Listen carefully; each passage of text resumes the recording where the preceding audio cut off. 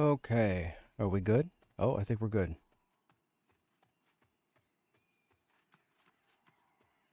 We're still minutes out. We're just leaving the town now. Did you think we're not going to be right there? What's going on, stream? How you guys doing? Hope you guys are well. I decided to jump back into Pantheon this evening, see what's going on.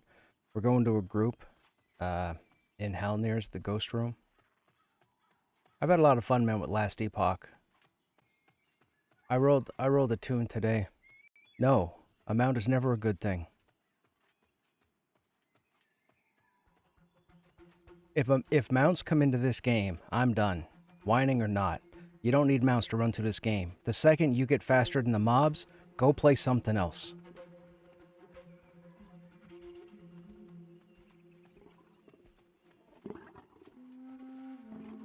Doesn't matter. This game's supposed to be dangerous. You're supposed to be running through and turn a corner and something roots you and eats you because you got cocky and thought you could just run all the way over. You put a mount in the game, people are going to be like, oh, I could go anywhere as I want to and nobody will aggro and everything's sunshine and rainbows. Shut up. Take offense.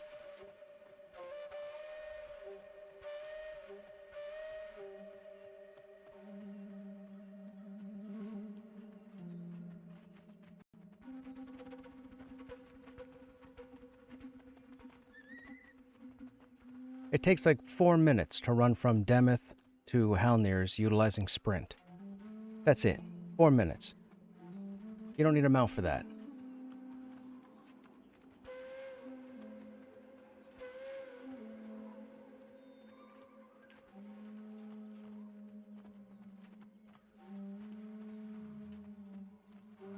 Well, my main concern is when Joppo was streaming, he told his stream that it'd be a cold day in hell when flying mounts show up. But he wasn't against putting mounts in. And my heart sunk when he said that, because I'm like, oh my god, if he puts mounts in this game, I'm done.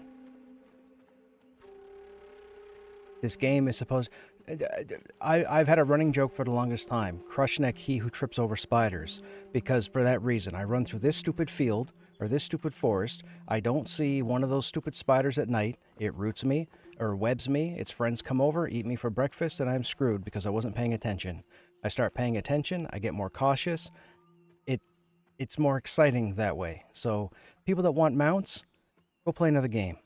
And if anybody in here is taking offense to that, then take offense, because go play mounts in another game.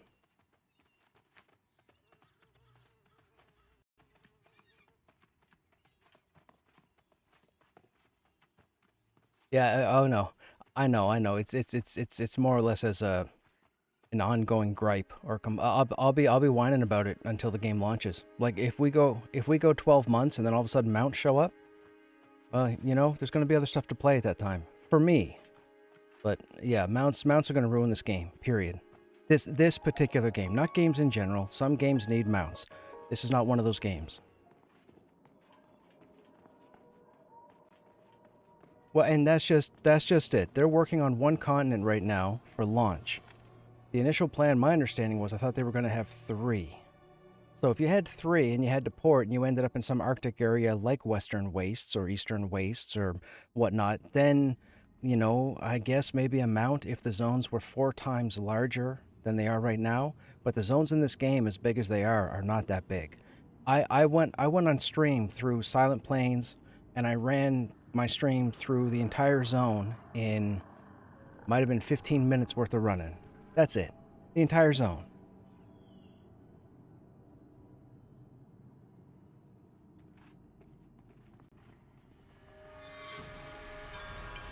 Thank you, sir. I would have stood here and just kept talking.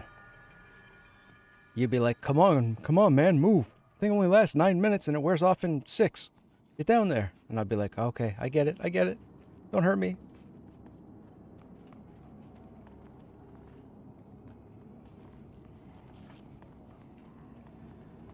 Hey, Falcu, what's happening?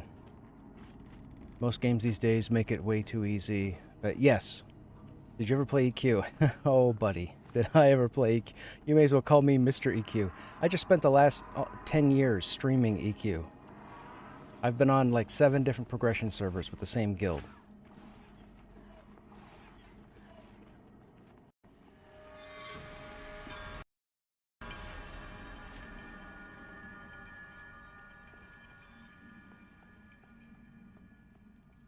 I've been playing Pantheon for about 3 years.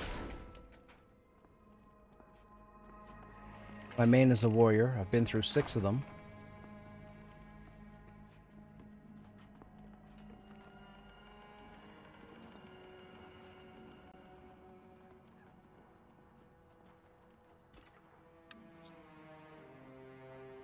Okay. Oh, I only just found you. Sounds like we share a similar passion for you. Dude, I don't know if it's passion. I'm honestly going to take out the word passion and put addiction in there. Because I played EQ back when it... Okay, so without... How can I do this before I go on a 2-hour rant? I played EQ when it launched, day 1. I did that for about 9.5 years. I was a cleric. Pretty good cleric. I ended up being one of the worldwide raid ranked clerics. It's not the point. Point is, I left EQ 9.5 years later. I was in EQ2, and I was in WoW, and I was in Final Fantasy XI, and I was in DAOC, and Lineage, and all of them. And I thought I had finally quit after that first 9 years. Now, at that 9.5 year mark, I had already had 11 vacations. And by 11 vacations, I mean in a 9-year period, I told somebody else in game that I'm quitting to go play something else. I did that, and I ended up back in Norath. And I did it again, and I ended up back in Norath. And every time I kept going back to Norath. So after the 9.5 years, I was away from EQ for the better part of a decade, I would say. EQ1. I was in everything else. Every other MMO you can think of, I was in. I ended up becoming the in-game warrior class lead for a game called Vanguard Saga of Heroes.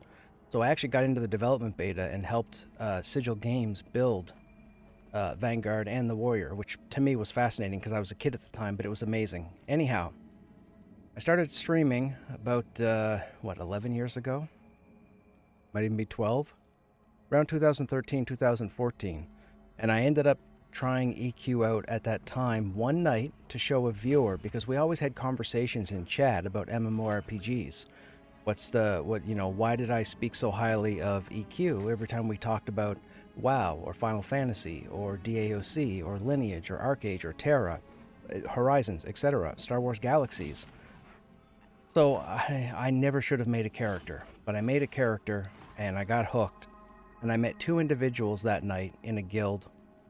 Long story short, I ended up in that guild for the next decade, and we were on like 7 different servers. There's 7 different progression servers, doing the same content. EQ launch, all the way to Planes of Power. We'd trickle over to Omens of War, Gates of Discord, then a lot of us would lose interest. New servers would launch, we'd go over to the next server, start at EQ Classic, go all the way up to Planes of Power, taper off after, etc., etc. We were all addicts. We are all addicts. Some of us, when I say us, I mean my guild, some of us, chill mode, are still playing EQ on the Teak server. And I think we have a presence on 2 other servers as well. Anyways, Norath is a bad day for me because I end up going into withdrawal and then I end up getting hooked again. Because of all the cool people I met.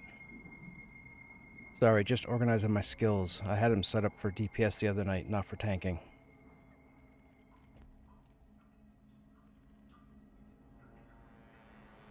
I thought with me and Hintel, you said we were going to have 6. Are we not? Are we still running 5?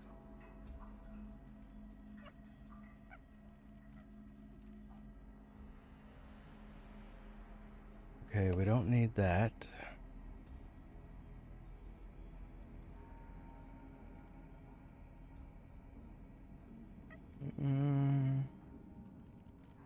I need a solid utility. Golden Aegis won't do me any good here.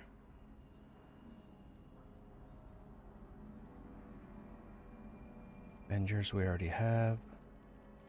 Light Guard. I don't use Light Guard. I guess we could use Light Guard.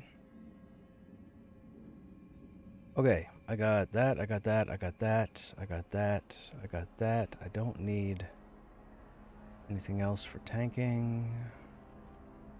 No, we should be good. Okay, I should be good. We all good?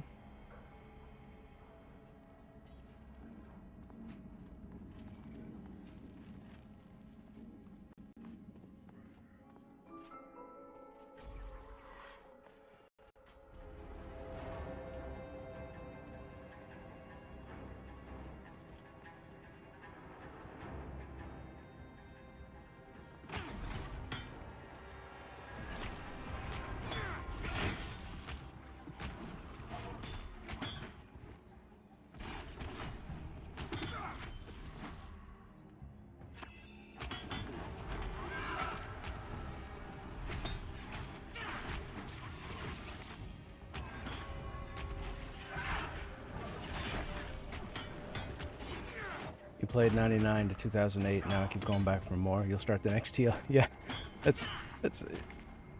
I have to wait and see what happens with this game, but the new servers are due out when? Is it this month?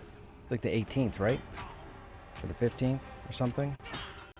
I think it's the next server.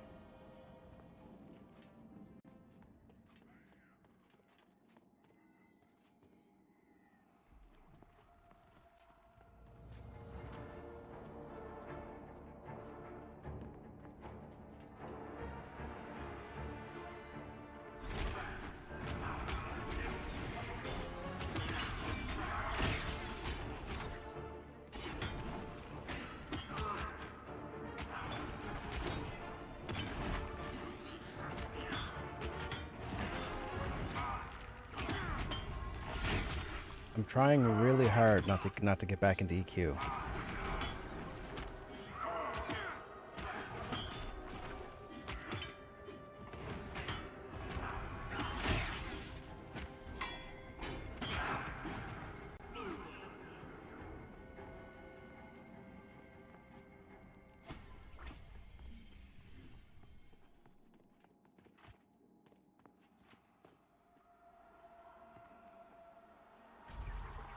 Oh, shoot. I got two. I got a soldier and a mana weaver. The soldier is spell resistant. It's got to go first. Do we have a mez? Root something. Doesn't matter. Just fire something off.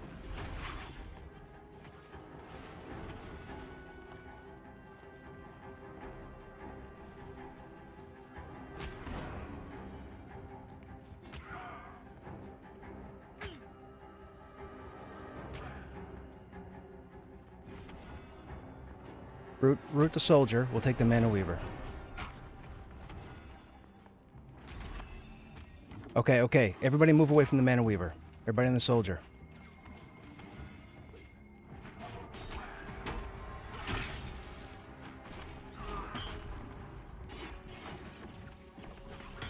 That's not going to matter. It's still going to cast. Oh, I should have asked how they had it cleared. They had it partially cleared, and I didn't realize the respawn. I should have asked.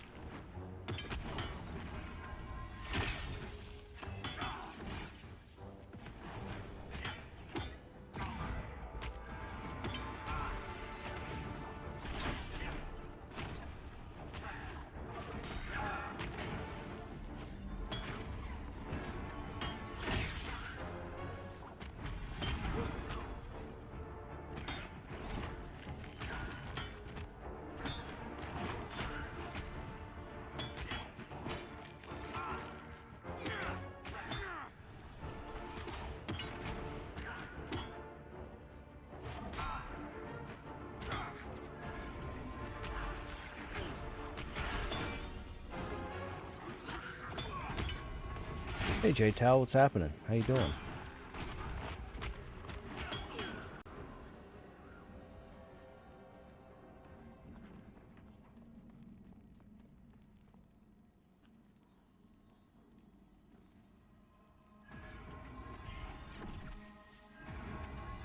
You got it? Man, oh man, oh man.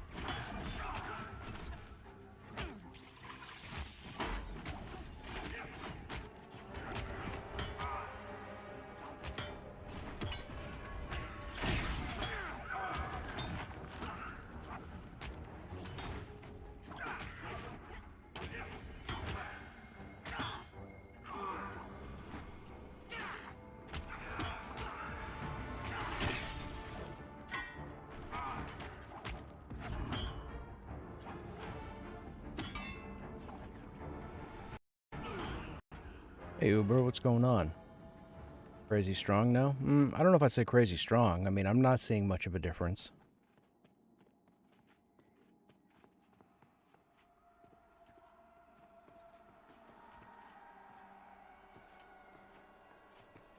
Come on, you.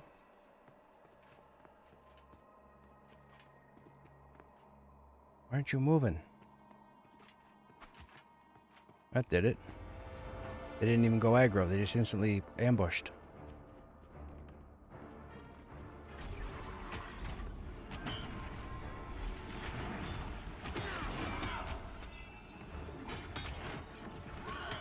I mean, the Paladin seems fine for what it has, yes. It's nice that they... It's nice that they kind of set the Paladin apart by giving it an AoE heal. It's not a massive AoE heal, but it's definitely come in handy in a couple of pinches the past week.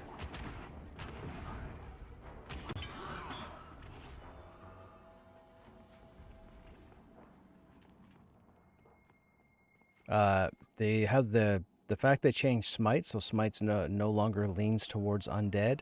That's interesting. I mean, I don't know if I'm ecstatic about that change, because with a Paladin, I expect it to lean more towards the undead than sentient. But the fact they made Smite operate on both types of creatures, I guess that's good for other people playing Paladins.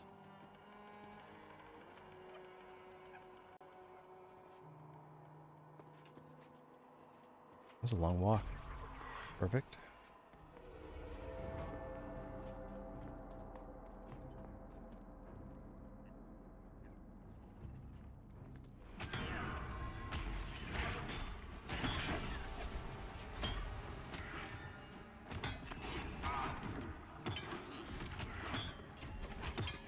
I'm looking forward to new 30+ content so I can jump back on the Warrior and see what the Warrior changes, how the Warrior plays out.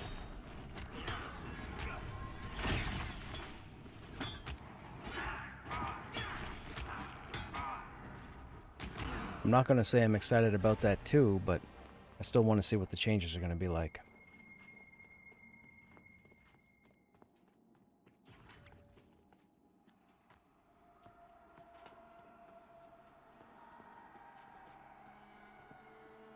Come on, you. Where's the roamer? Oh, this might mess up the spawns. He's going to come up those stairs in a moment.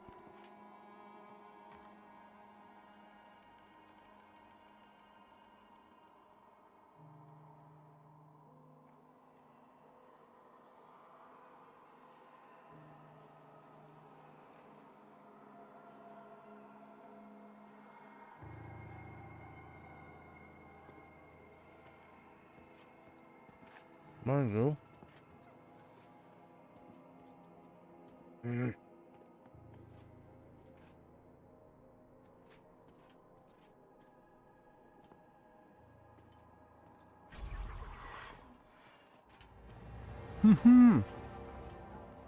I'm a genius. How did I pull that off?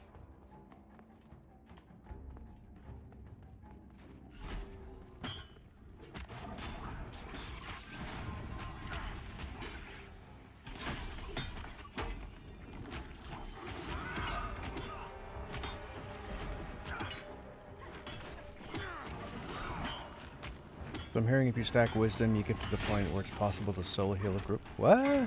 Really? I mean, Wisdom is our second highest stat. I wouldn't say that. I wouldn't be comfortable saying I could heal a group. Not at this level. I could try. It'd be interesting. No, that roamer's gonna throw me off. I gotta wait for him again.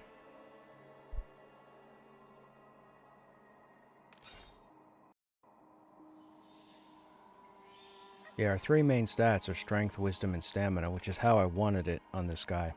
So I specifically tailored my gear so that I'd have Strength, Stamina, and Wisdom, or Strength, Wisdom, and Stamina in that order.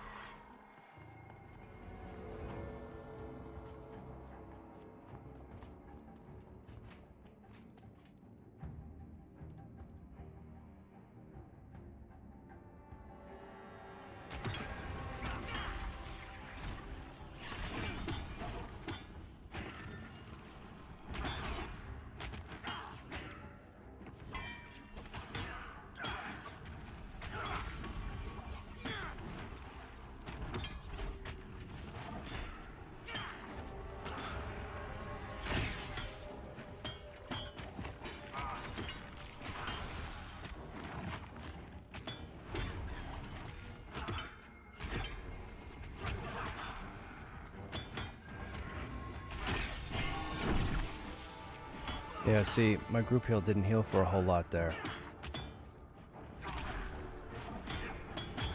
It healed me long enough for the healer to heal me.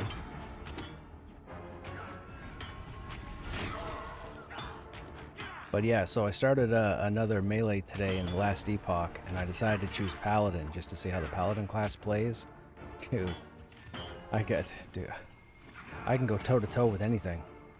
I think we're level 40 right now on the Paladin, and I haven't had to be tactful with any fight in the game. It's crazy.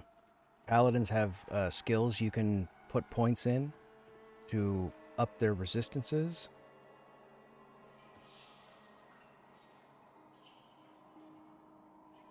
Who's Kaio? What are they fighting? Lotharian Striker. They're down there. I need this guy to come up. Here we go.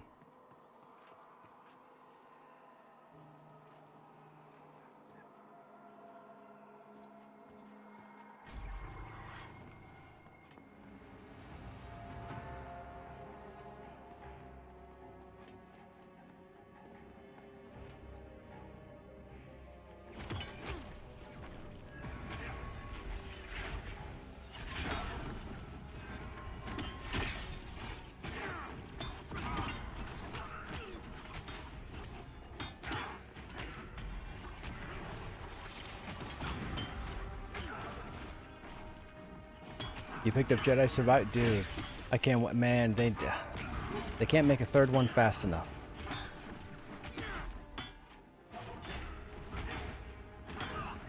They gotta make a third one, man. The second one was... Jedi Survivor was such a huge step up from the first one.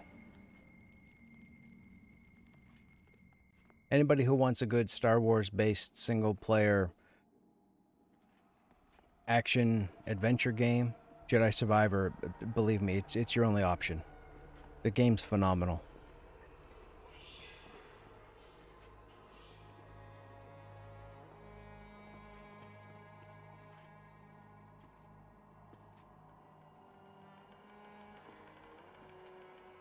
Oh no. Am I gonna be dead?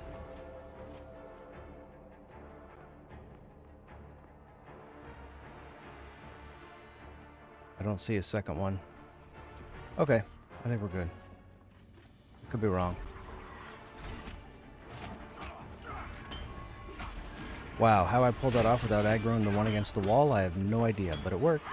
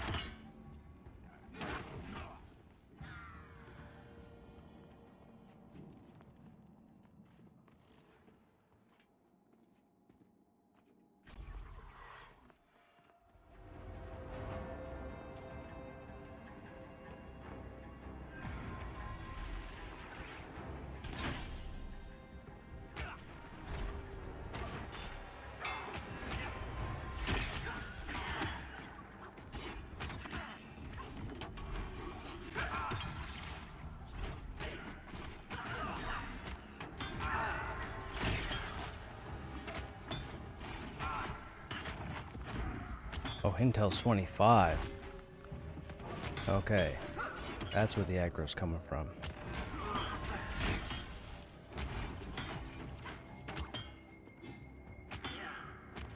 The third one's in danger? Yeah, I saw the respawn thing. They were working on the Titanfall, the new Titanfall game that they had to cancel. Or didn't have to cancel, I'm guessing, but they canceled anyways.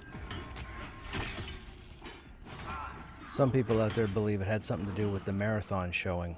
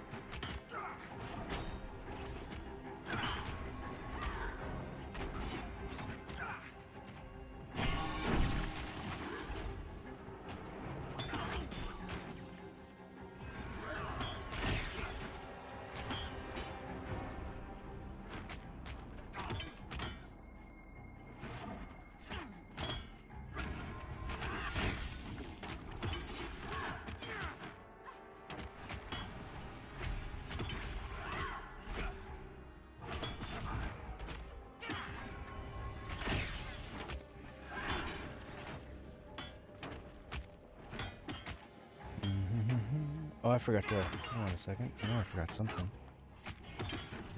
That, and that. And that. And that. Okay.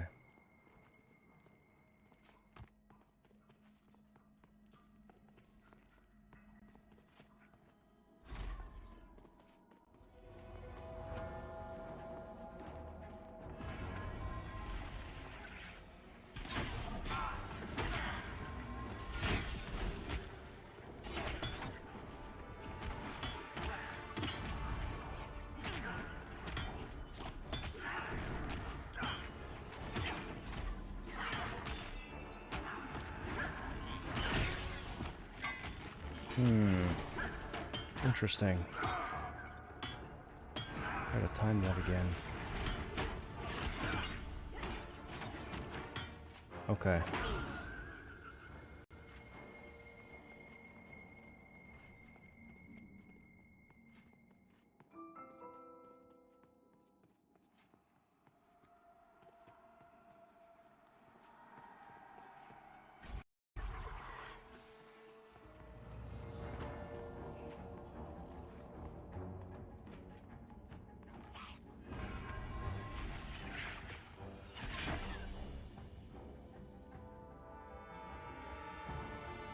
Oh, dude.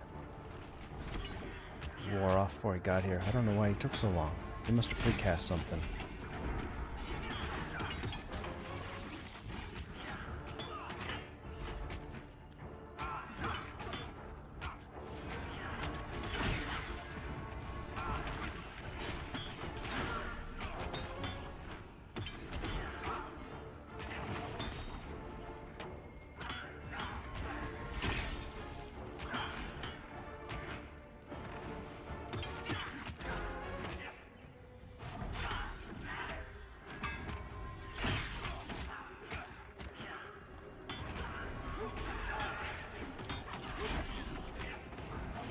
You have my what? Oh no. Oh, in last epoch you mean?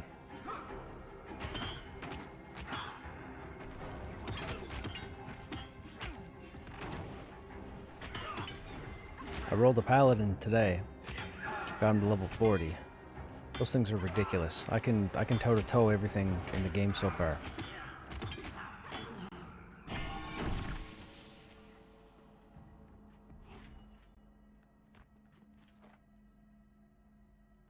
Did not know that. You know how you like Pantheon because it's old school and you have to think, WoW is killing some of the third-party add-ons and integrating those features into their client? You'll be able literally to play just by pushing one button. Oh my god, Vec, really? Oh, dude, that's awful. That's awful.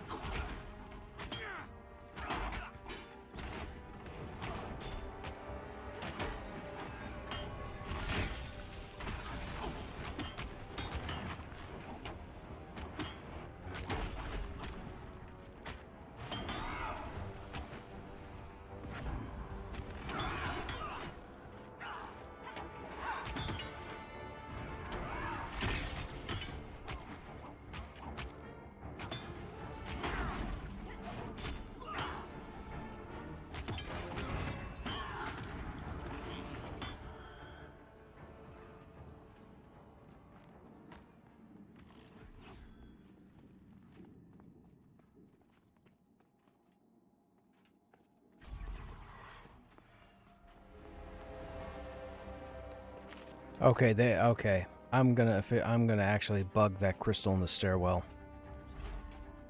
They gotta move that up or take it out. There's no way I should be getting stuck on a human character model coming up those stairs.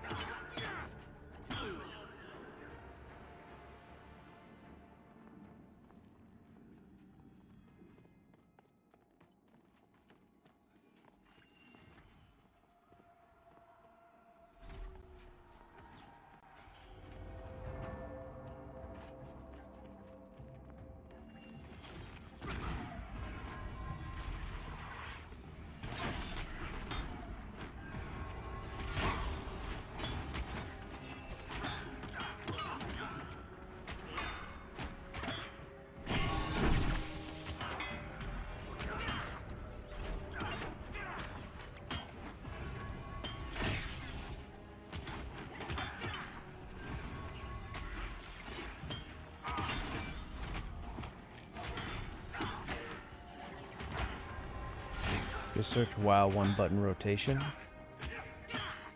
It has a penalty though. It has a penalty times your global cooldowns. Did they say why they were doing that? Like, did they give justification?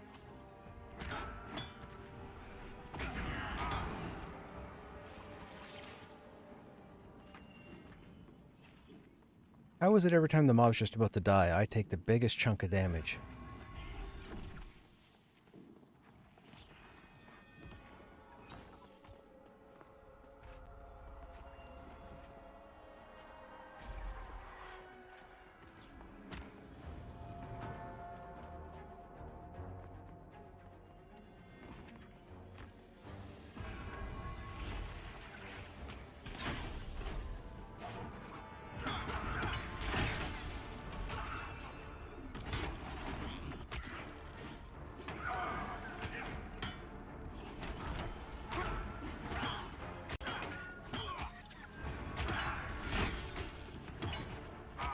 Hard to explain by typing. It's all over YouTube. Okay, I might actually look it up after. I'm intrigued to know. It sounds like a dumb thing to do. I mean, they just brought out the War Within. It's part of the whole Soul Saga thing or whatever. They've been touting this trilogy of new content to tell some kind of giant story, and now they're making the game, well, easy mode.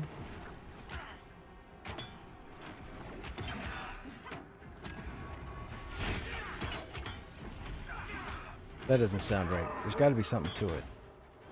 Gotta be. I mean, although the game has been out long enough, they can pretty much do whatever they want to at this point.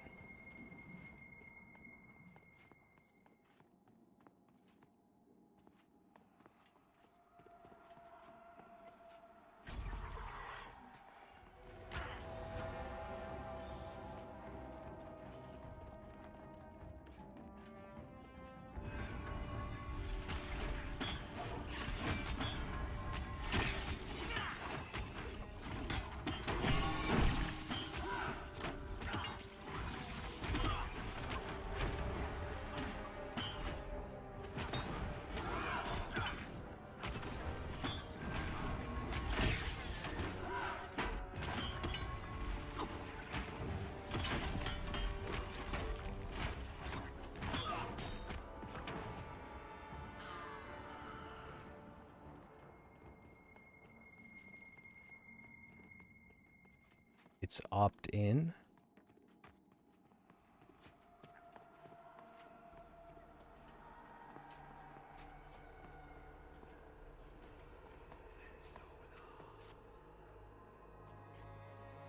Come here, Mana Weaver. Never mind. I'm gonna take your friend.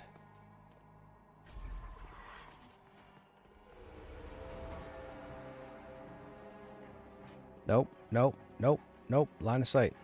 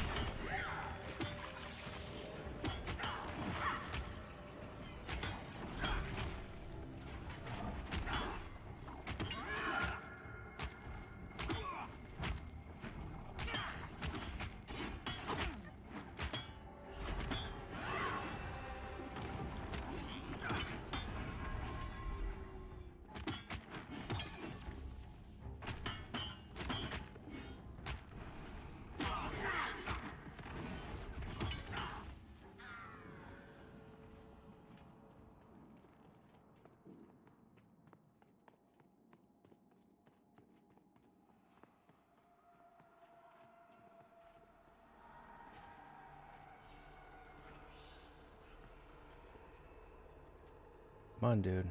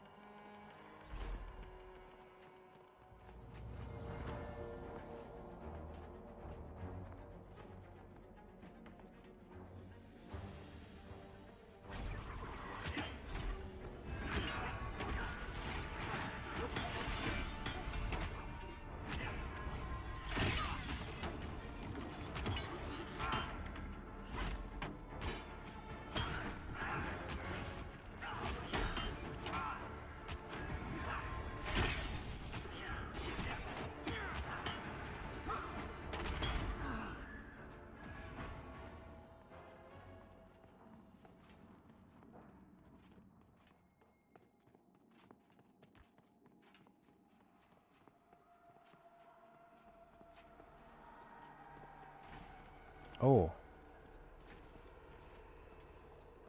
You respawned. Please don't bring a friend. Please don't bring a friend. Please don't bring a friend, okay? I don't see a friend.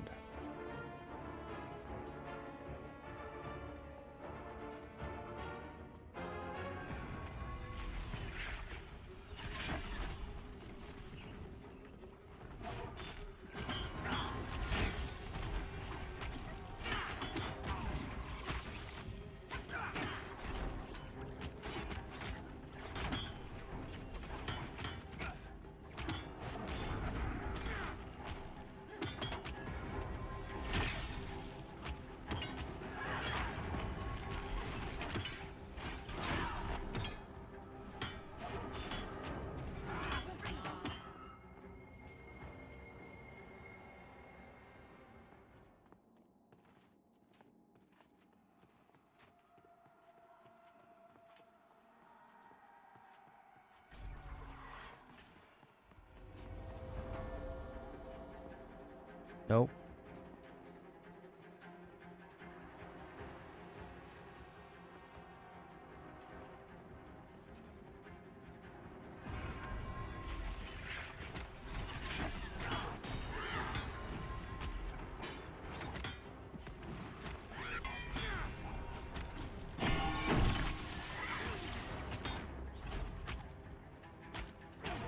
Hey Jedi, what's happening? This game reminds you of Final Fantasy? Well, I mean, I guess if Final Fan, I mean, have you ever played EverQuest or Vanguard or World of Warcraft? The inspiration for this game are those three titles. I could definitely see where you might think Final Fantasy XI, but as far as the gameplay goes, I wouldn't necessarily say that. The UI, maybe? If I remember correctly, Final Fantasy XI had a limited UI, so there is that. But the inspiration that they used, or inspirations that they used, were EverQuest, World of Warcraft, and Vanguard.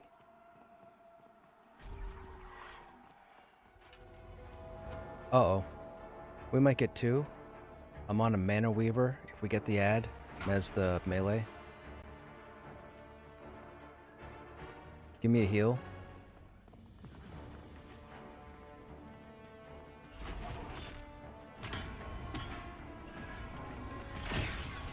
Just as I planned it. Just trying to keep you on your toes.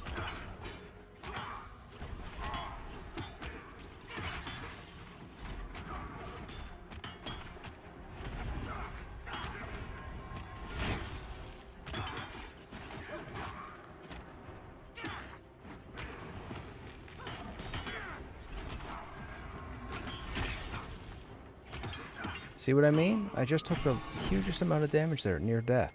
It's like they get some kind of rage or rampage or last man standing. Whoops.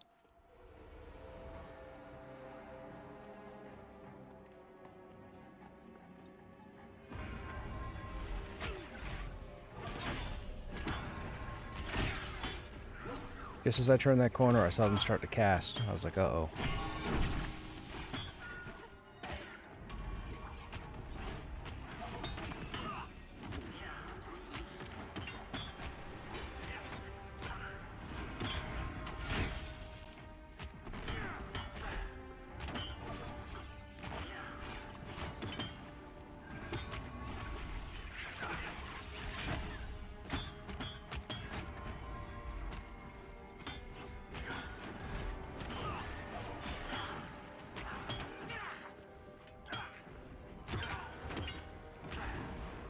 played EQ years ago. 11 was inspired by... Oh, dude, EQ inspired everybody. I mean, EQ was the first. And anybody who starts typing Ultima Online, go away. You're just saying that to troll. EQ was the trunk of the tree, and everybody else was a branch that came to it or grew on it. EQ was the first. Because if you're going to argue Ultima Online, then I'm going to argue Meridian 59. So...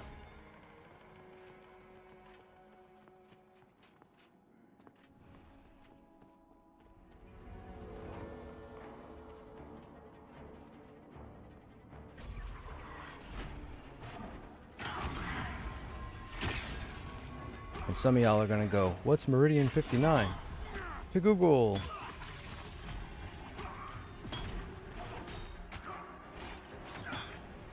Hey 6-2, what's happening?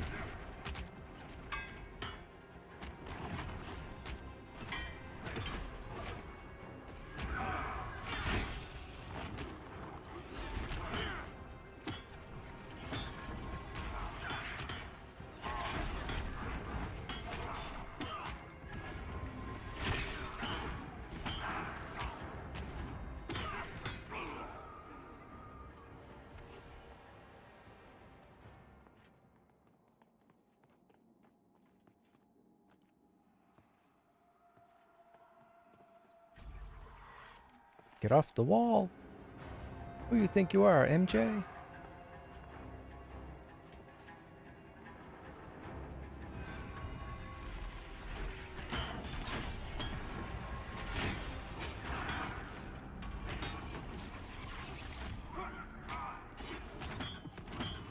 If you Google first MMORPG, all the top answers seem to be Neverwinter Nights.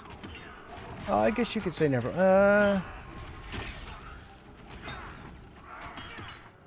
I wouldn't say Neverwinter Nights.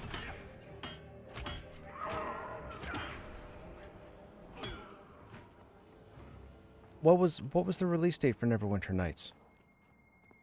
Yeah, Meridian 59. Meridian 59 was the first. But Meridian 59 was like the X-Files. It was only short-lived and then it was gone.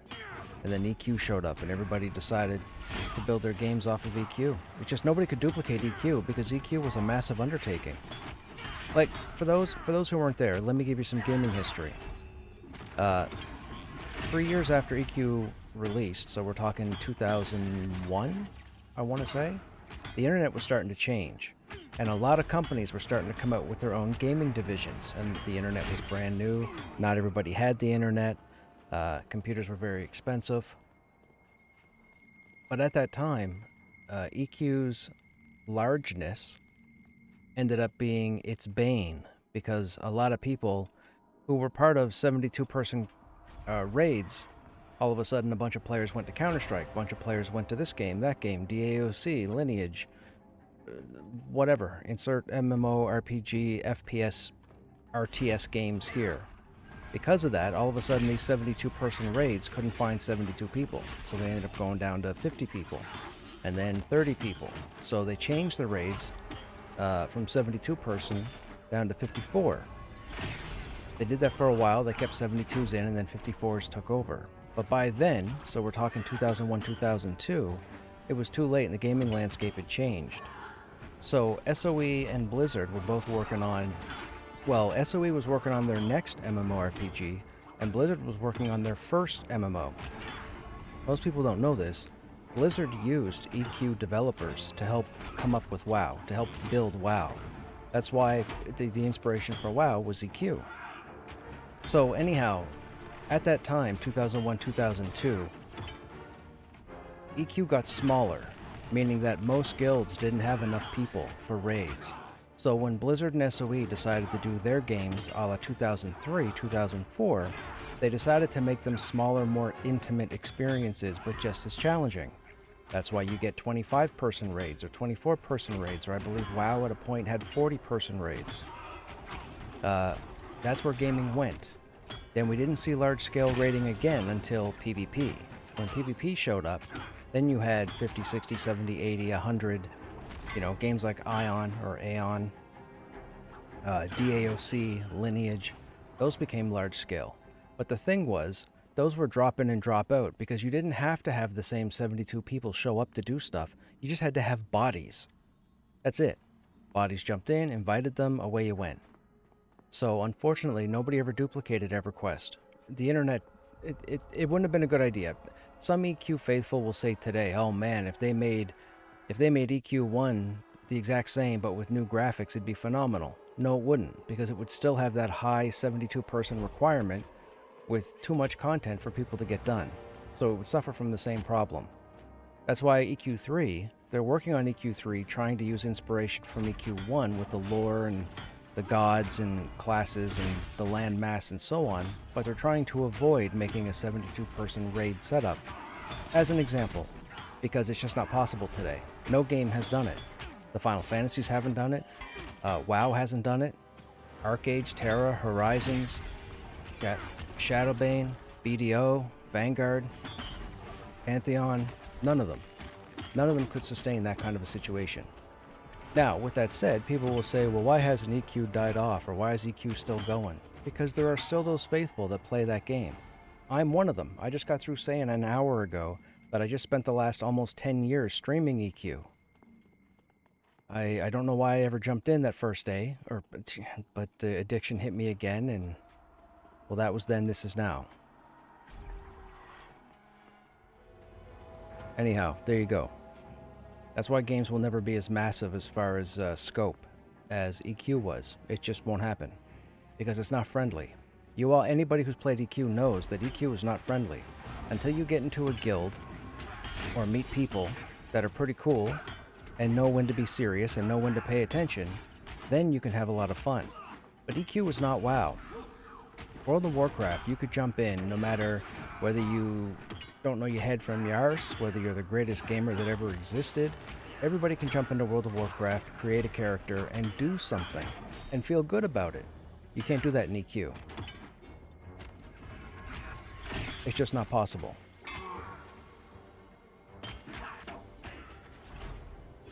But EQ is still a phenomenal game. You just have to have the right people. And chill mode for me, over a 9+ year period, were the right people.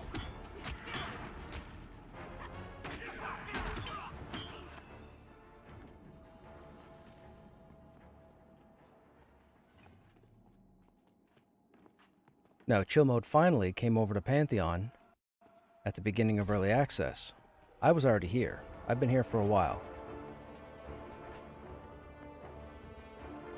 And it's only been some of chill mode. There's only about 8 or 9 of us here from EQ. The other people that are in chill mode right now weren't with us in EQ, but they met us in this game. And half the guild pretty much met on my Twitch, which is where you guys are right now.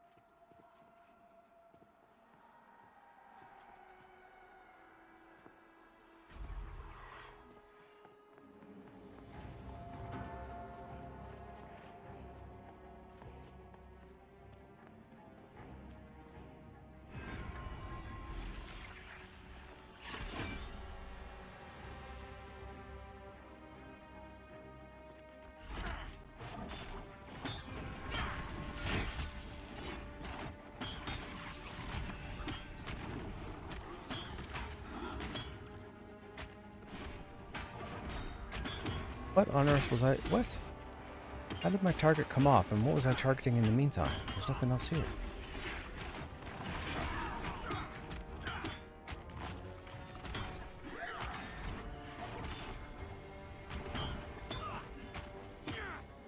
Yeah, I was gonna say, Vec. Yeah, Neverwinter Nights was not MMO. It was not multiplayer. or massive multiple animators. You got to remember, 1991, next to nobody had internet. Internet didn't become popular. The only people that had internet in 91 were government and military. That was it. The average household didn't have internet. You didn't have the ISPs that you have today back in 1991. So no, I wouldn't count Neverwinter Nights. That's why it caught me weird when you typed it. But I guess it's the internet.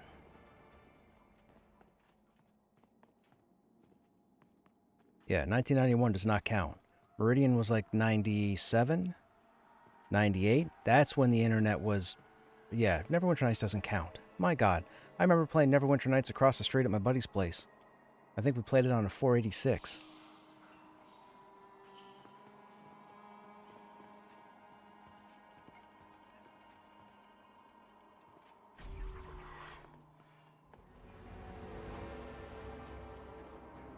Might have been a first-gen Pentium, maybe. It's probably a Pentium.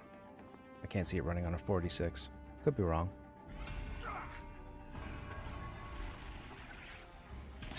Oh, he's gonna cast. Yeah. Forgot he has Wrath of Wraiths.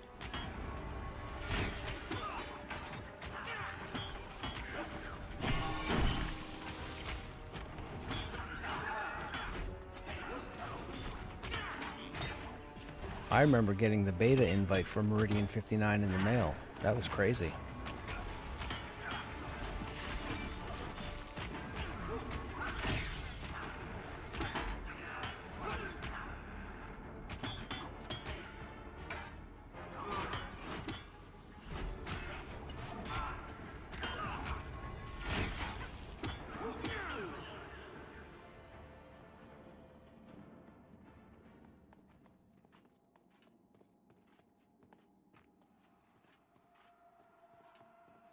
Did we clear the whole hallway? Oh, nope. We did not. That hurt. I need to heal when I come in the room.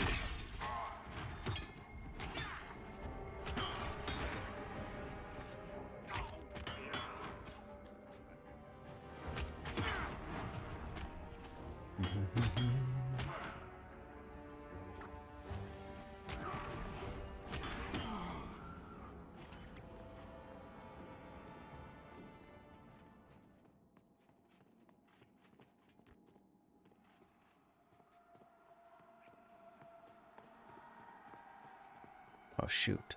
Whole room. Can I get you? Oh, nope. You're coming to the doorway. We have to wait. That's how they trick you. Oh, actually, we got CC. Hang on now. Oh, you're spell resistant. What are you? Nothing.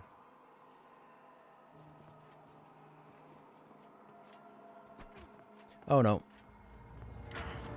I got two. I got a Mana Weaver and a Striker. We're going to take the Mana Weaver. Please mez the Striker. It's coming through the door now.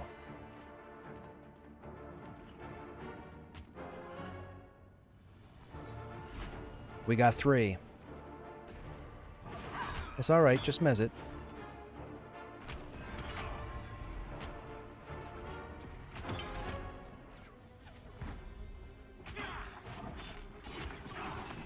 No AoEs. Don't break the messes.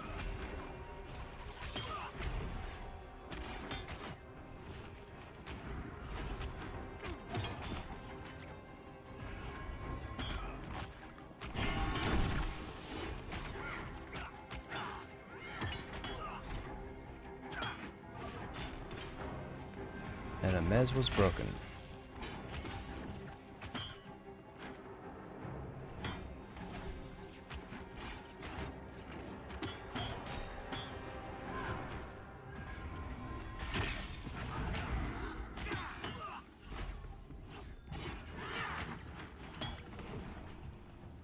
closer. What happened to our DPS?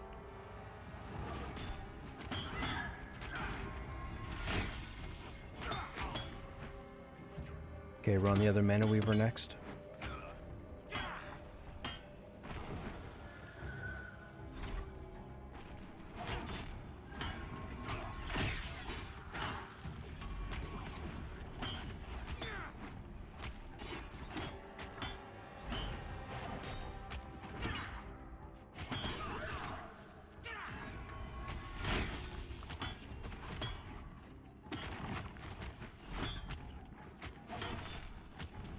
There, that's the DPS I want to see.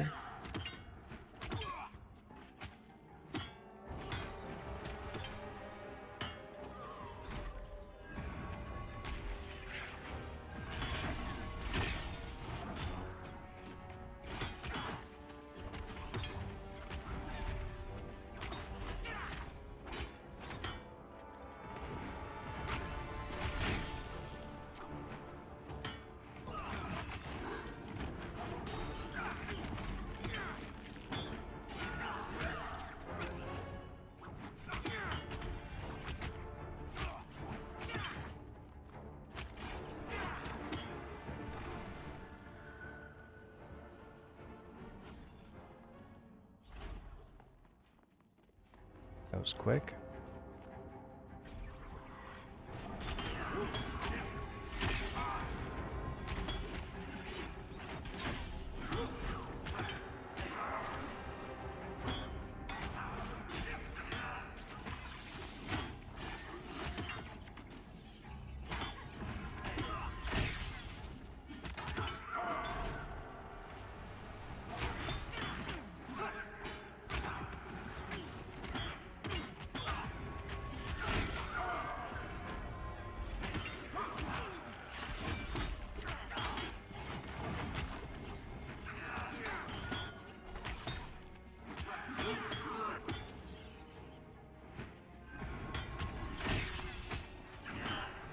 I'll play any all MMOs I usually do, but the only ones that stick have good endgame rating. That's why EQ and EQ2 are... Yes! Oh, EQ2 for sure, man. Are you kidding? Dude, EQ2 to this day still has... I mean, you guys have heard me say it 100 times. Still has the best rating, hands down, to date. And by that I mean the most technical, the most rewarding.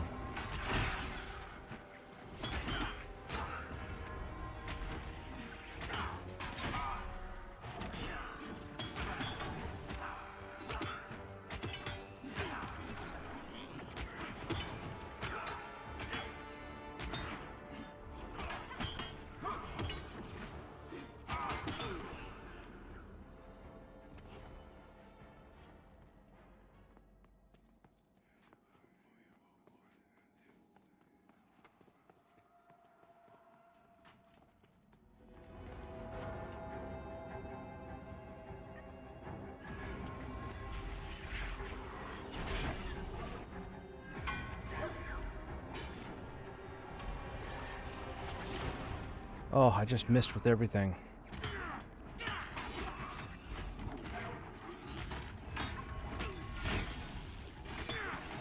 I missed with all my opening attacks, that's why you got aggro. These things are still yellow to me, bear in mind.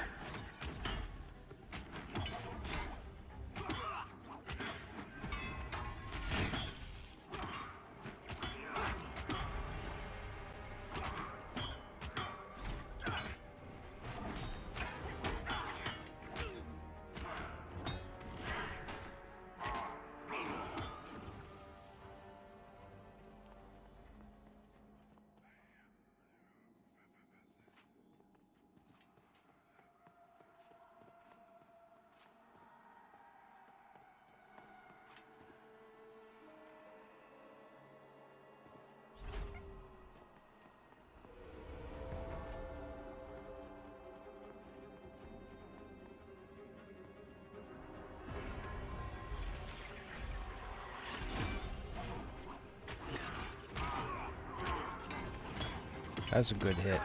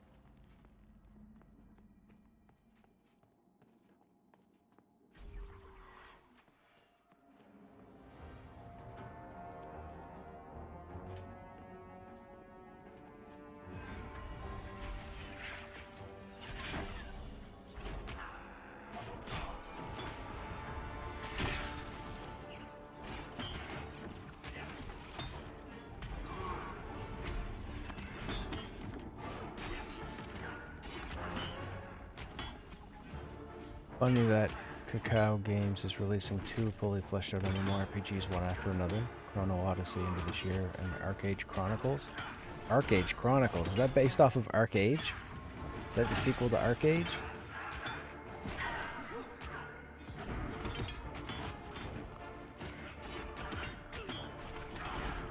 Arcade was enjoyable through the story, but once you got to the end game, it got boring quick because it was all PvP. It was just mindless PvP.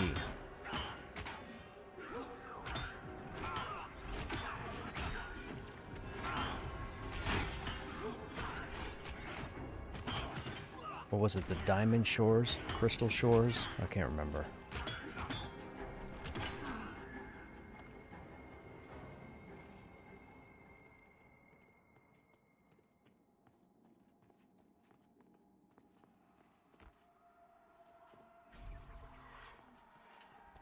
Hopefully I didn't pull a crippling with that one. We're about to find out. Nope.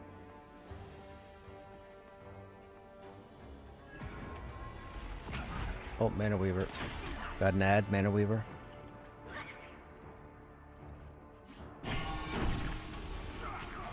Yep. That's why the Mana Weaver's mezzed.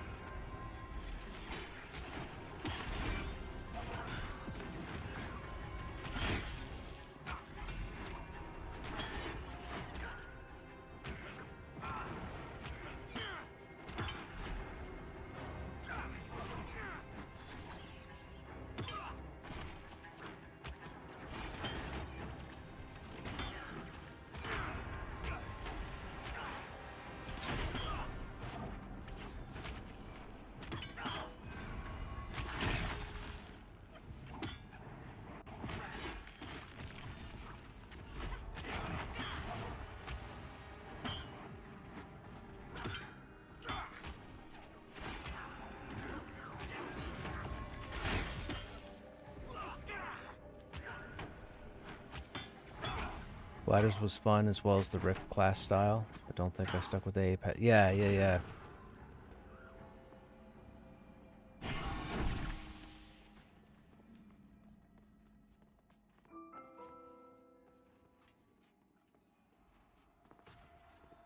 Shoot, we got 2 here. Oh, right, because we killed 3 in close proximity. Walk around. Thank you.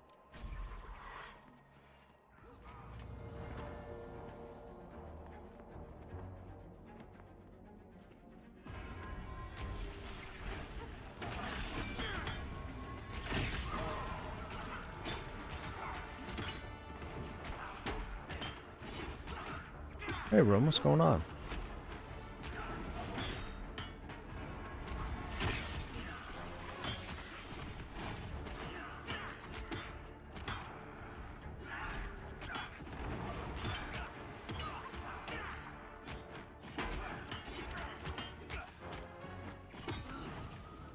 Weird.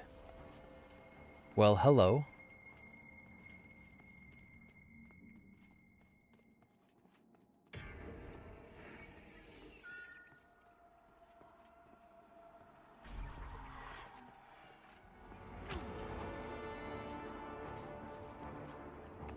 Get off the wall.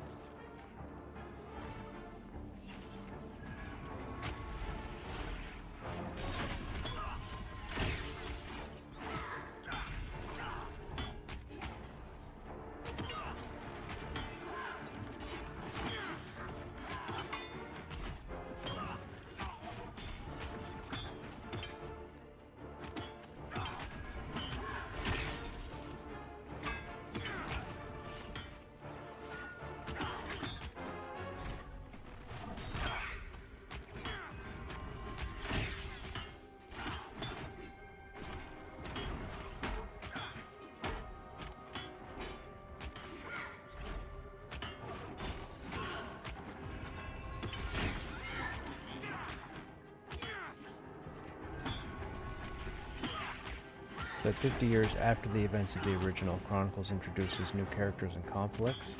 Will be an MMO with action combat. Okay. So it is the sequel to Arc Age.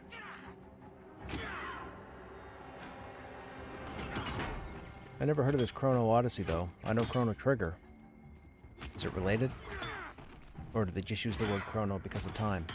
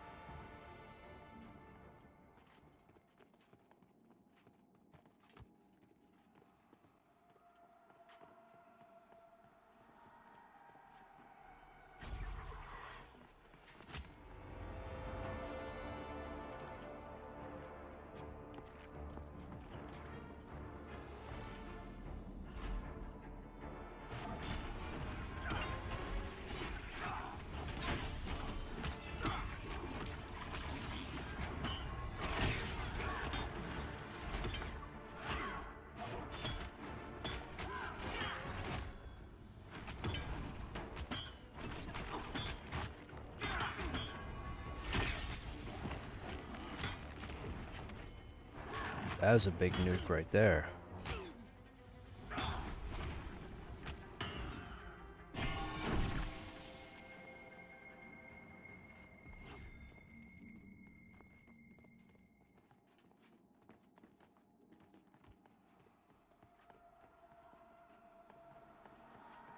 Oh.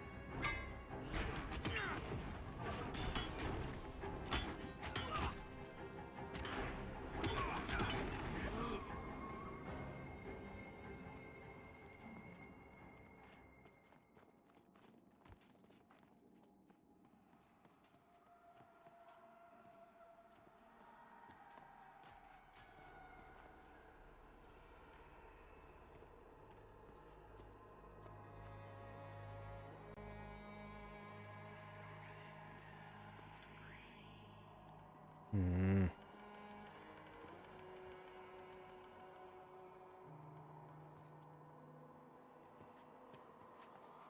Oh, that could have been messy.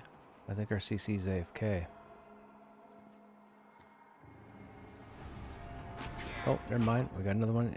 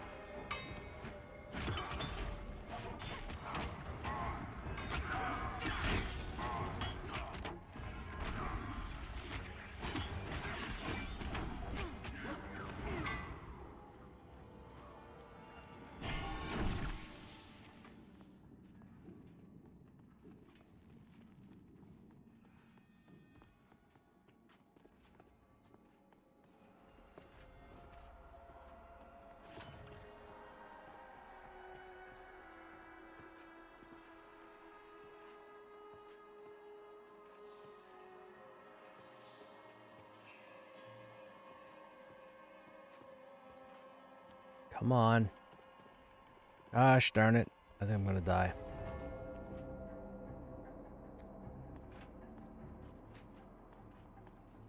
Oh, still only see one.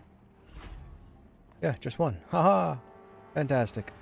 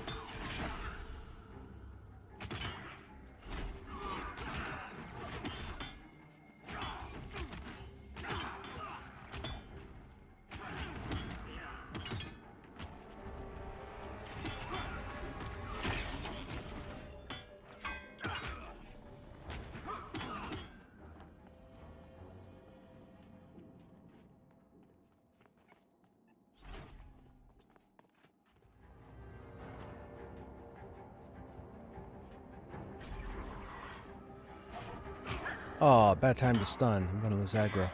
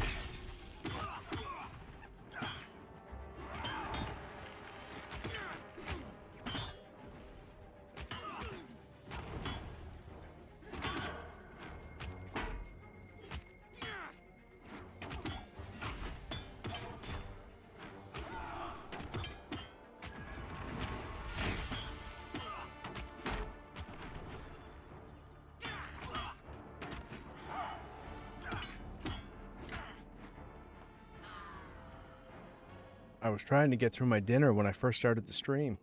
I wasn't expecting to get into something right away, but I was asked almost immediately if I was good to jump in a group. I jumped in a group, and now my dinner's gone cold, so I'm trying to eat it.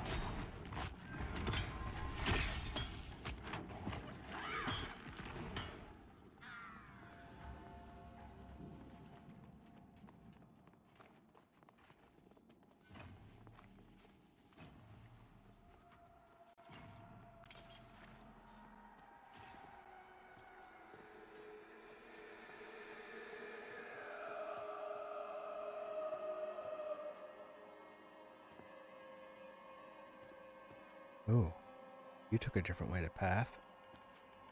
Can I get you from there and not get your friend? Let's find out. Ah, where'd you go? How did you get there? That's fine. I think I only just got you, right? Yep. I am so good sometimes.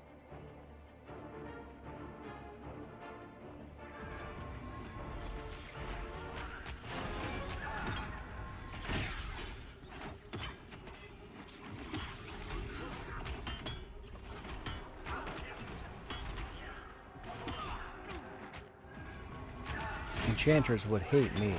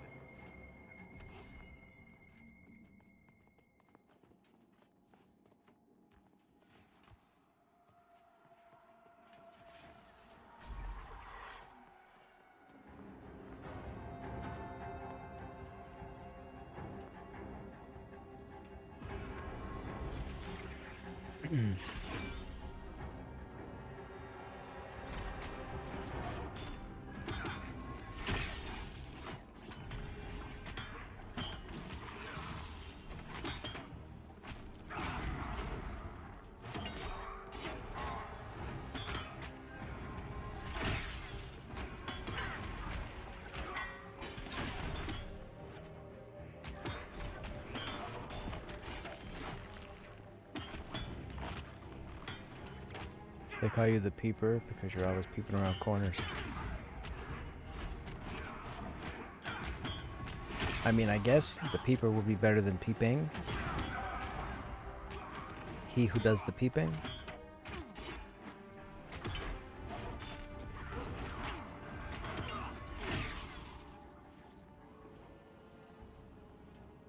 He who pulls like none other.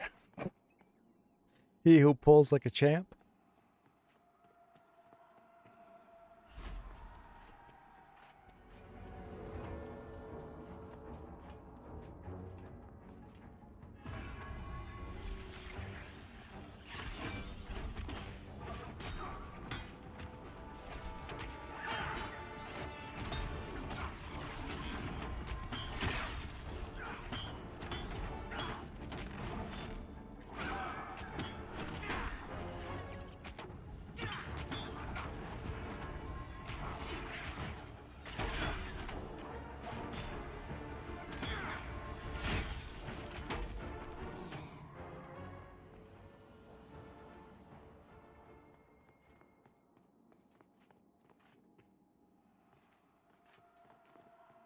Should be this guy next.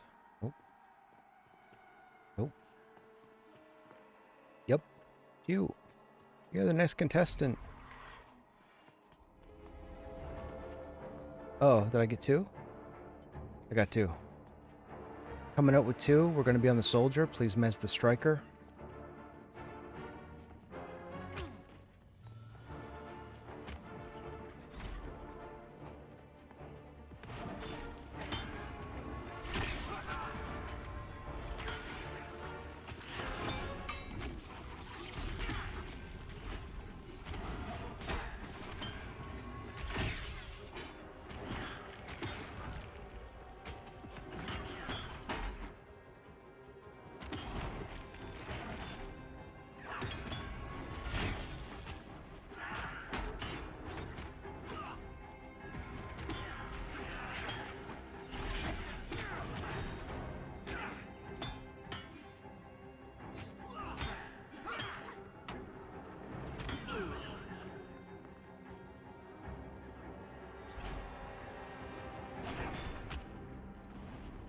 How are you going to automatically warp right off the get-go?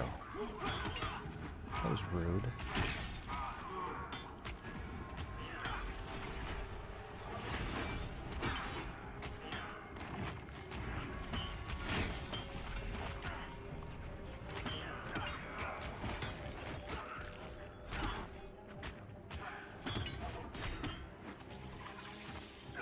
Oh. I losteth my buff.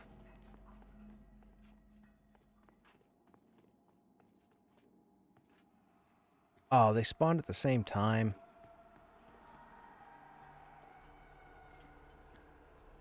Come on, Goof. Come on, Goof. I'm in range.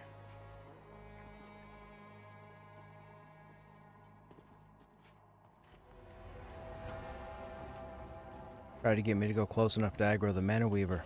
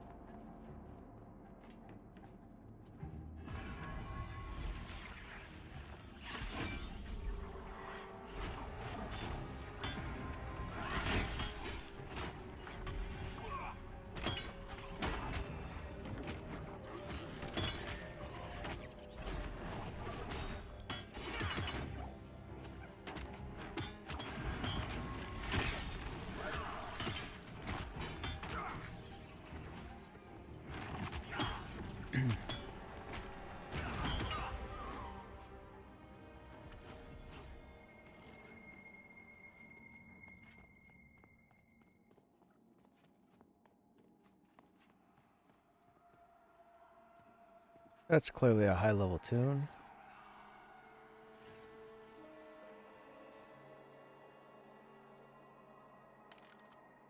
$33.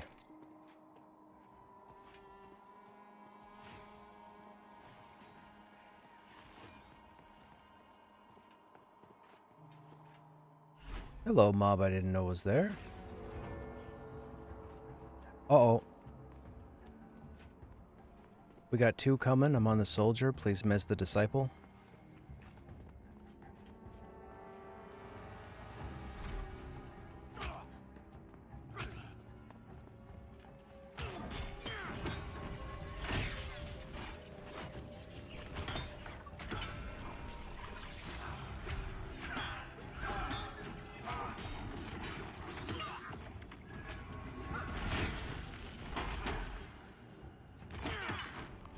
Have fun. It's time for me to shove off. May the oh yeah, May the 4th, right? May the 4th.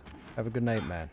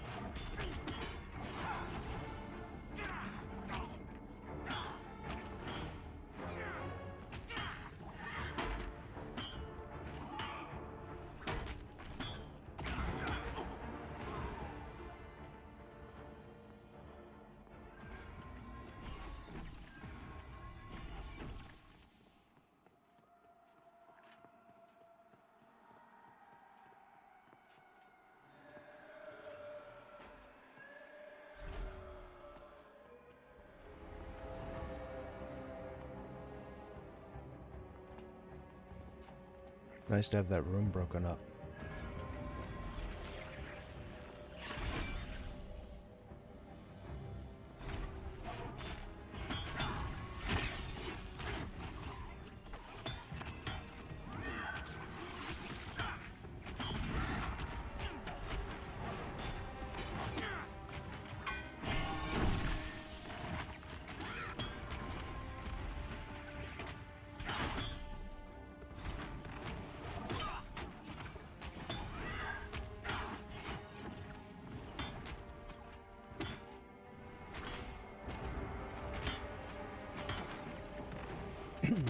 Excuse me.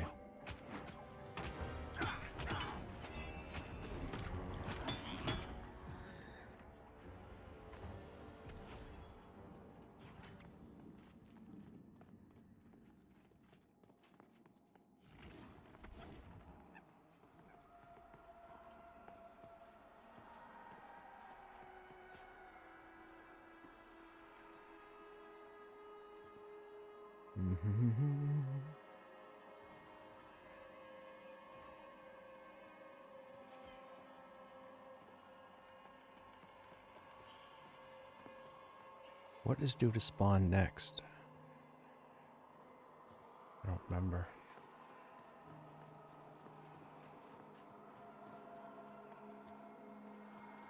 Wait a minute. What's up here?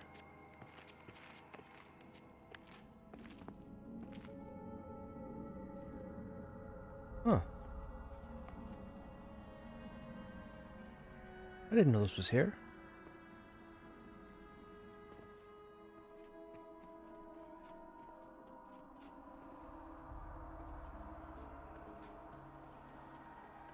Oh.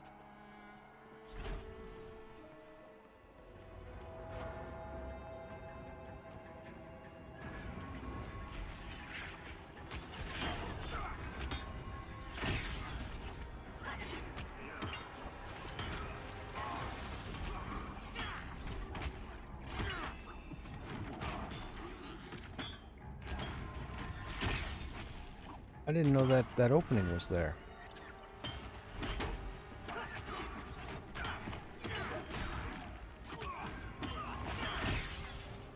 What if that's meant? Well, that's clearly not a safe room because there's 4 spawns down below. Wonder if something spawns up there.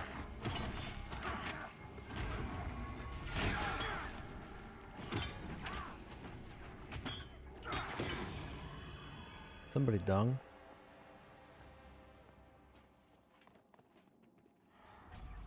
I may have just got 2.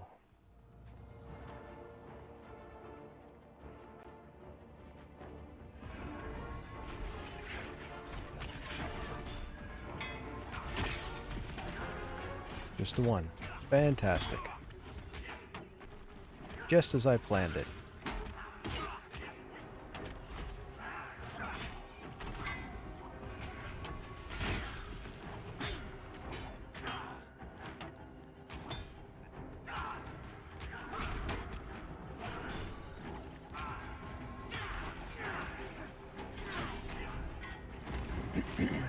Excuse me.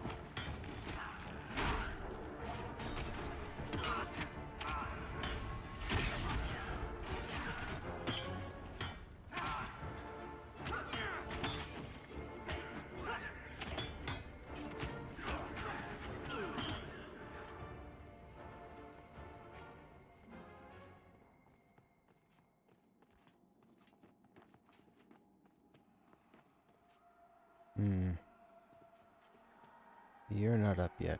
Do you spawn next? I think you spawn next. Maybe it's this room? Nope. Gotta be careful.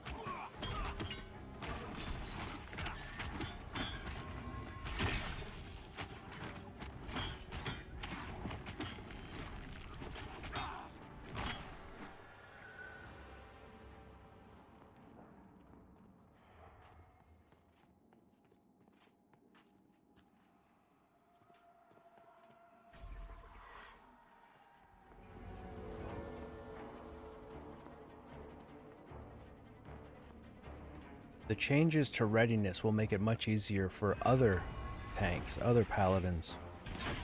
I seem to be having a much better time holding a lot more readiness. I don't know if I like it. I liked the challenge before they made the readiness change because it meant you had to put an extra couple brain cells together. But now not so much. So I guess there's that. So if anybody struggled as a tank, probably won't struggle much anymore.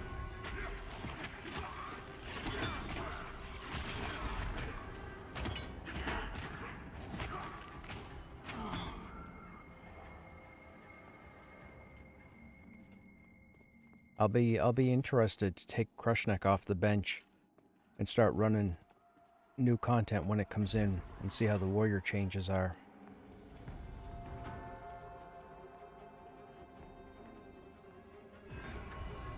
Not 100% sold on those either, but we'll see.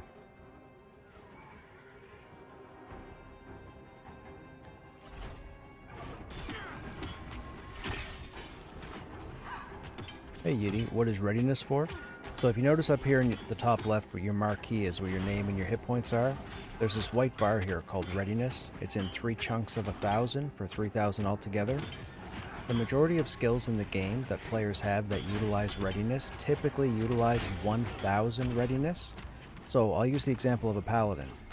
A paladin right now, all their attack skills require readiness. You can't use your attack skills without readiness. You can auto attack, but you can't use your skills without it. So you have to, when you're in combat, you'll see my readiness start to bottom out, you'll see start to fill up, and so on and so forth, because you have to try and manage a balance of trying to keep at least 1,000 at all times, because you want to be able to have that ability ready in case you lose aggro, you need a heal, gotta block, gotta do something. So think of it like a mini game. Also with the paladin has a wrath resource, this orange bar here. This utilizes the spells that the paladin has, not the combat abilities, but the spells. You have to balance this as well, or else you can't use your spells. So think of it like juggling. You would have to juggle, say, 5 balls reliably to master tanking on a paladin, have all your resources perfectly. They made a change to readiness, where readiness kind of generates a bit faster, because a lot of people were complaining and having issues with readiness. Now, I will just say this.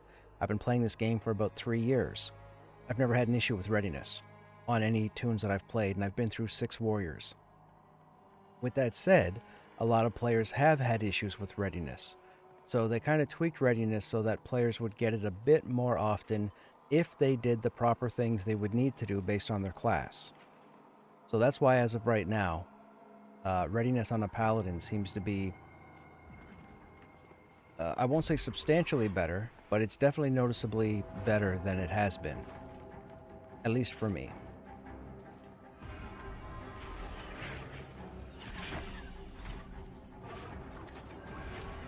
But I liked it before because it was slower than it is right now, which meant you had to take a pause every time you go to make a decision, which meant you had to be smarter about what skills you use. Think of it like if you've heard the term face roll. A lot of people will reference games like EQ and World of Warcraft, and they'll say, well, you know, mage DPS is just a face roll, meaning you just mash any buttons and away you go. You couldn't do that before. Now, you really can't do that now, but it's easier to do so now than it was 2 weeks ago, or 3 weeks ago.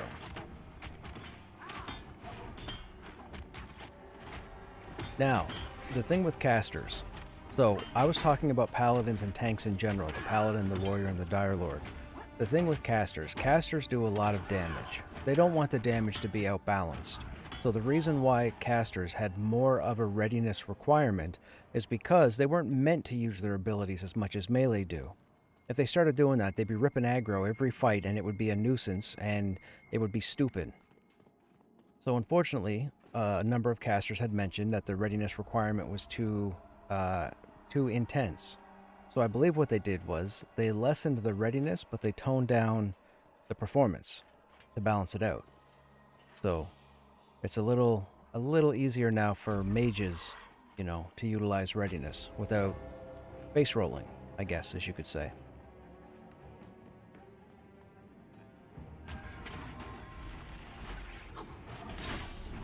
Like, casters used to be able to use their abilities at 1,000 readiness, but now I believe for certain ones they needed 2,000. But I don't think they changed it, right? It's still 2,000? Or am I wrong?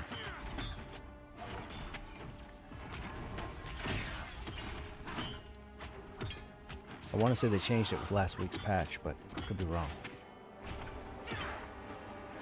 They lessened some to 1. Okay, yeah, because... yeah, right. Because a lot of people got in an uproar over it. I understand why they did it. Casters have enough power. Any caster that sits there right now in this game and says, I don't feel powerful enough, you're playing your class wrong. Period. That's all it comes down to. You're playing wrong. So learn your class, get better, do something different. I'm not meaning offense by saying it, but I'm telling you, as someone who's played this game for a long time... Oh shoot, we got two. Got a striker and a soldier. I'm on the striker. Please mez the soldier.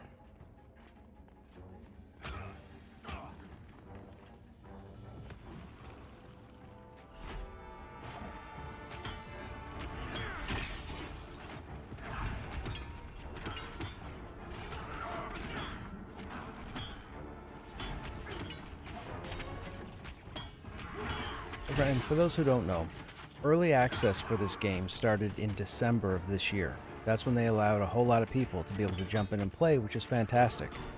But before early access, they were in what's called seasons. In seasons, the game was... I'm not going to use the word harder or easy because I believe difficulty is relative. But I will say there was more of a challenge in seasons. Now, it wasn't... When I say more of a challenge, I don't mean classes weren't flushed out. I mean, I grouped with about 110 people in seasons, made friends list with 90 of them, and we never had an issue doing anything, and we killed everything in the game. But early access opened, and a lot of people came in who didn't know Pantheon before early access, and they all started having problems with the game and so on, which is why they've been making the changes. But I can tell you 100% wholeheartedly, I've killed everything in the game multiple times, and we've never had an issue. And I've grouped with combinations of every class in the game. No excuses. The game was fine before early access, but I get why they've made changes to early access, because they realize that a fair number of players wouldn't have been able to handle what Seasons was.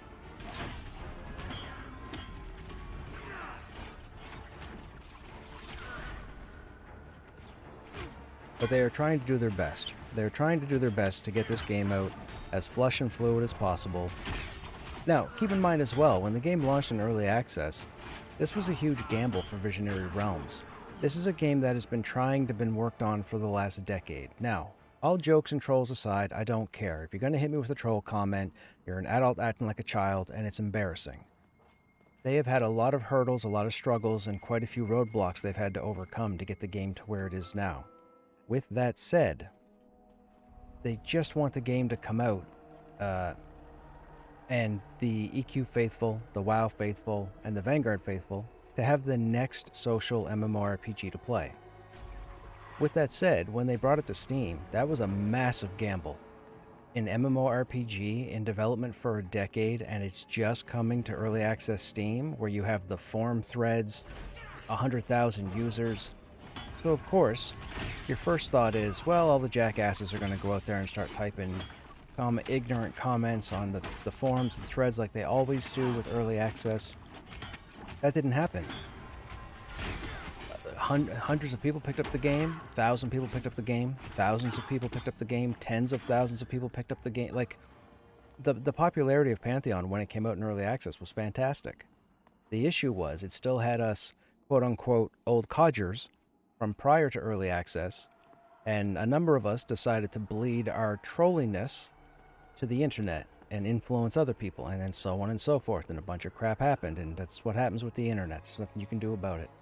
But I have tried my darndest for the past 3 years to give these guys the better part of 100% of me, because I need this game to come out.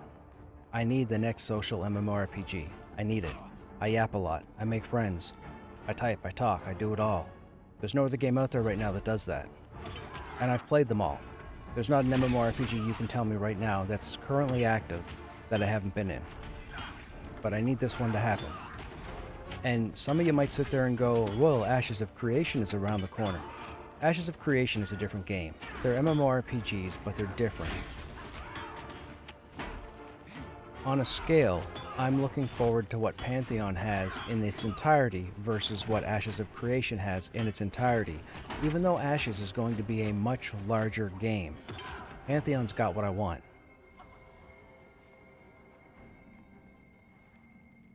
What class is the most powerful? It depends. Is your name Krushnek and you play a warrior? if you're talking powerful as in DPS, you can't go wrong with a wizard. Wizard, I believe right now is the best DPS in the game, if geared and you know your skills and your whatever rotation.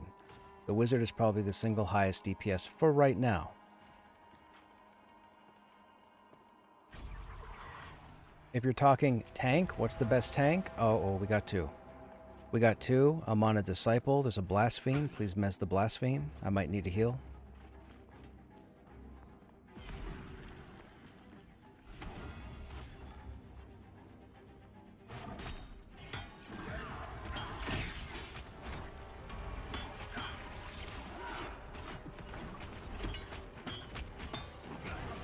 We are too close, so no AoEs.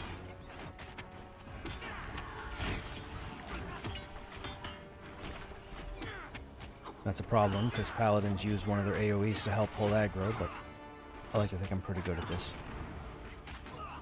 Oh, sorry, yeah, I got off thought there for a second. If you were asking what the most powerful tank is in the game, there isn't one. The paladin, the dire lord, and the warrior all function phenomenally. I have a preference towards warrior because for the past 11 years, I have said from the get-go that I will be a warrior in Pantheon. Regardless of what changes happen, it's always going to be a warrior. The reason why I'm on a paladin right now, I've been through 6 warriors. I have 2 warriors on this server right now. I have one at level 33, I have one at level 22. I'm not utilizing either one at the moment. One, because I've been through the 6 warriors already, but the level 33 Krushnek, my main, I'm saving him for when more 30 plus content comes out. Dungeon crawling stuff. Right now that doesn't exist. There's yard trash out there that I could run around and kill to try and get to 40 or even grind out to 50 if I want to torture myself. But I'm not going to do that. I'm not about the solo. I don't know. No. I need the crawls. I need the crawls. I need the farms. I need the bosses. I don't need running around outside killing yard trash for months on end or weeks on end just to see a level. There are players that are level 40, there are players that are level 50, and the content's not even here for them to take advantage of. But yet people keep leveling tunes to 40 and 50. And I don't mean offense to those of you that might be in the chat right now that have a tune between 40 and 50, but my god, stop at 30 and pick a different class. Wait till more content comes out that you can actually crawl. And the graveyard doesn't count. I don't need to hear about the graveyard. Everybody always whenever I talk about this, everybody's like, oh, the graveyard's... No. The graveyard is like a dozen mobs, one possible named, and horrible XP because it's only worth doing at night.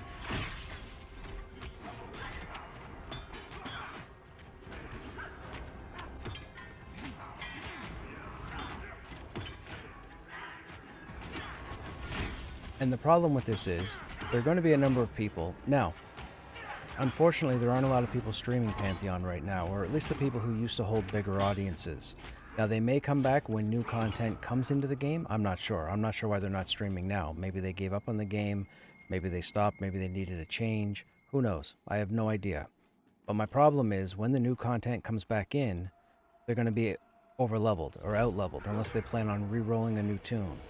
So what's going to happen is you're going to have a lot of 40s and 50s, or 40s, let's say, for the majority, running through level 30 content, and it's going to make it look too easy.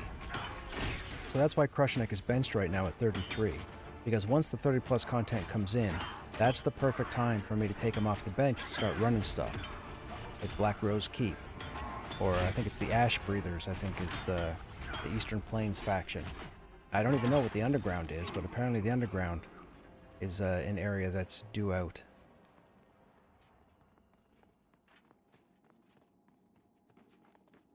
Anyhow, I'm just in it for the crawl. But for those who might be wondering, why am I on a paladin? Because I said this point like 20 minutes ago, and then I got off topic like I always do. My goal was to play all 3 tanks, the warrior, the paladin, and the dire lord. So I would have all the information in case somebody jumped in here and said, hey, Crush, what's the best tank in the game? Or how does the paladin play? Or how does the dire lord play?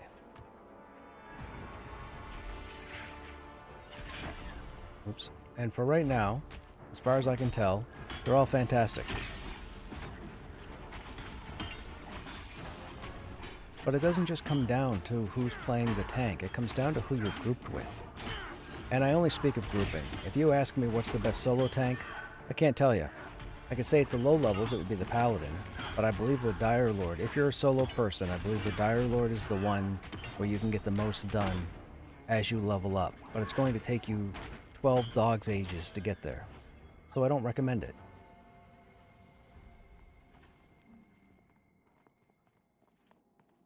Tanks were designed for groups. Put them in groups, keep them there. Find a guild that's around when you play, jump into that guild, whether you want to or not, and see what happens. Welcome to a social MMORPG. If that is not for you, please stop playing this game.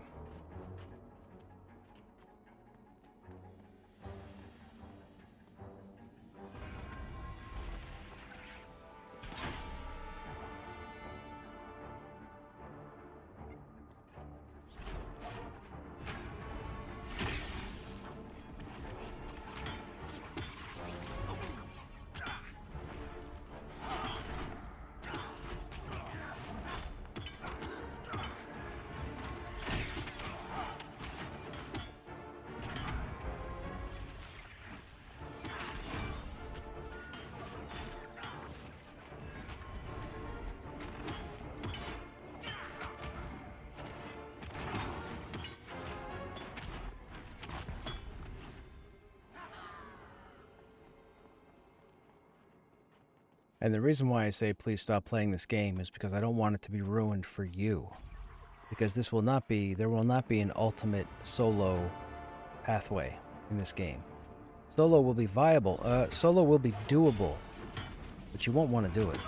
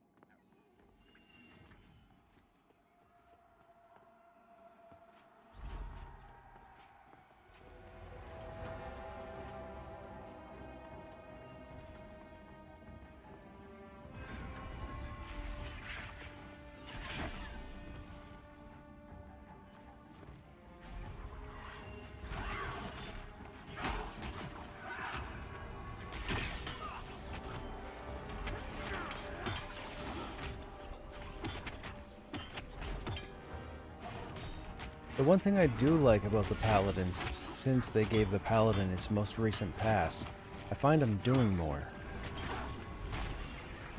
Like, I found that I'm getting more familiar with rotations, how I handle things with the Paladin, which is interesting. I'm sure the Warrior will be the same thing. The only difference with the Warrior is they changed the way we utilize the shield, which is, I think it's great. I don't think it was needed.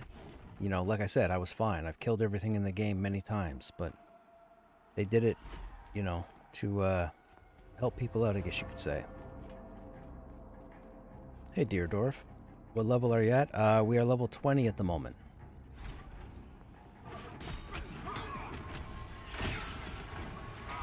Is multi-boxing allowed in the game? As far as is it allowed, can you have multiple accounts in the game at the same time? Sure. Would you want to? Probably not. There's no follow option. The accessibility is not there to do it reliably. Now, there are a couple of individuals that, you know, try to do the boxing thing a la solo content outside of a group, but that's good luck to them. But no, boxing is possible, but it's not viable. You're going to be wasting your time. That's the truth. This is not a game where you can set that up. EQ allows you to set that up. This game does not allow you. Come on, dude. I don't have all day. Come on, dude. Never mind. This guy just spawned. You lose.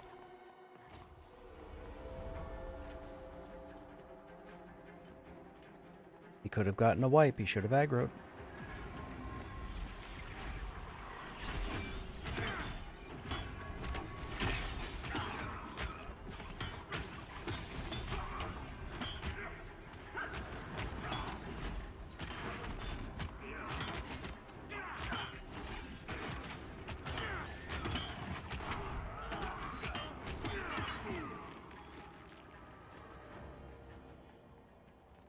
I mean, this game really is designed for you to be focused on the tune that you're playing. So, again, you could try. I wouldn't recommend it. I don't think you're going to have fun trying to box with this game.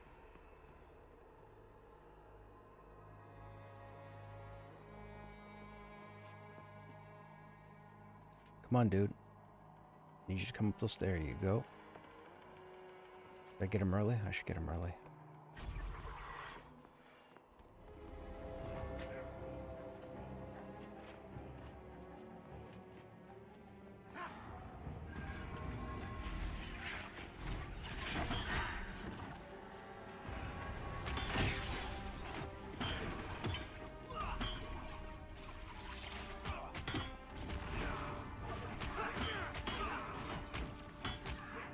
You were in Hell Nears today. The content's very unforgiving. Very little room for error.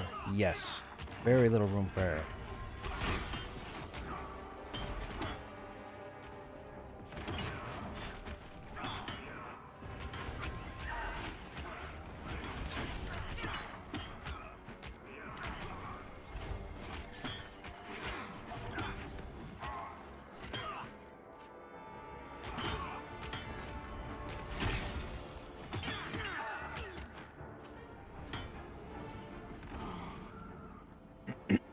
Excuse me.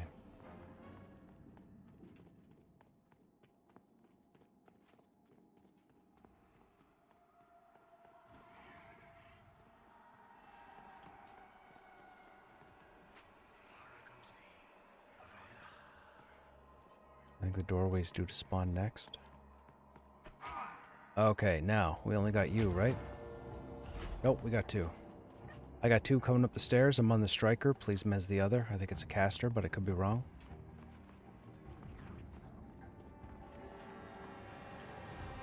It's a soldier.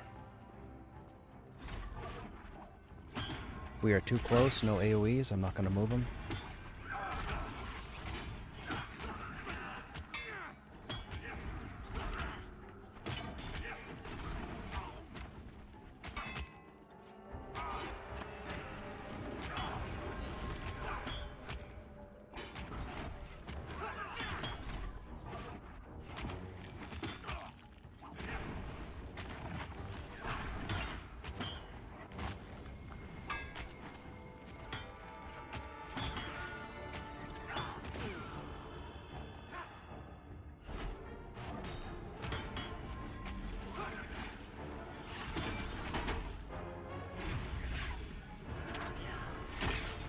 Yo. Soldier someone just pulled soldier into the room.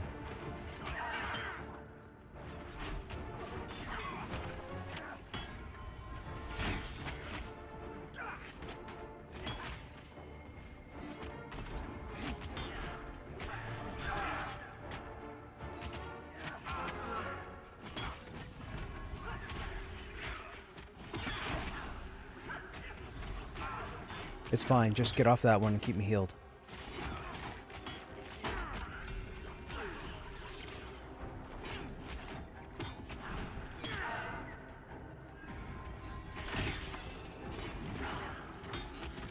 No problem. No problem.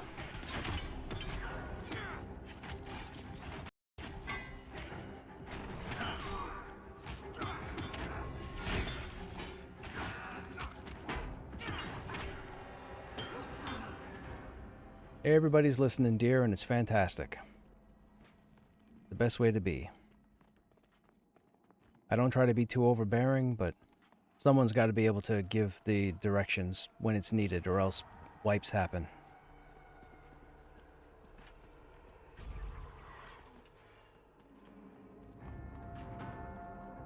These guys know me anyways. I try to run as tight a ship as possible without, you know, having to stick up my arse.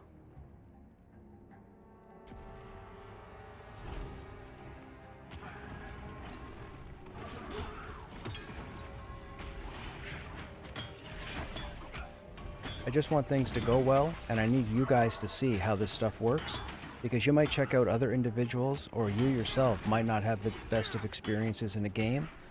My goal is to have you guys see what a crawl looks like, you know, without worrying about wiping and whatnot. However, I will say I've played this game long enough that sometimes I make the game look easier than it should be, but it's just because I've been playing the game for a while. I bring a lot of experience too. It's not just a matter of playing the game for a long time. I've played all the MMORPGs over the years, and I've been a tank in most of them. So a lot of these mechanics or a lot of these ways of thought, it's the same thing that I would use in EQ or WoW or Final Fantasy or ArcAge, Terra, Rift, Star Wars Galaxies.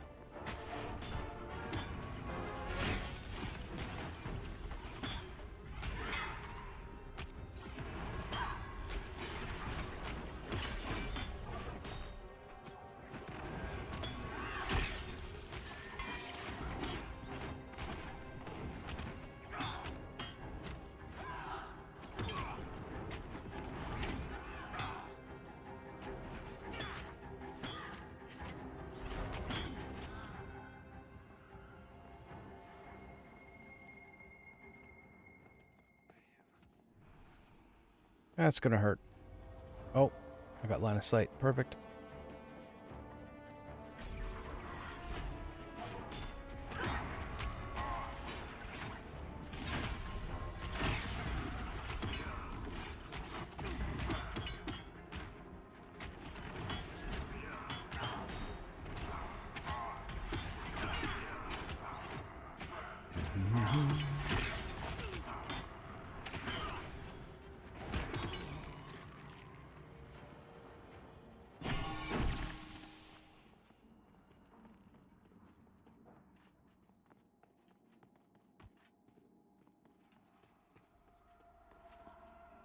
What is next to spawn? We just pulled that guy, right? Oh, wait, are you going back? You're going back. Come here. That was brilliant. No, it wasn't. Did I get two? Hang on. Nope, just one. That was brilliant.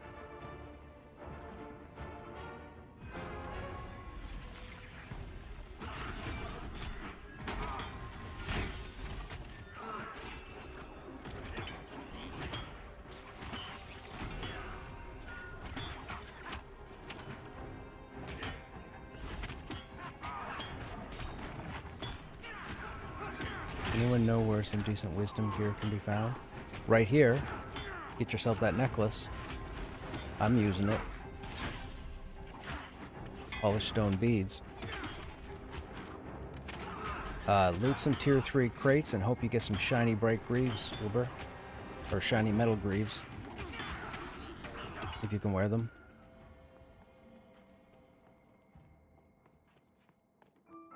Bright metal greaves. Wait, was it bright or shiny? Bright.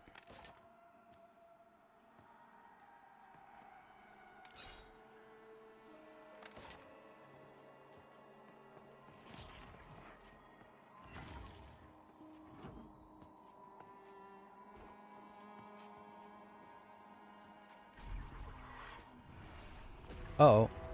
I got 2 disciples coming. I'm on one that has spell haste. I might die.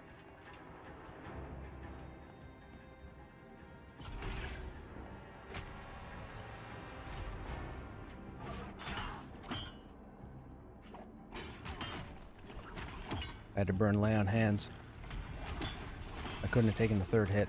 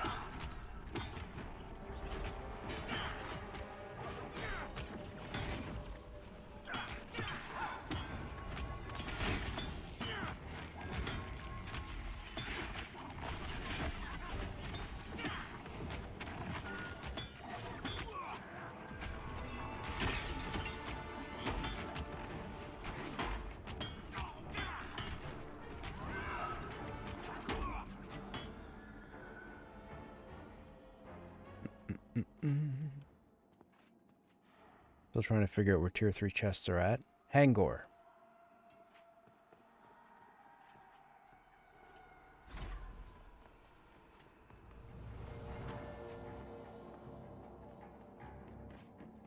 Hangor and Lower Halnirs have your chests.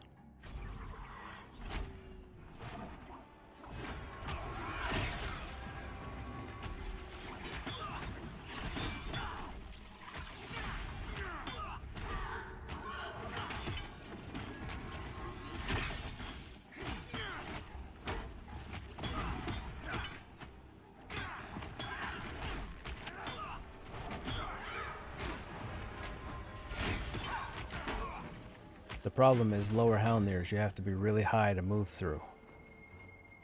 Hangor... Oh, that's it?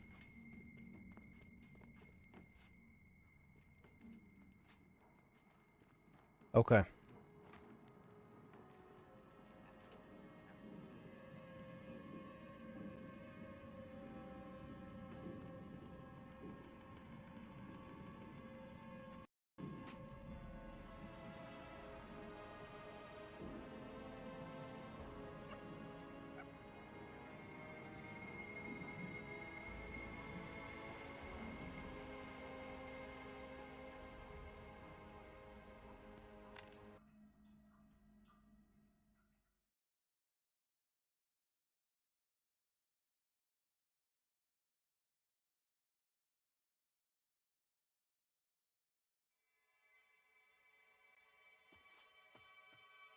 Looks like the group was logging for the evening.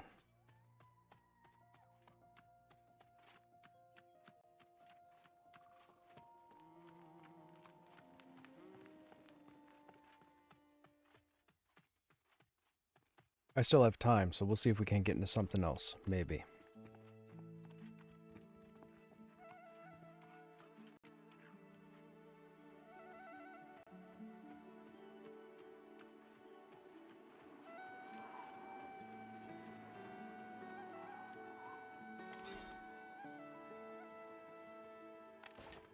What's that?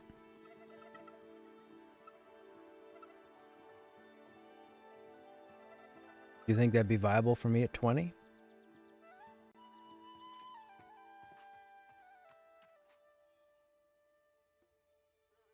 Oh, sure, yeah.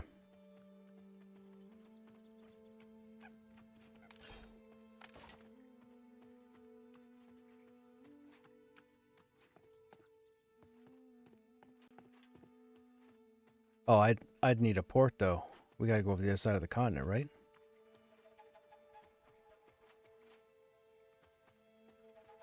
Okay.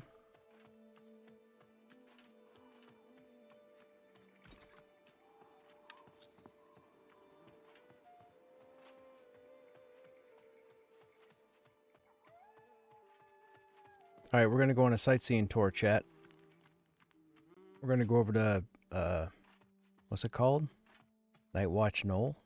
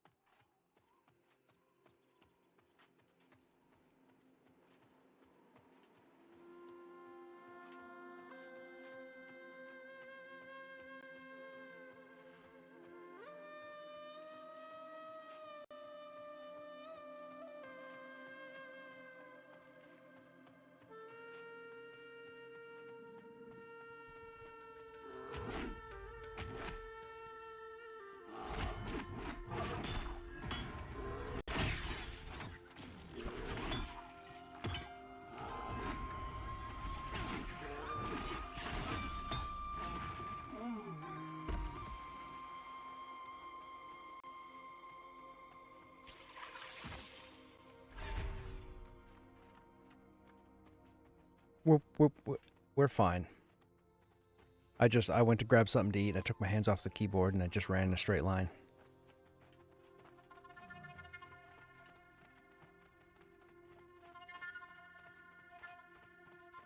We'll be able to get through Orc Valley, no problem.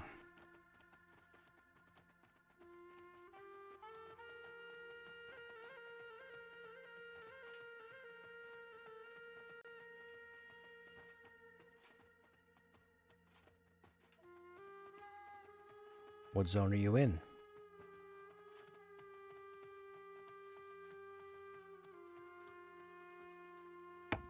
No, just...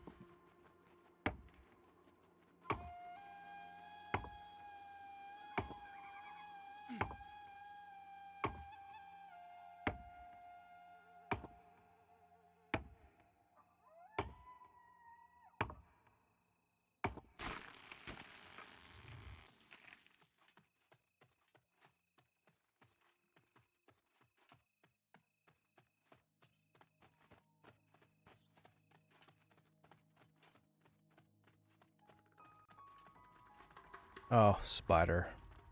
Oh, ogre. Gotta be careful, that guy's level 31.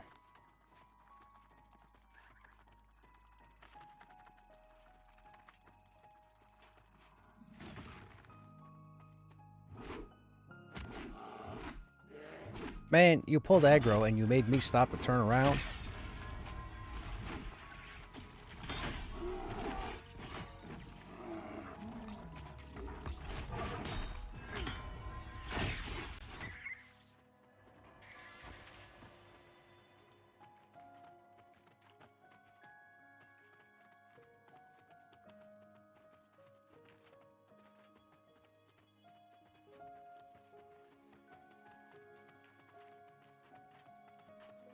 It is a bit of a run. You guys are going to see there are no mounts in the game. That spider's going to aggro.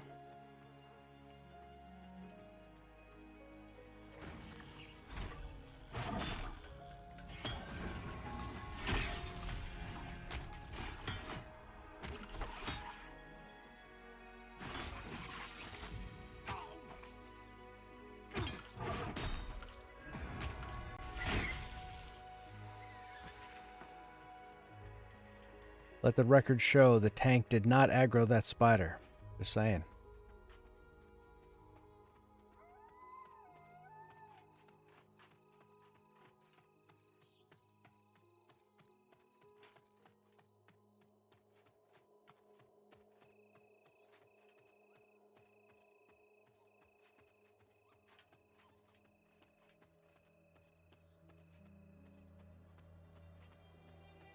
Oops.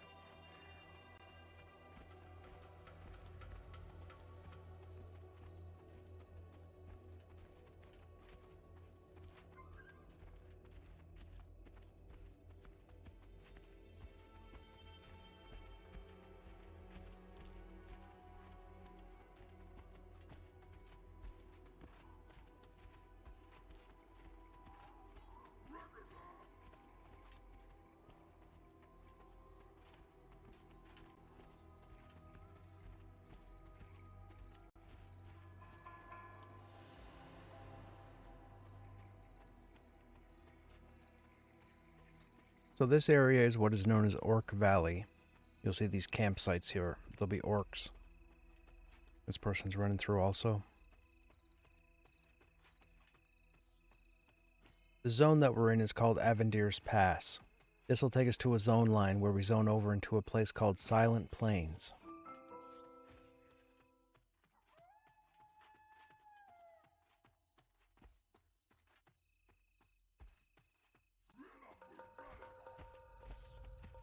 Got aggro again.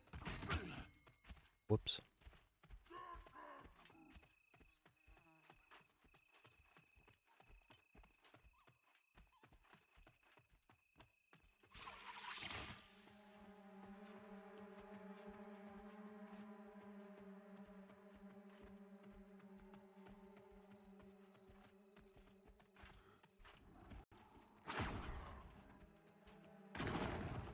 This might be a problem.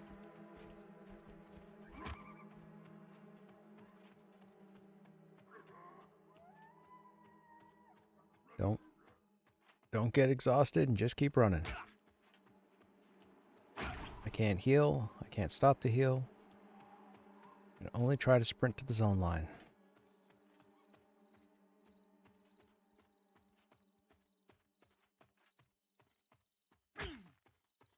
Rip and tear. Oh, I got wolves too.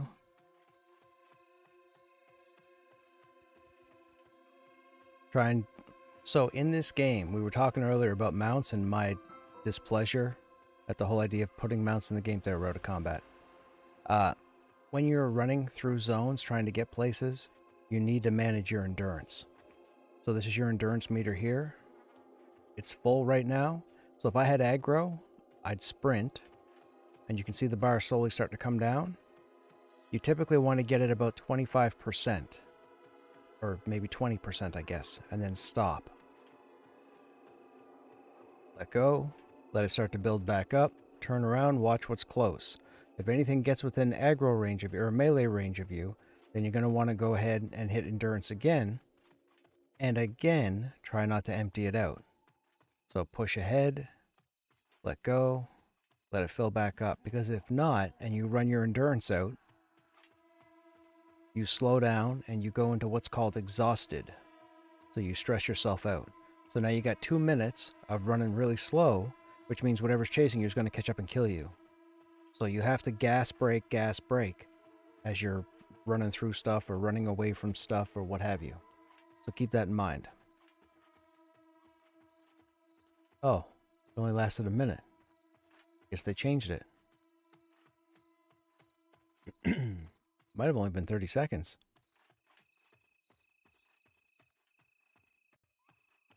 Yep.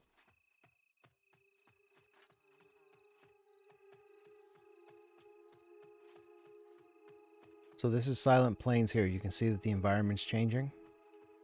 We've gone from trees and forest to whatever this is. Plains and rocks.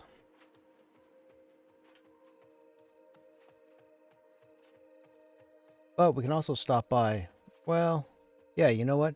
We'll take a couple minutes to stop by. I'll show you guys the town in here. For those who haven't seen it. It's not worth going up into because there's a couple of merchants and I think the trainers are there, but a lot of them don't have their skills. But there's no quests or anything to do through this zone that we're going into, so there's no point in going there.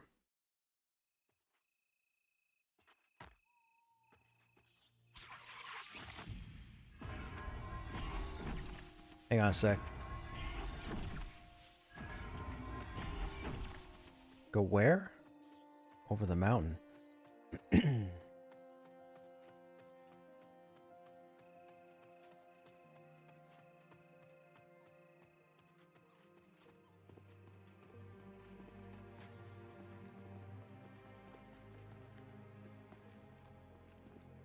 What's your climbing skill? Just so I know.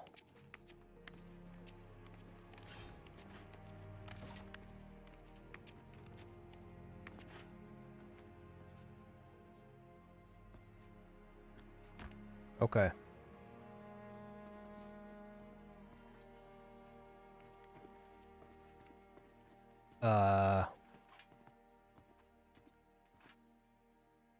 What just happened there?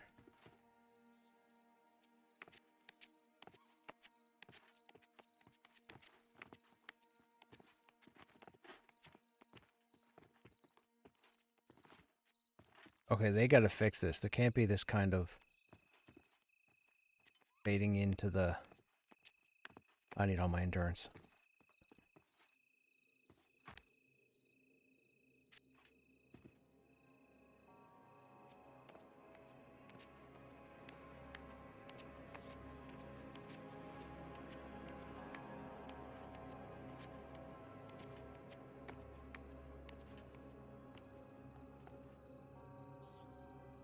Okay, that was a fluke. You can't even see the ledge. I didn't even know there was a ledge there.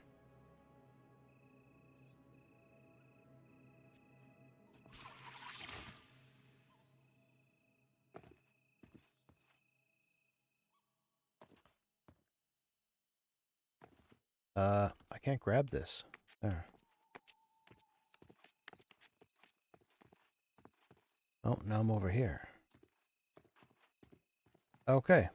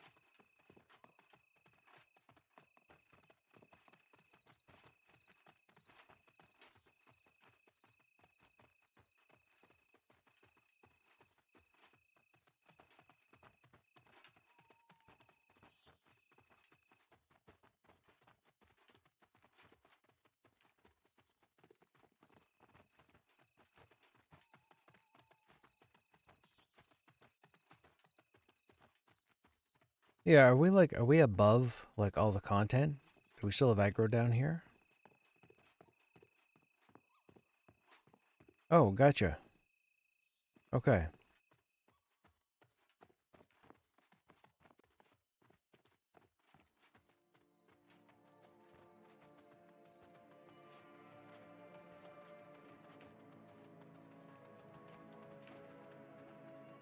Alright, chat, you just saw a shortcut to get over here. I didn't know that was there. I usually just run around through the zone.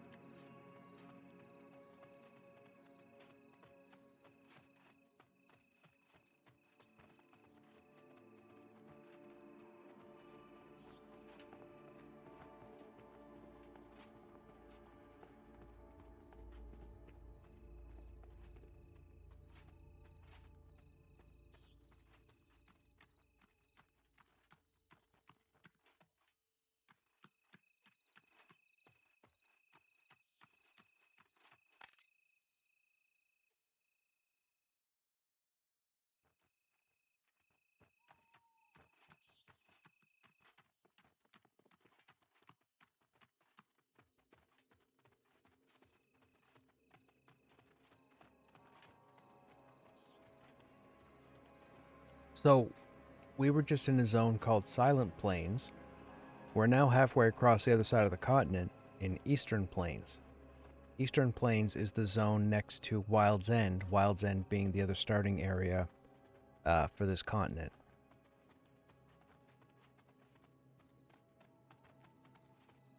I haven't been here on this guy before. There was really never a need to come all the way over here.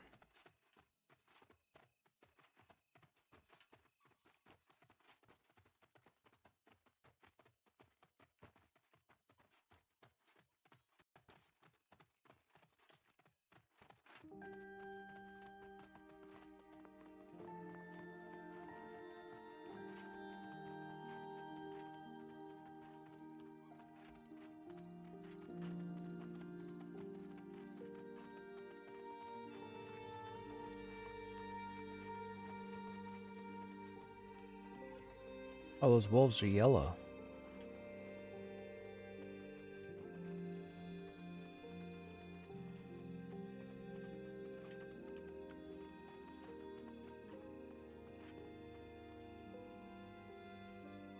Oh, that's the knoll there. Okay. So we've been here. We were here on Krushnek. We spent an evening here crawling all through here, but unfortunately we didn't get any of the names to spawn. But we ended up clearing through the whole... It starts... There's a lower level that you can go into, and then if you go up and around here, there's a mid entrance to get into, and it ends up top here. And up top here, there's a name that spawns that can drop a Blade of Carnage. Now, for those who are familiar with EQ, yes, that's the reference, the Blade of Carnage. But that's where it comes from, is up here.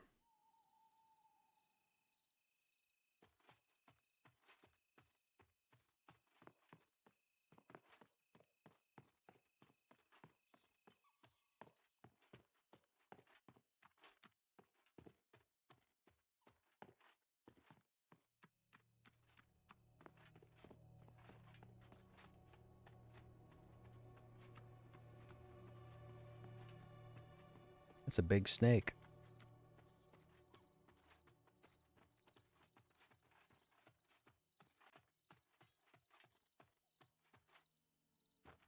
This guy's red. That's not for us. He's gotta be 20. He's gotta be 24.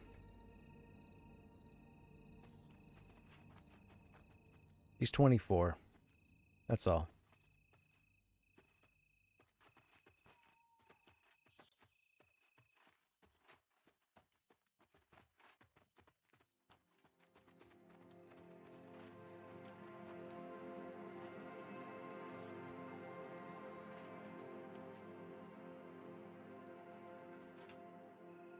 Yeah, this area is 24.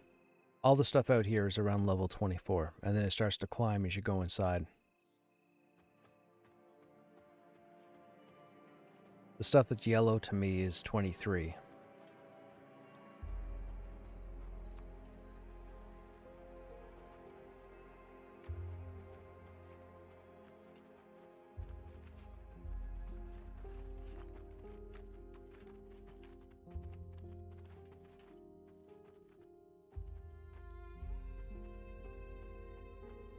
Can't get close enough to see them.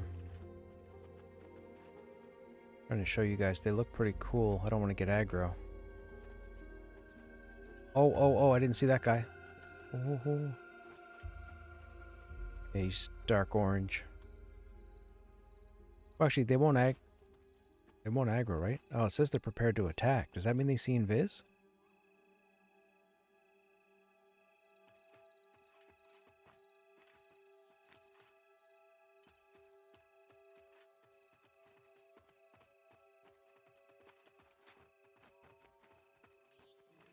Let me see if he's not going to investigate, is he?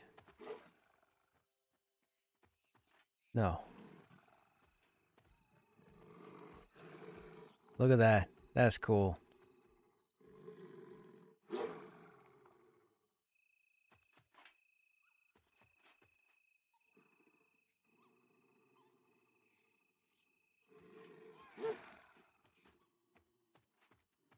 Night Watch Knoll, for those who don't know, that area, that structure we were just showing you, that's the Halnirs. Halnirs is where we just were in the group. This is the Halnirs for this side of the continent.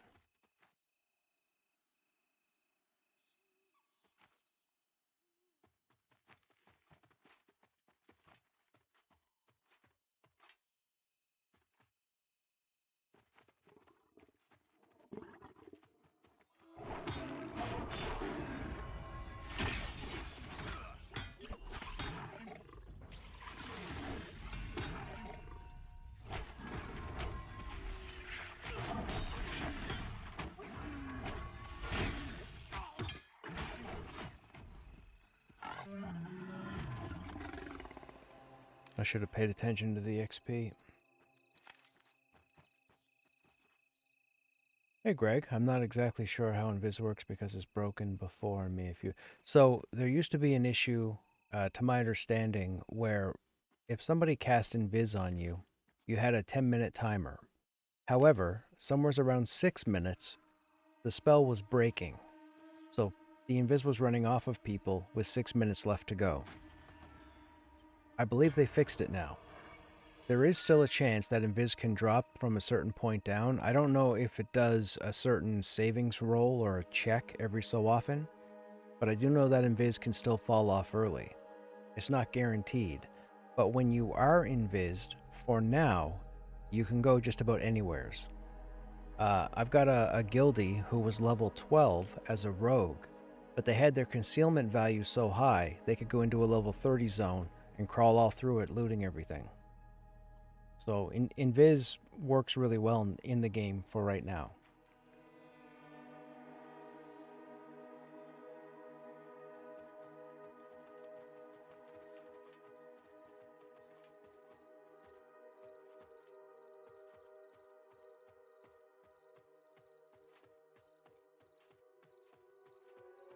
I don't think I've been to the... I'd have to see it.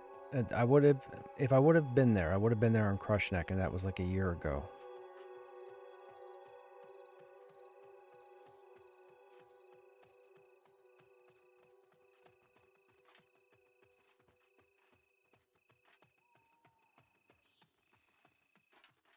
Or actually, it wouldn't.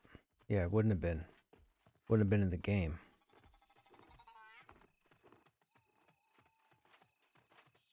Months, anyways.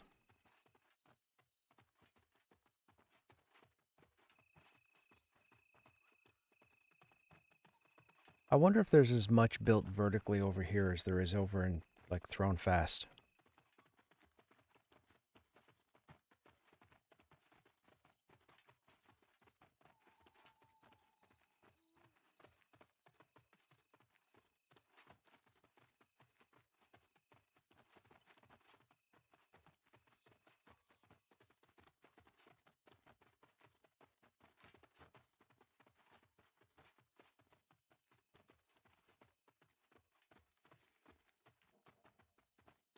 That's a torch.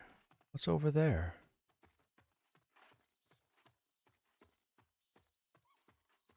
I think that's a brazier right there.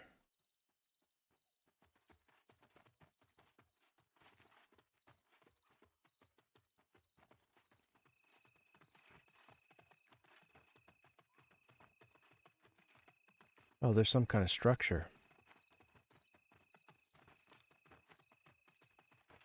Is this the wolves?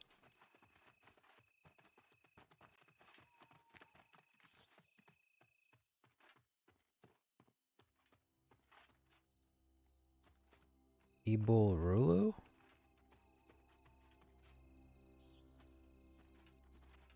They glare at me with a cold stare, so they're not aggro.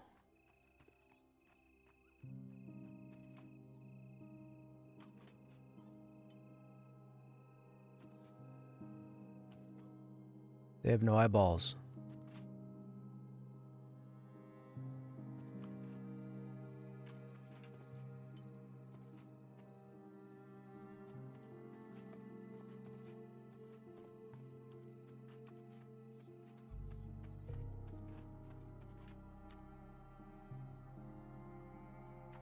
Ibulrulu.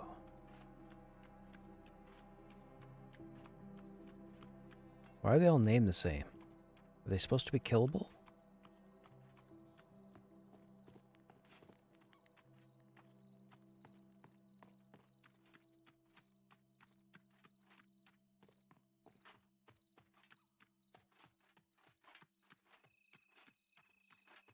Nothing here.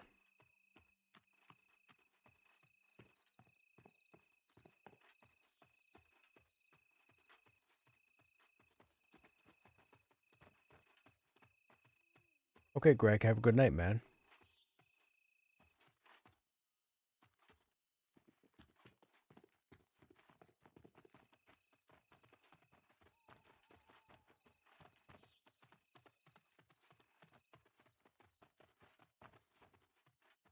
Tier 6 rogue with concealment of 20 can stand next to the highest named mob in the game so far and not be seen. Who's that? Is that Karagos?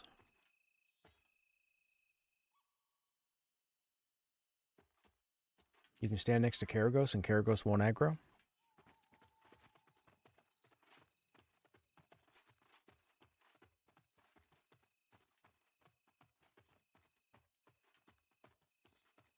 You should test that. Do you know where... Have you seen Karagos before? Have you seen Karagos? You should test it on Karagos and see if Karagos sees you. So Karagos doesn't see you? Yeah. Karagos is the Lord of Drakes in Throne Fast.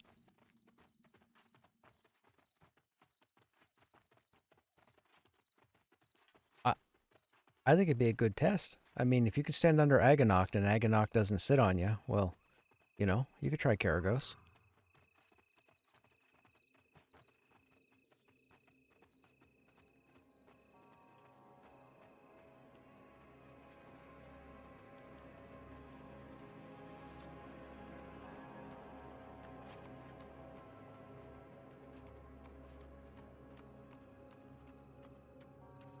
Okay, so this is the town out here.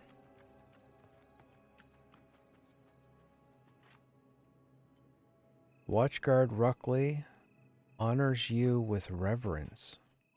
Okay.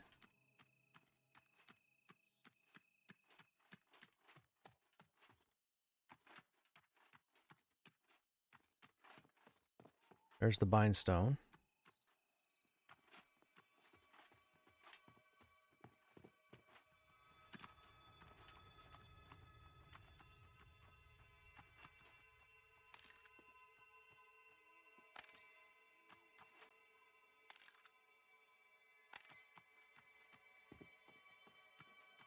That's all that's here?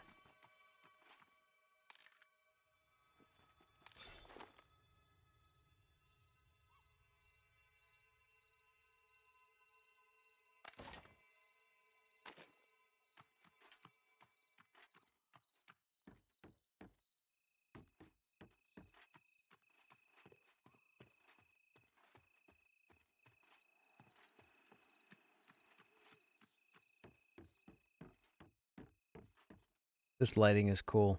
I don't like how the flames breach the mantle, but, you know, it looks cool.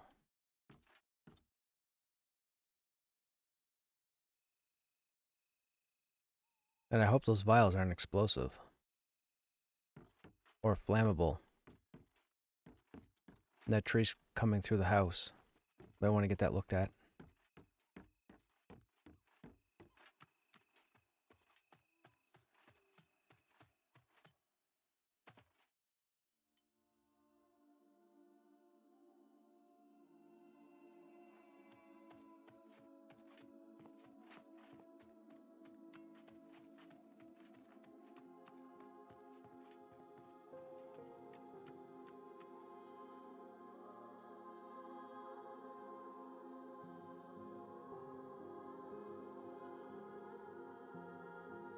That part of the town too?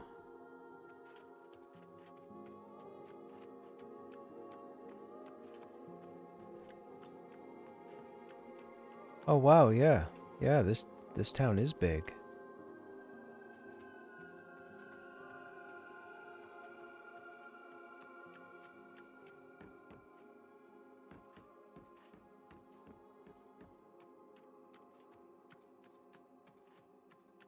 They don't believe in doors out here.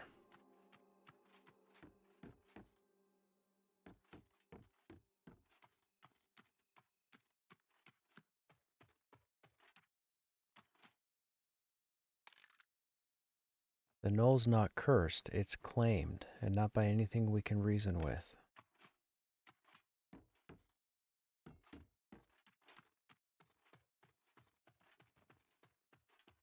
Watchguard Orvin Grader Derrick. I tracked the first night wolf here, lost 2 toes and a son, still standing. Interesting.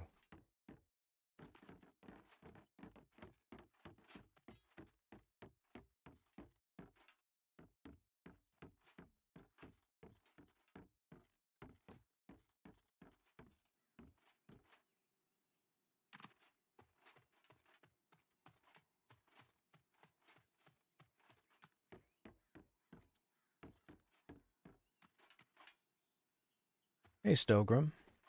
Yeah, this is the town located in Eastern Plains. I haven't been over here in early access.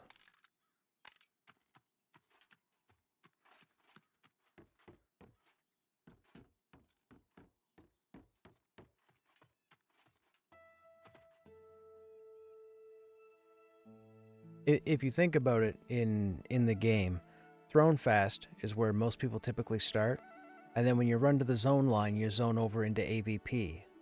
This is the AVP to Wild's End. Wild's End being the starting area for halflings. So if you roll a halfling and you end up running towards a zone line, you end up here.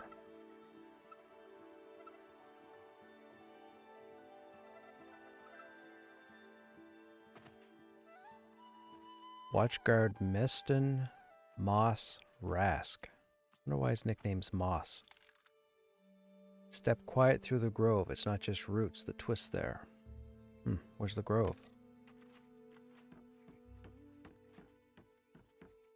I didn't notice any nameplates. I guess they don't have the areas here nameplated yet, right? Like you go into a valley or what have you and it comes up on your top of your screen.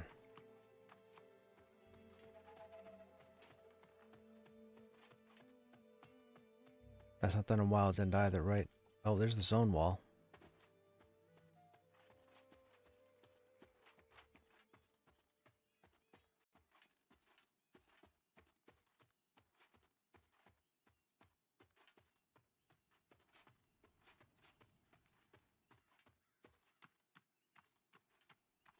Minister Tom.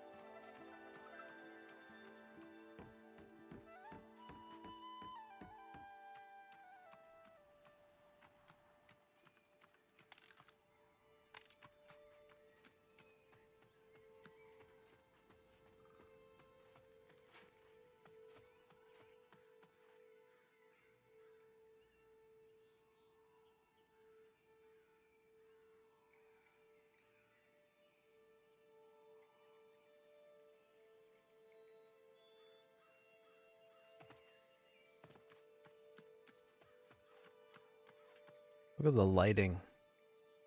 The sun, the glare. That's phenomenal.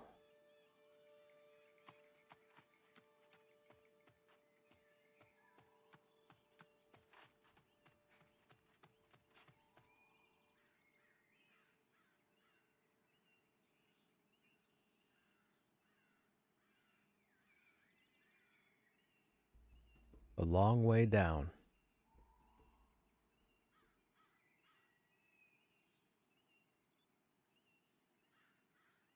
Ugh, the shadows as the sun moves.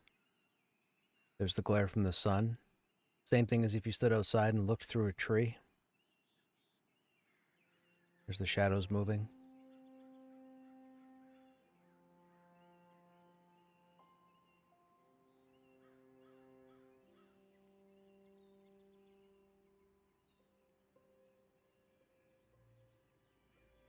Hopefully I don't fall through the rock here.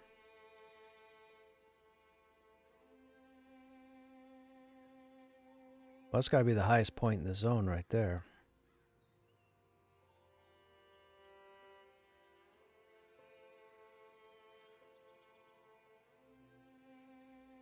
Oh, look at that. Look, that's our shadow.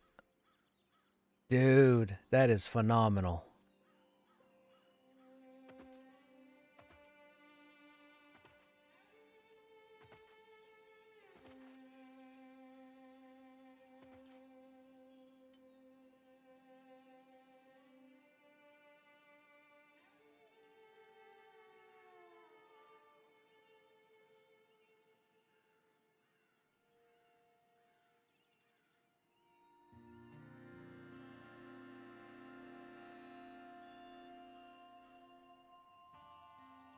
Line of sight even, look.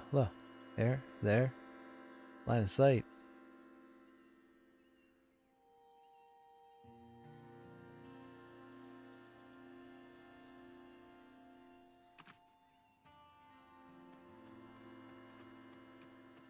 I know. Enough nerding out with the lighting.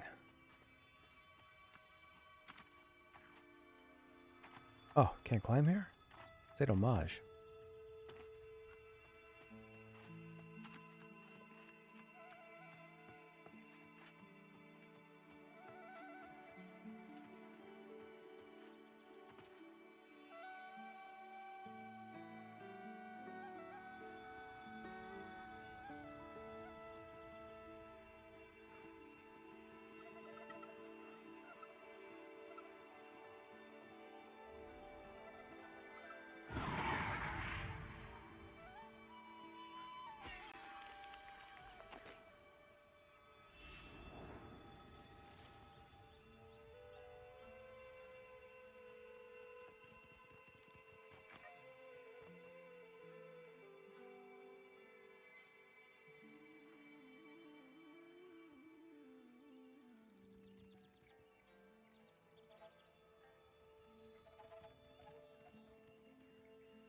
This druid has double stacked their run buff.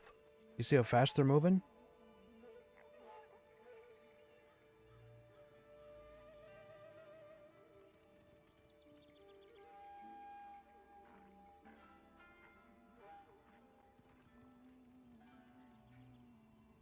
That's cool, man.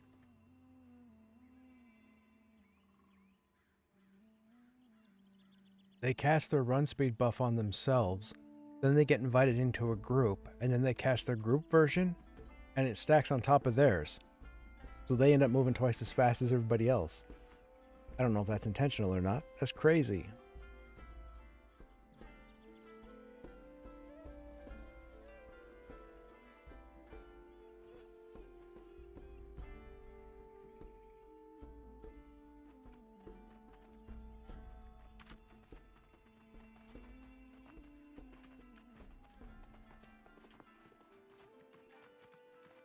You can't tell me this game doesn't look impressive, man.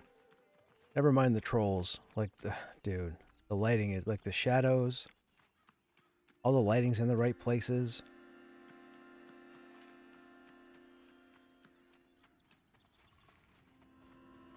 The sound is fantastic. The ambience.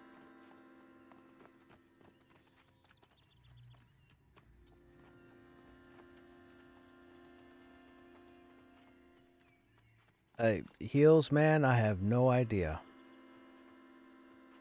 Your guess is as good as mine. Now we're at the lake.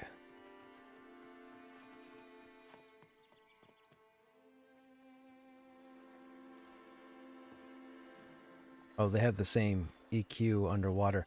When you're in Thronefest and you go into the water, you can't see all this. It's all like foggy and whatnot. But I guess in other bodies of water, you have that EQ thing where you can actually see everything underneath the water level.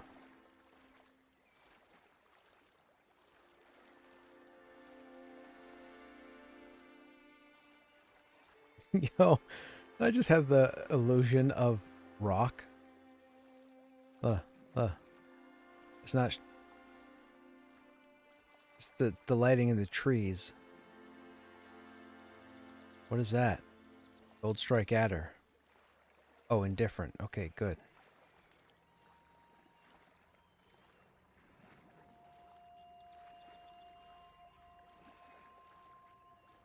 Oh, there's more tents over there.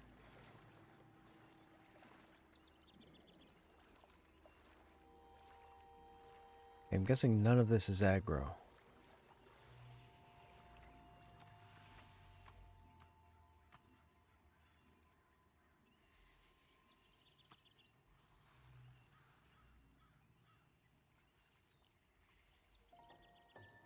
What mobs was it?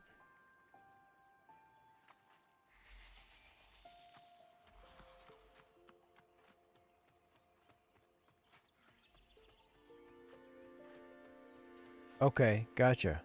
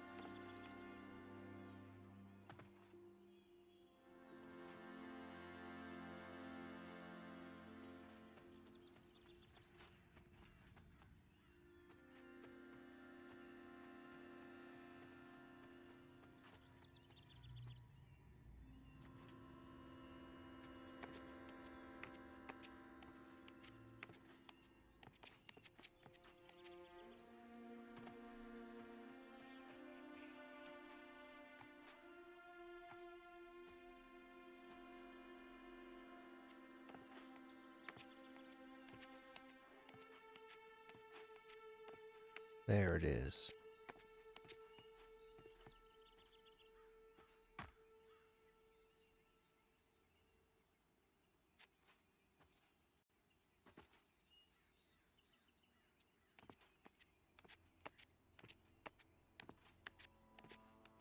Oh, we're still not going to have enough to climb there. Oh, no.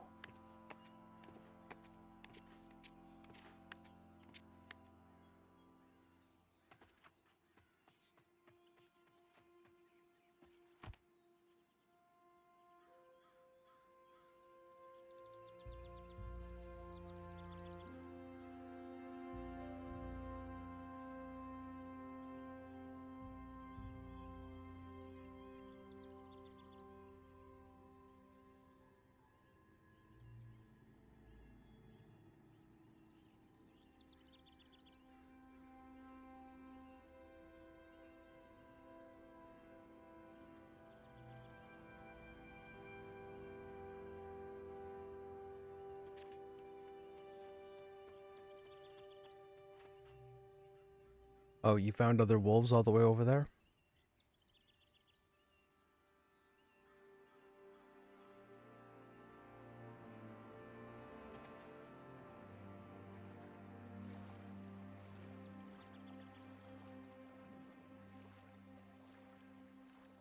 There, that's the proper swimming graphic.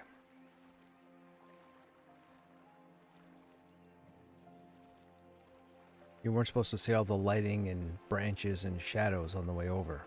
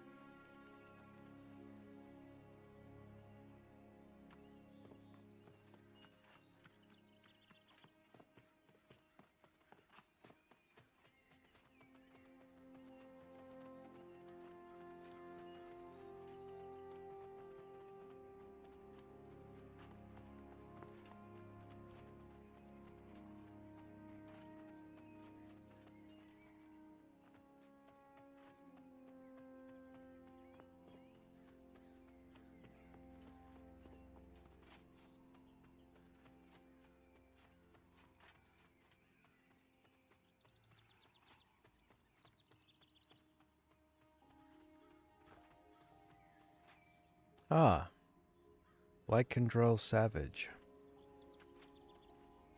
Seethes with hatred. Oh, it's a group mob. There's only one of them. Oh, no, there's the other ones.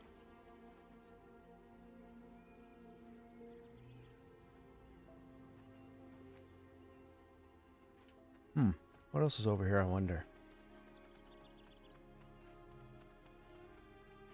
They can't just have 5 wolves standing around doing nothing.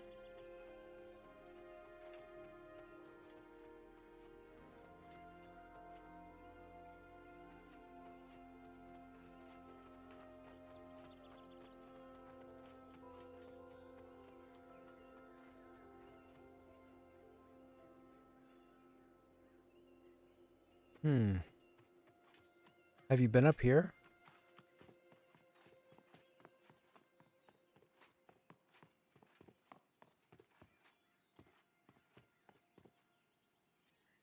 Let us see what's up here.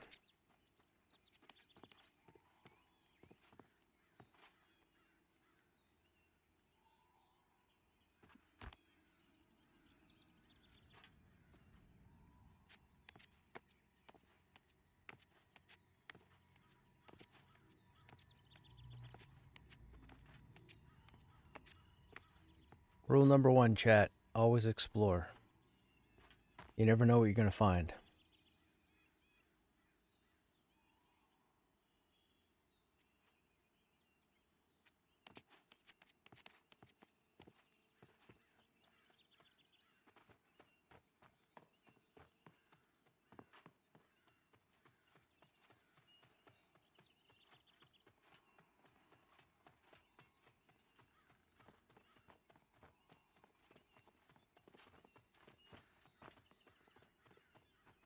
I'm guessing we're probably going to hit a zone wall.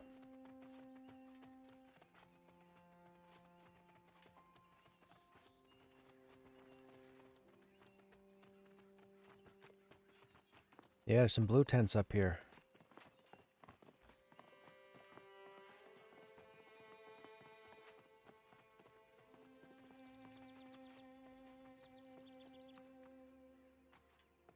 These are cold stairs, so they shouldn't aggro if Invis falls, right?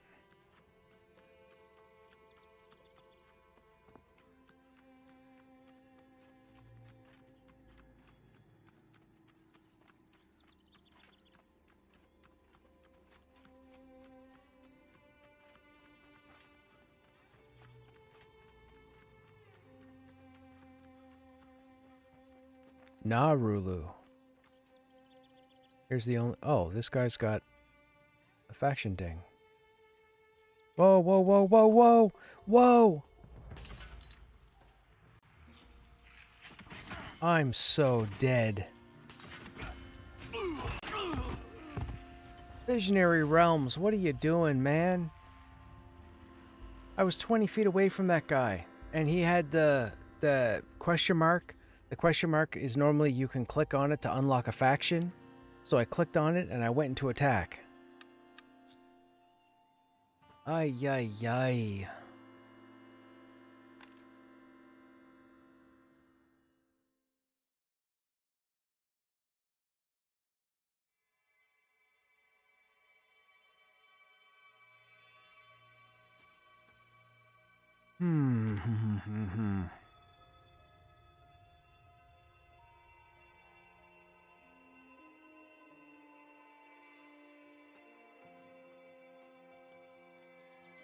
Well, we got the faction. Narulu tribe.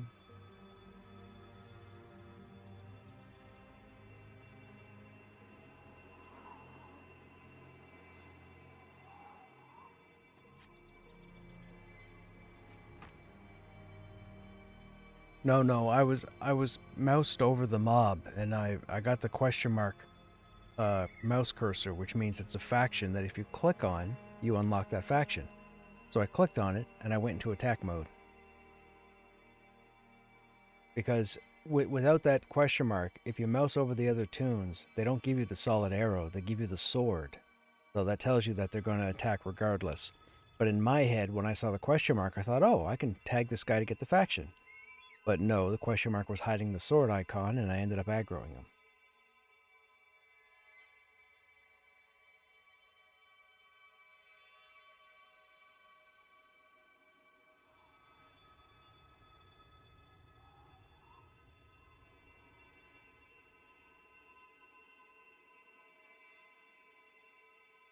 How many people are hanging out here at the stone? Like nobody. Let me go in and see if we can get a run speed buff.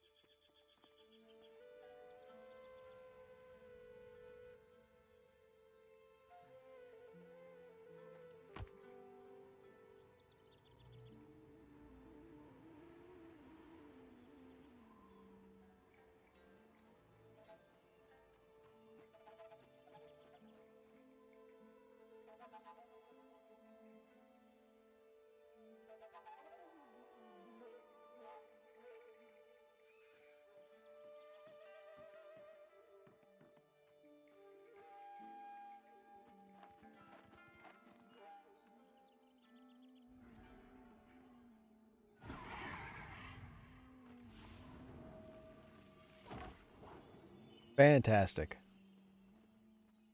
I asked for a buff. I got some buffs.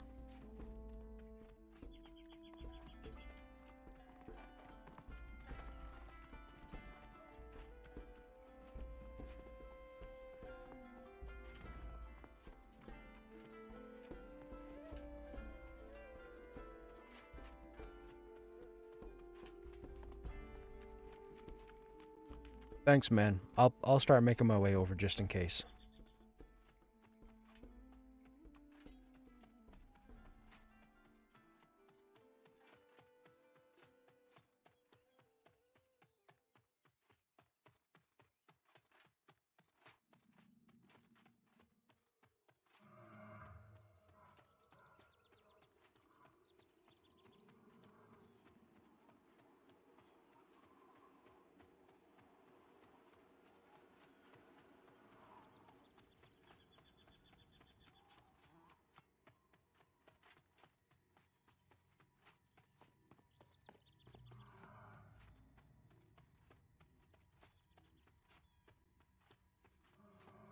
There's probably some of you thinking right now, wouldn't you like a mount now?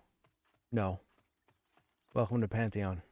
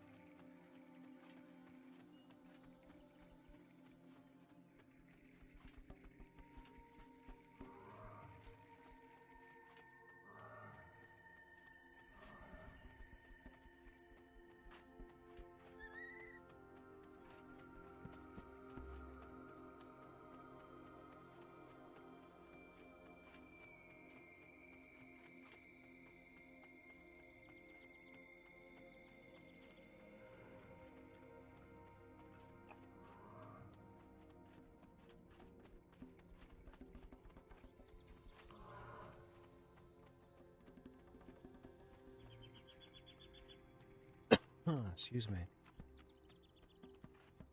Hang on a second. What just happened coming over that hill?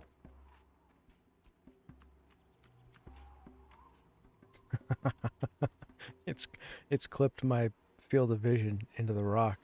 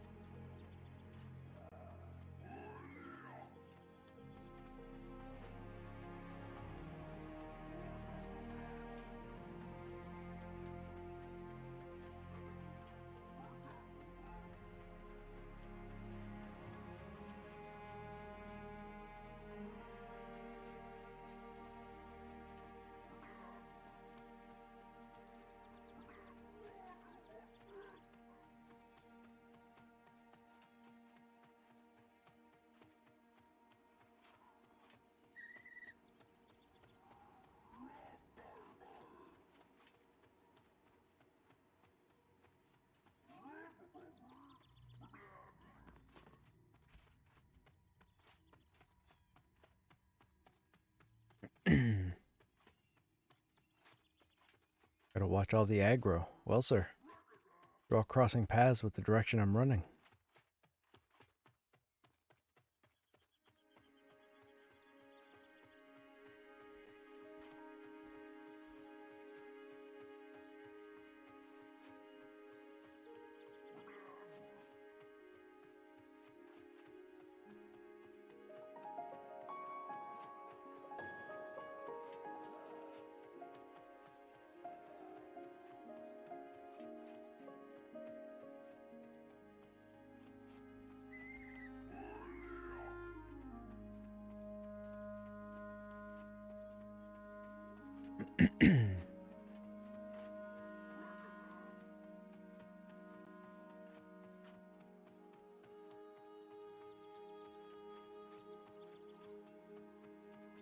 Okay, we're in the clear.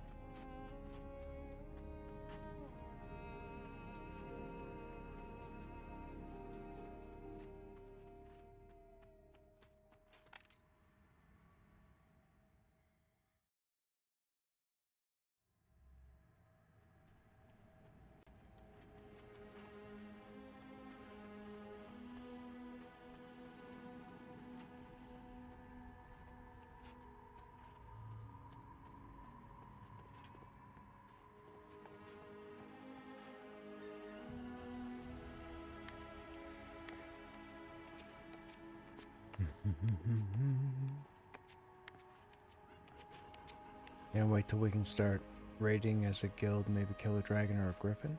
Griffins aren't raids. Griffins are group camps. They're just level 26. That's all.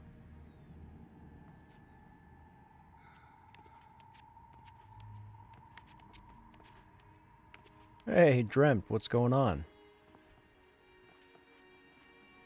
How you doing?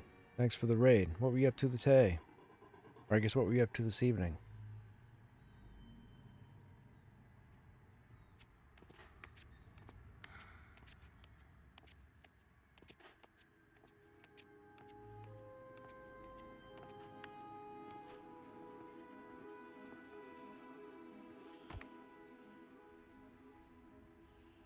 Roblox.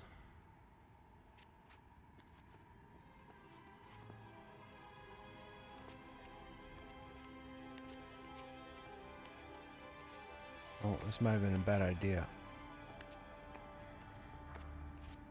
What are the odds that's solid rock? Okay, good.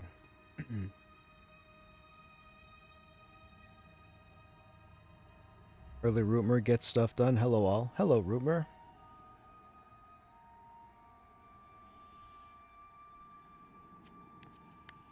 Oh, that's too high. Oh, we're here. Haha. I was like, wait a minute. I don't remember it being that high. That's your buddy from your stream? Right on. Well, welcome, Dremp's buddy.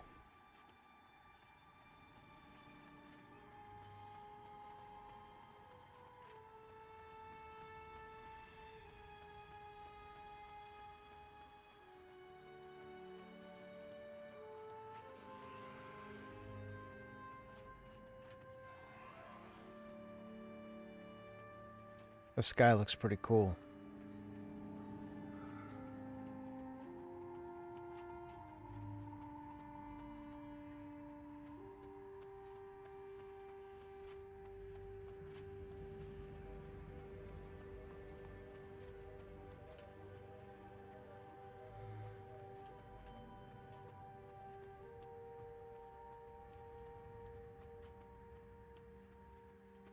Look at how far you can see.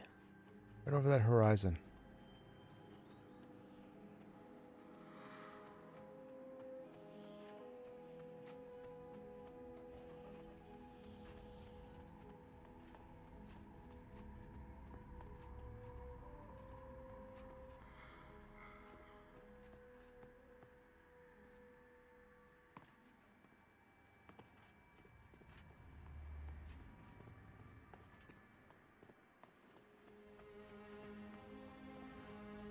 there a raid dragon in Hangor? Seen some guild raiding a snow dragon last week.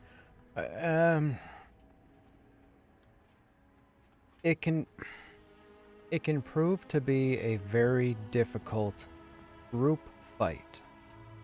Most people have success taking multiple groups of people, but I wouldn't call the White Wyvern a raid boss.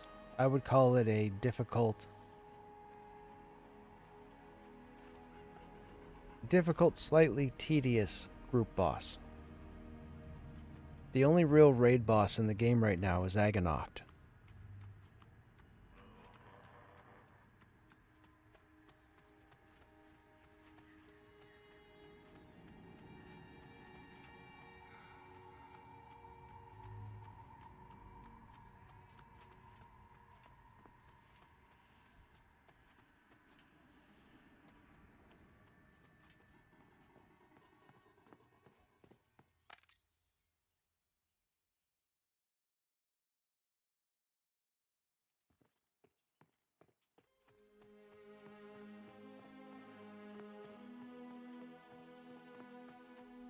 And presto, there's our corpse.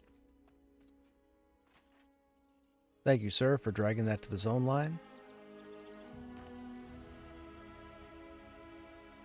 What was I saying? Real quick, the White Wyvern. Okay, go ahead and lead on. I'll follow. The White Wyvern, or Wyvern, however you want to pronounce it, I wouldn't call it a raid target. It's more a difficult / tedious group fight. But most people have success taking multiple groups in. But it's a group fight. The only raid target in the game right now is Aganoct. That's the only raid target. They need to work on the eyes on this character model. These have no eyes. Similar mobs like these are in Silent Plains, over by the city. They're bigger. I think they have eyes. This doesn't have eyes. I mean, they got them painted on there, but they don't... They should look like eyes.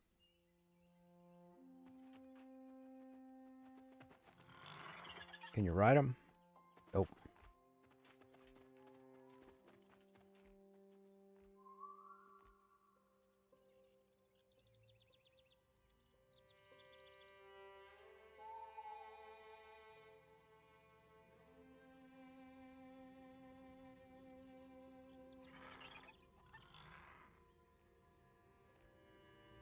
So...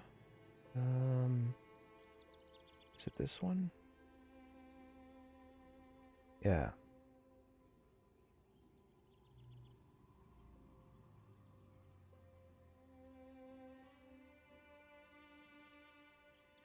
The fight that Papa Hills is talking about with the Drake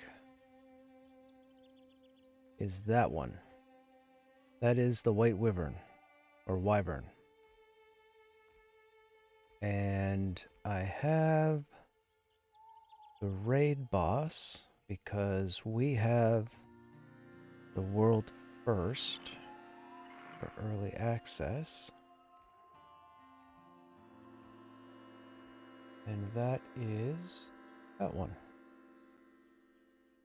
If anybody wants to check those out. The first video I linked is the White Wyvern or the White Wyvern located in Hangor. The second video is for Aganoct the Brood Queen, and that is the only raid target in the game at the moment.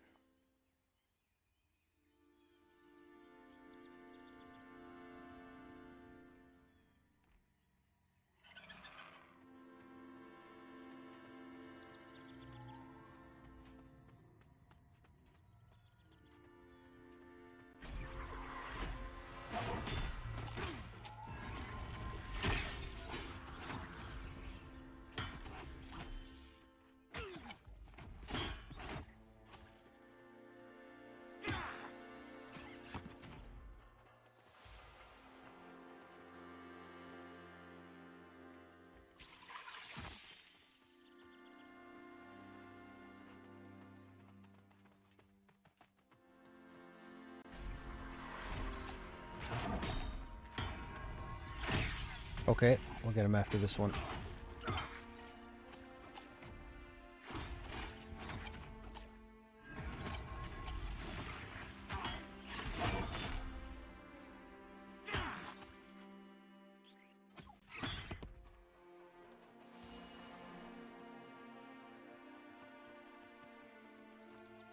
Alright, this guy's yellow.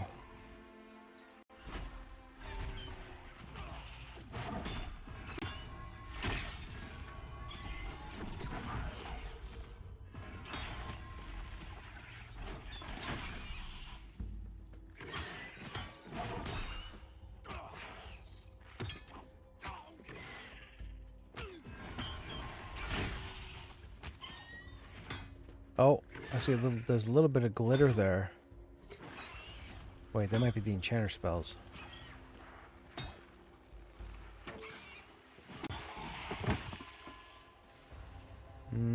I didn't see a big explosion of fireworks.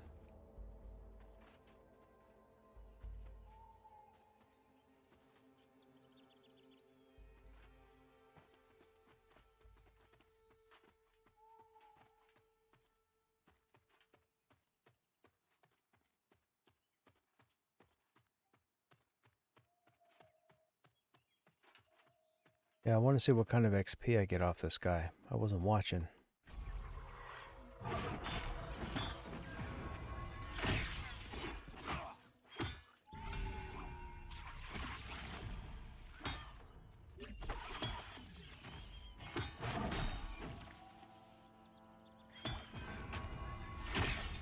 It's usually the cute ones that are the most deadliest.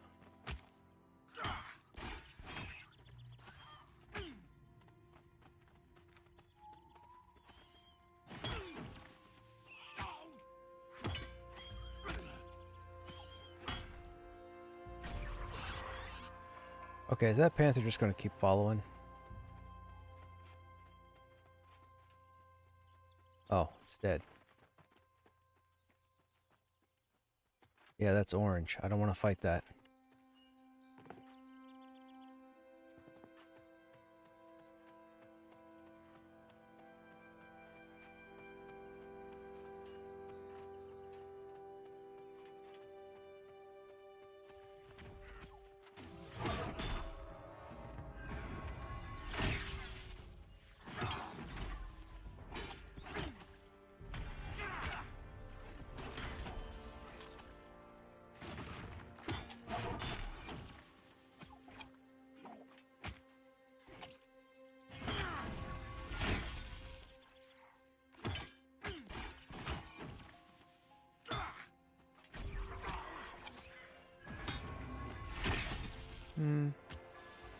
That's about a 30th.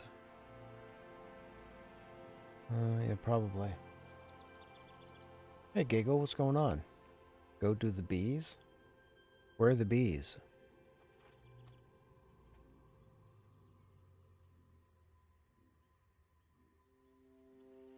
I'm not familiar with Eastern Plains.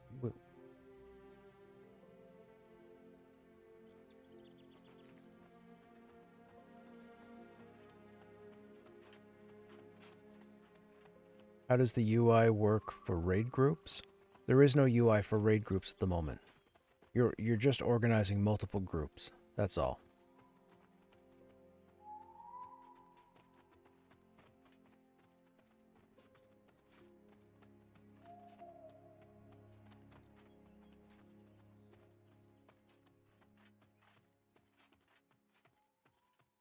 We will have a raid UI at some point, is but the understanding. It's just not there now. That's all. It's not important. Again, like I said, there's only one raid target. And, it's not really... They have to go back over the fight.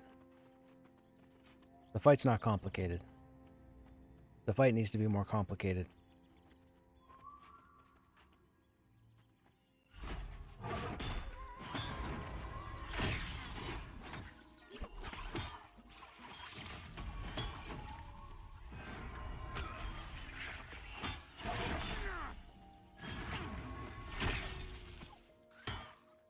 You know where the town, okay, yeah.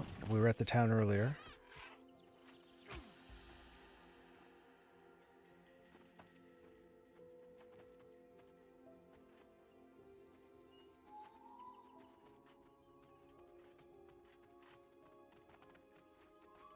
I'm following you, man. You know more about the zone than I do.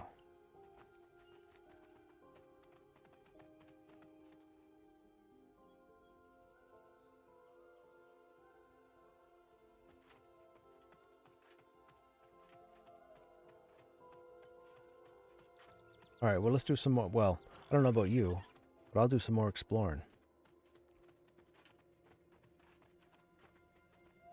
These wolves are yellow. We should be able to kill these, right? Yeah, let's invis.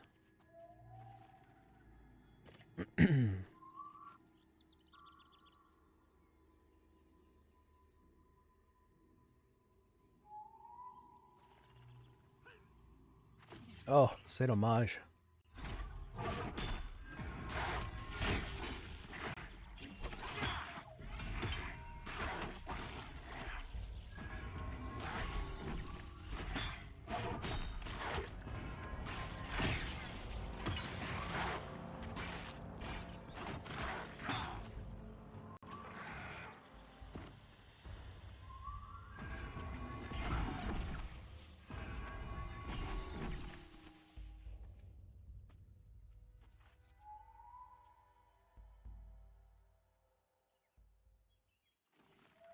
You basically head out of the town. On the path, you'll go down into a ravine. Then the next hill you come across, you go up and to the left. Best XP in the game for your level. Really? Interesting.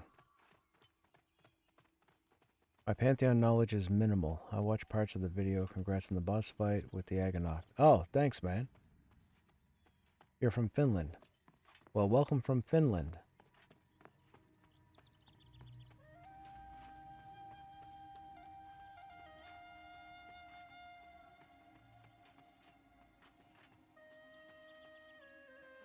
Oh.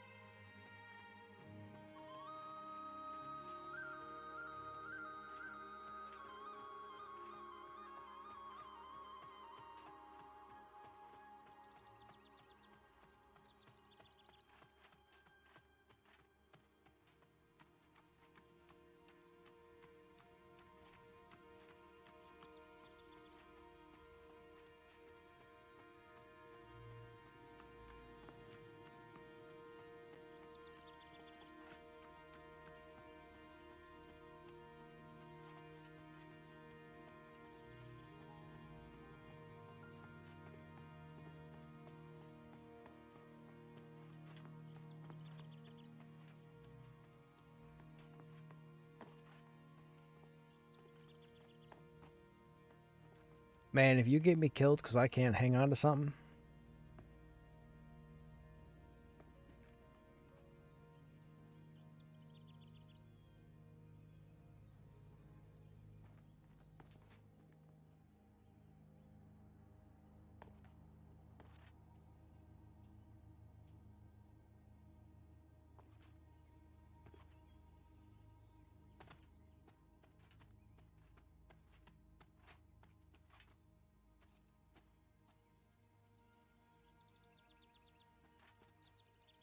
Where'd you go? Oh, you're taking the long way.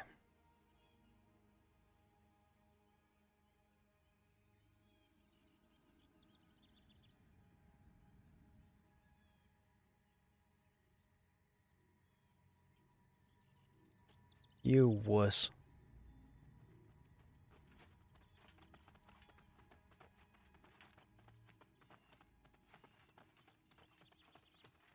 You're the one with the mez. What are you talking about?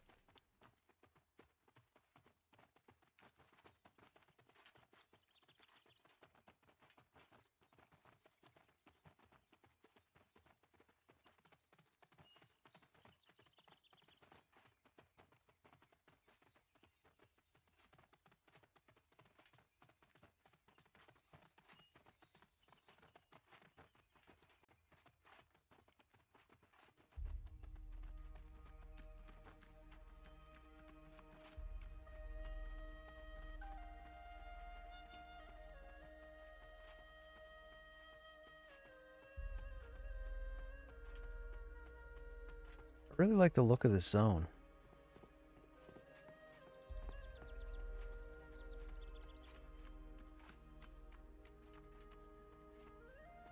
It's called Eastern Plains, but with all the trees, you wouldn't necessarily think they're plains. I mean, I can take you out to Manitoba and show you some plains.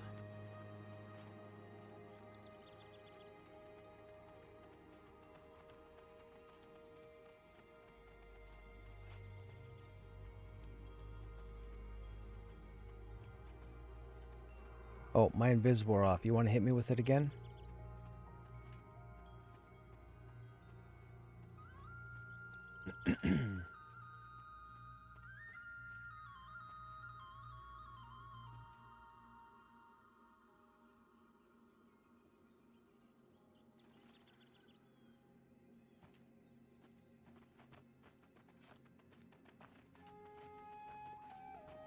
So what you're saying is we're lost.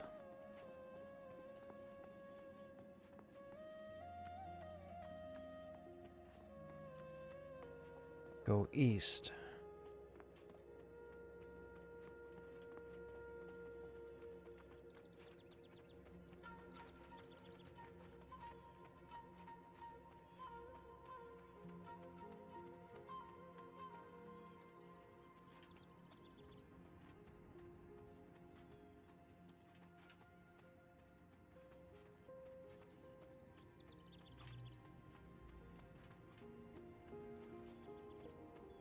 North? North. That way? Stop. Okay, stop. And then go north?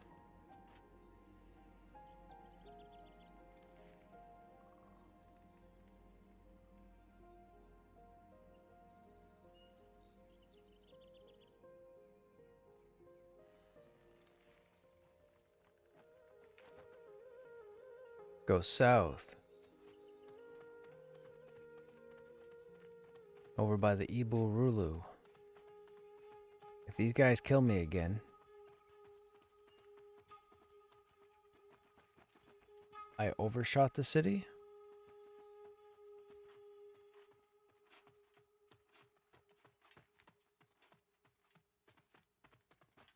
There's another Narulu.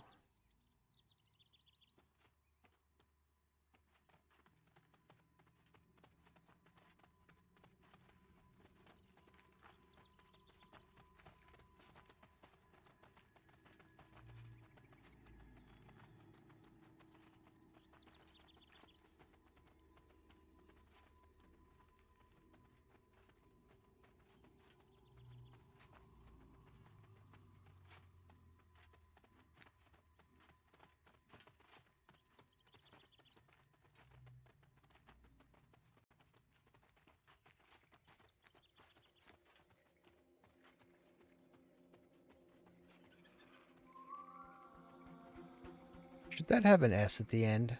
Shouldn't that be a Cindervine Grazer? Not a Cindervine Grazers?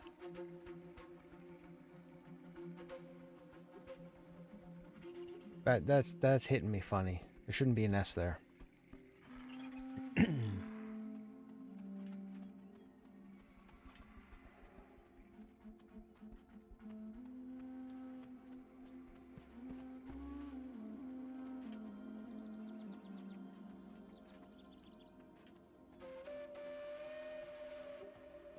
I don't think I'm near the city. Go west, con the solo werewolves. Oh, there's a raptor. That's dark orange.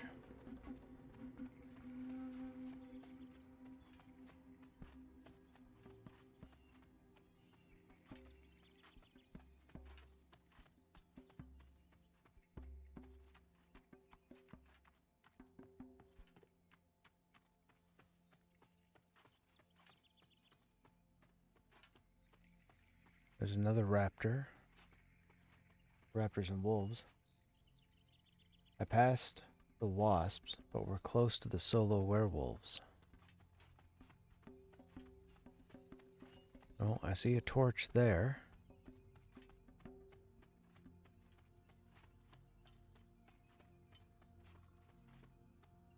Solo werewolf. Okay. So here's the solo werewolves.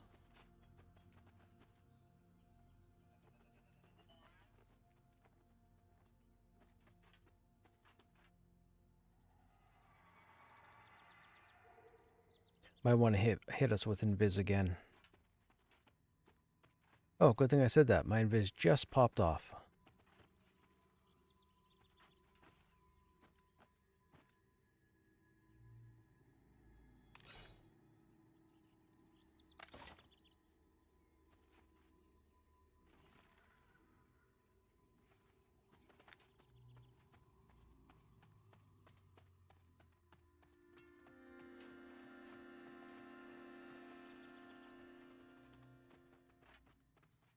Great XP, but you might be... Yeah, those guys are conning dark orange.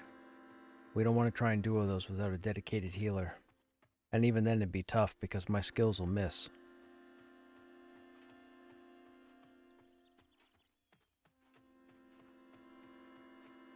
There's some more tents there. I feel like this will lead to a zone wall.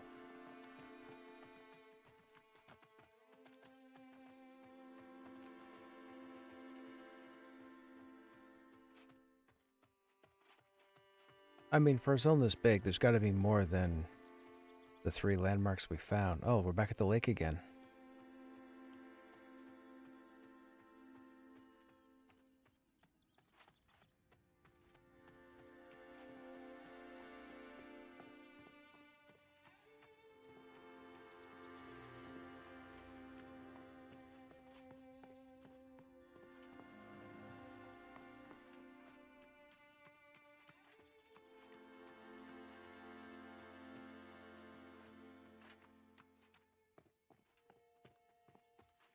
Wasn't the town just short of the lake? Oh, wait, is this a different body of water? No, this is the same body of water, right? Yeah, it's the same lake.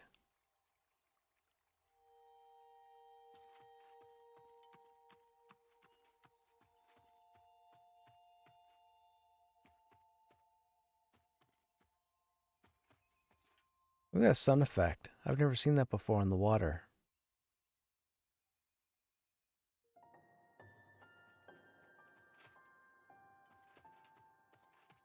What time of day is it? 5 p.m.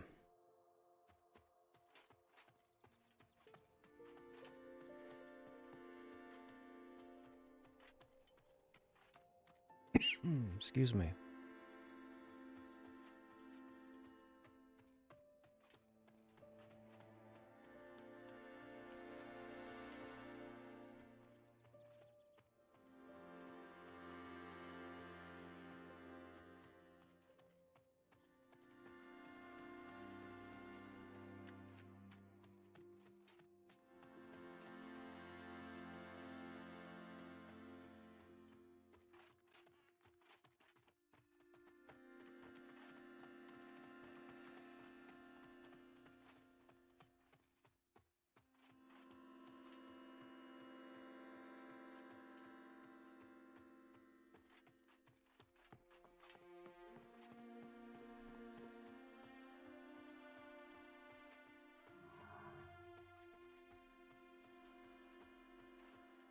Dude, it's getting so dark.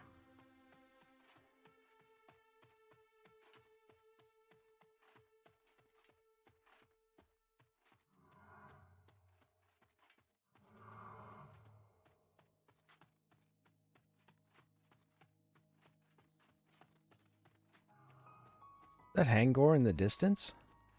Oh, I found a zone wall. That's Hangor, I think.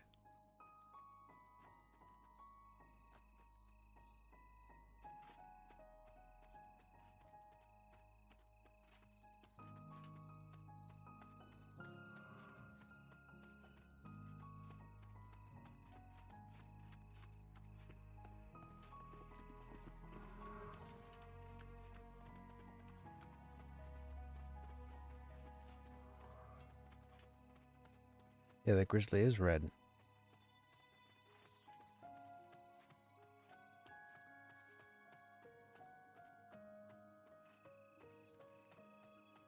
Oh, my invis just wore off.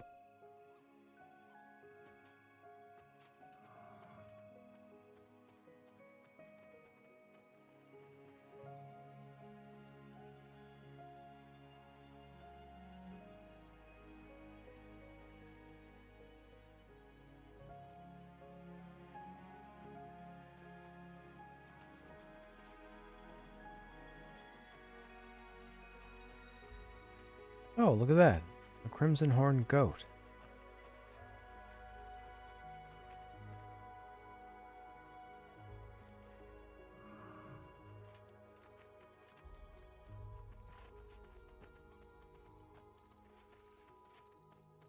That'll be like the only goat in the zone.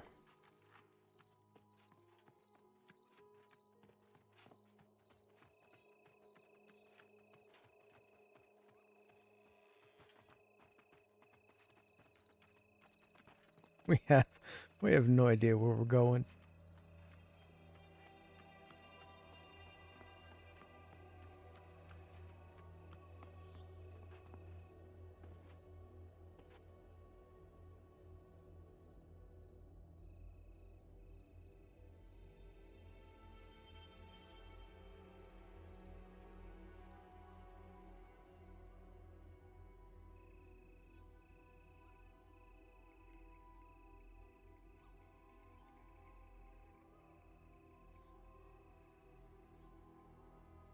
Exploring, you want to find the what? Trying to find the wasps. I'm trying. What I'm looking for is I'm trying to find torchlight. Torchlight would indicate the city or the town.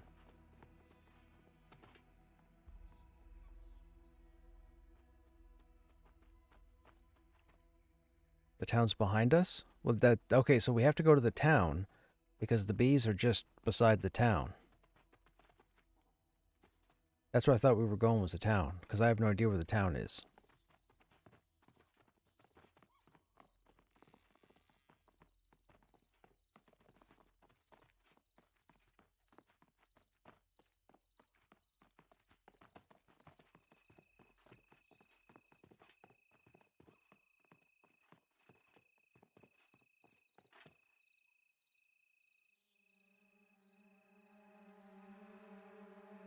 There's the moon.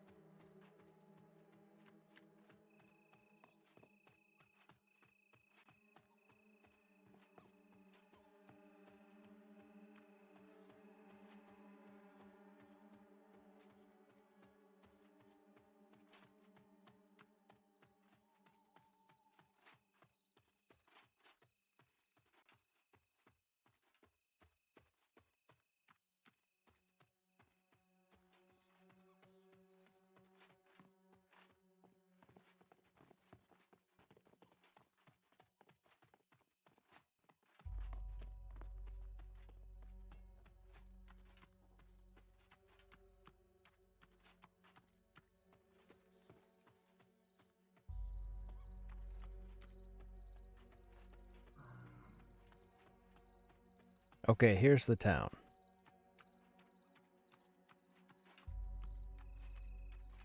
Okay, so what did you say to go again, Giggle? You basically head out of the town on the path. So where's the path?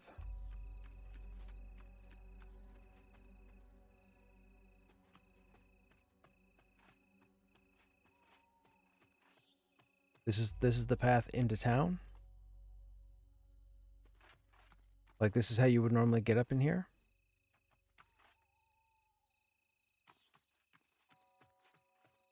So we go down into a ravine. Down into a ravine. That ravine?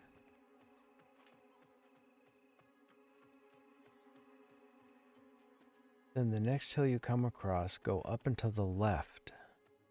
The next hill. No, not this one? Okay, hang on. Go back to town.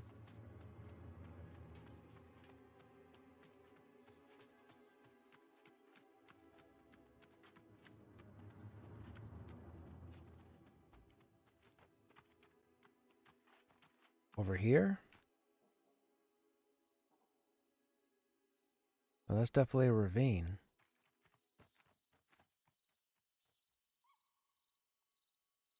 No, not that one either.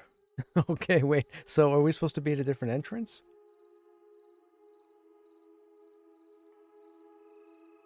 Head out of town. On the path, you'll go down into a ravine.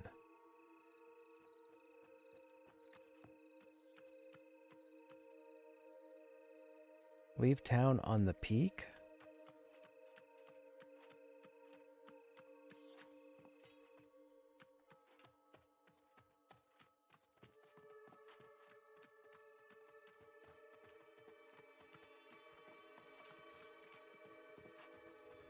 Stop. Okay, hang on. Okay. When you say on the peak is the top of something. So I'm going to the top of the town. You just said leave town on the peak. Let's start. Okay, first things first. Is this the entrance? Or are you talking up here?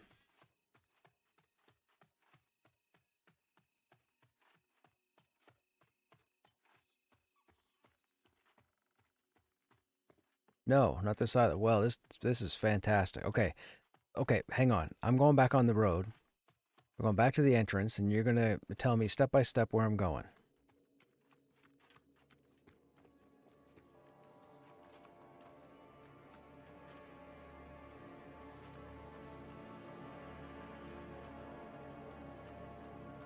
Okay, this is the entrance, and we're facing southeast. So is this the right direction?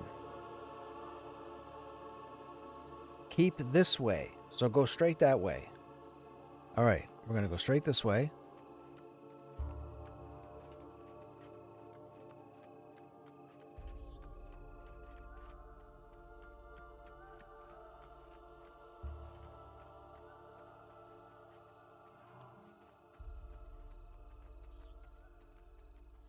There's a little hill here. You're going to have to reapply in Viz.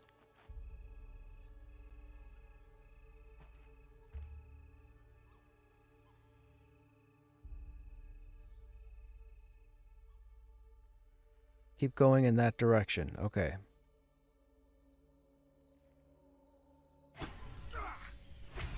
Hit me with Invis again, will ya?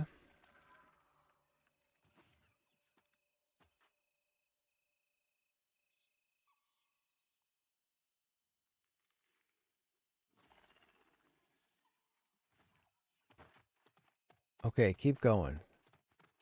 So this is a hill.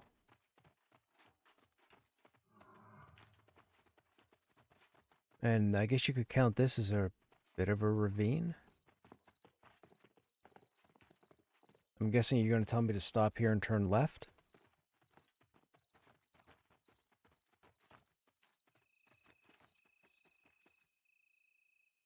Yes, stop here and turn left, okay? Oh, not yet, not yet, okay, not yet. So up over this.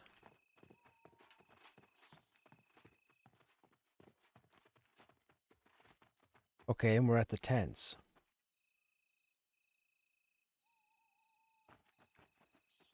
Oh, hornet. Right there. Oh, they're orange.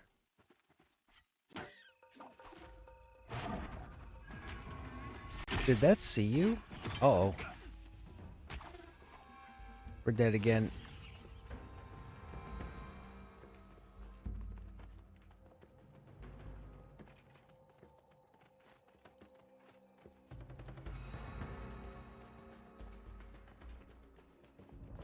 Yeah, those are dark orange. Those are not good.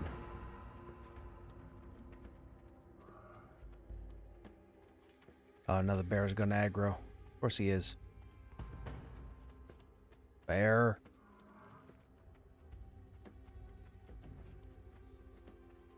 Hey, boo-boo. What's in the picnic basket? Only you can help prevent forest fires. Uh-oh. This bear is red.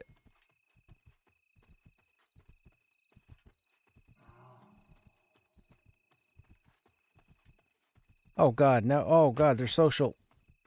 That bear started aggroing from 40 feet. I'm so dead.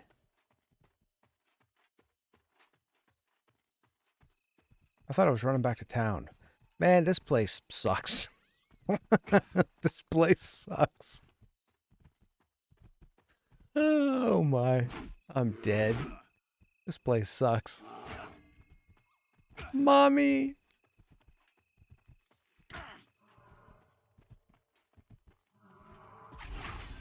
Haha, sucker.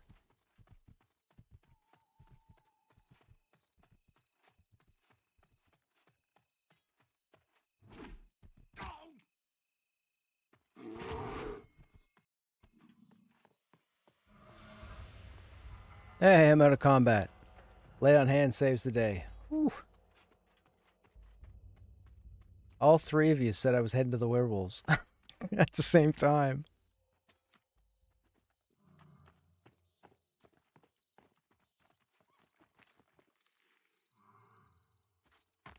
Yep, I think that's enough. I'm going back. I'm going back home to Alabama. I mean, Avelia. I mean, AVP.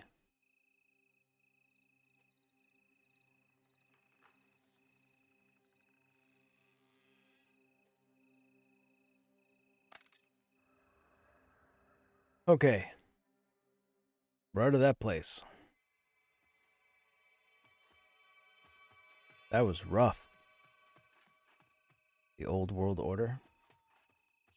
Even at orange, those wasps are weak. Yeah, it's just unfortunate because the wasps are social, right? Like, we'd have been fine with that one, but then the second one automatically aggroed.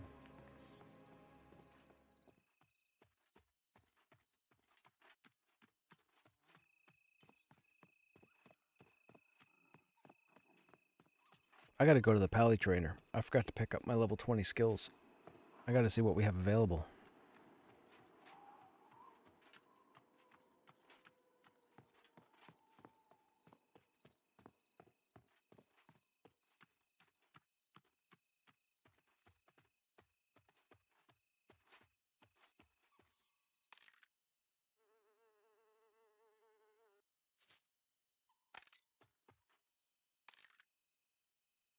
Okay, 18... 20, okay. Golden charge. Charge to the aid of an ally, healing them based on your wisdom. Oath of Wrath, okay. So we have 3 spells. Okay.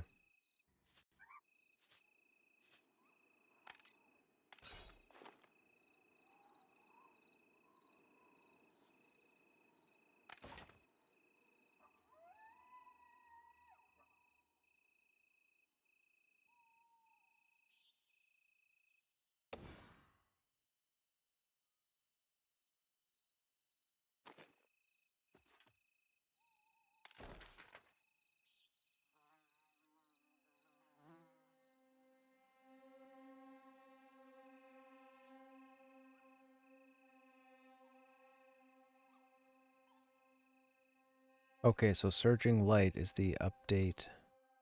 Oh, it already updated.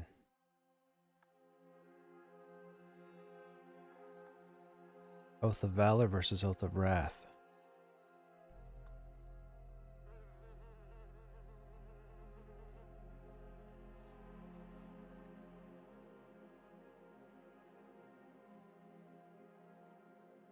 Wait a minute. So Oath of Valor Recite the Oath of Valor, granting your successful melee attacks the chance to heal you. But Oath of Wrath is the chance to generate additional wrath. So it's not an upgrade, it's a different skill? Hang on. Oh. Oh, but I can only have one oath up at a time. Oh, interesting. Okay.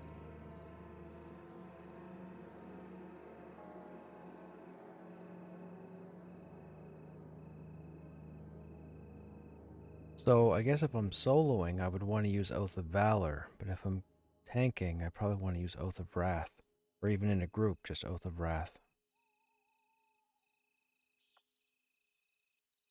Okay, so oaths are kind of like the banners. Okay, man. Golden Charge. Charge to the aid of an ally, healing them based on your wisdom.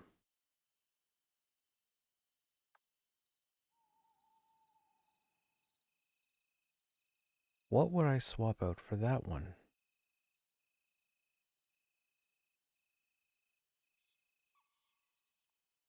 Charge to the aid of an ally. I'm assuming that's just a heal.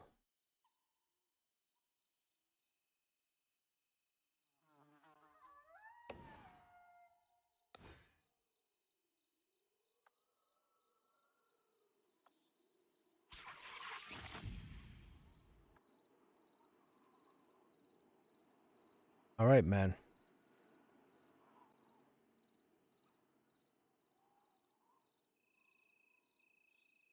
I thought the hymns were going to be... The hymns are our banners.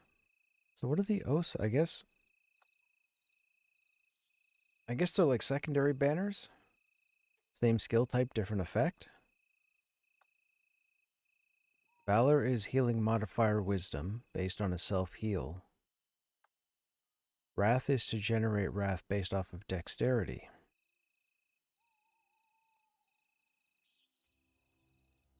Well, that's ridiculous, because our dexterity... How are we supposed to get a higher dex?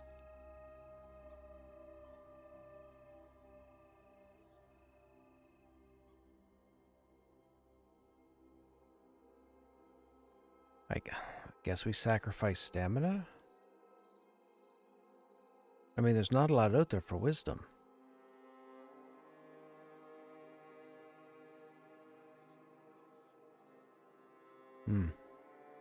I don't think I like that based off dex. I get it, because it's wrath. But see, wrath is used to generate, like, spell type abilities, not melee abilities, so I don't know why dex would be the modifier.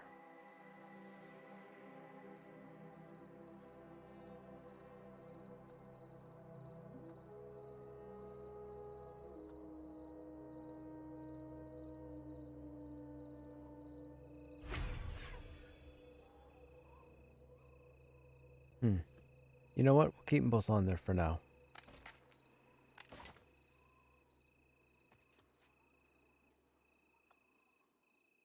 This charge, I'm intrigued to find out how this heals. It works from 2 to 25 meters, and it heals based off of wisdom.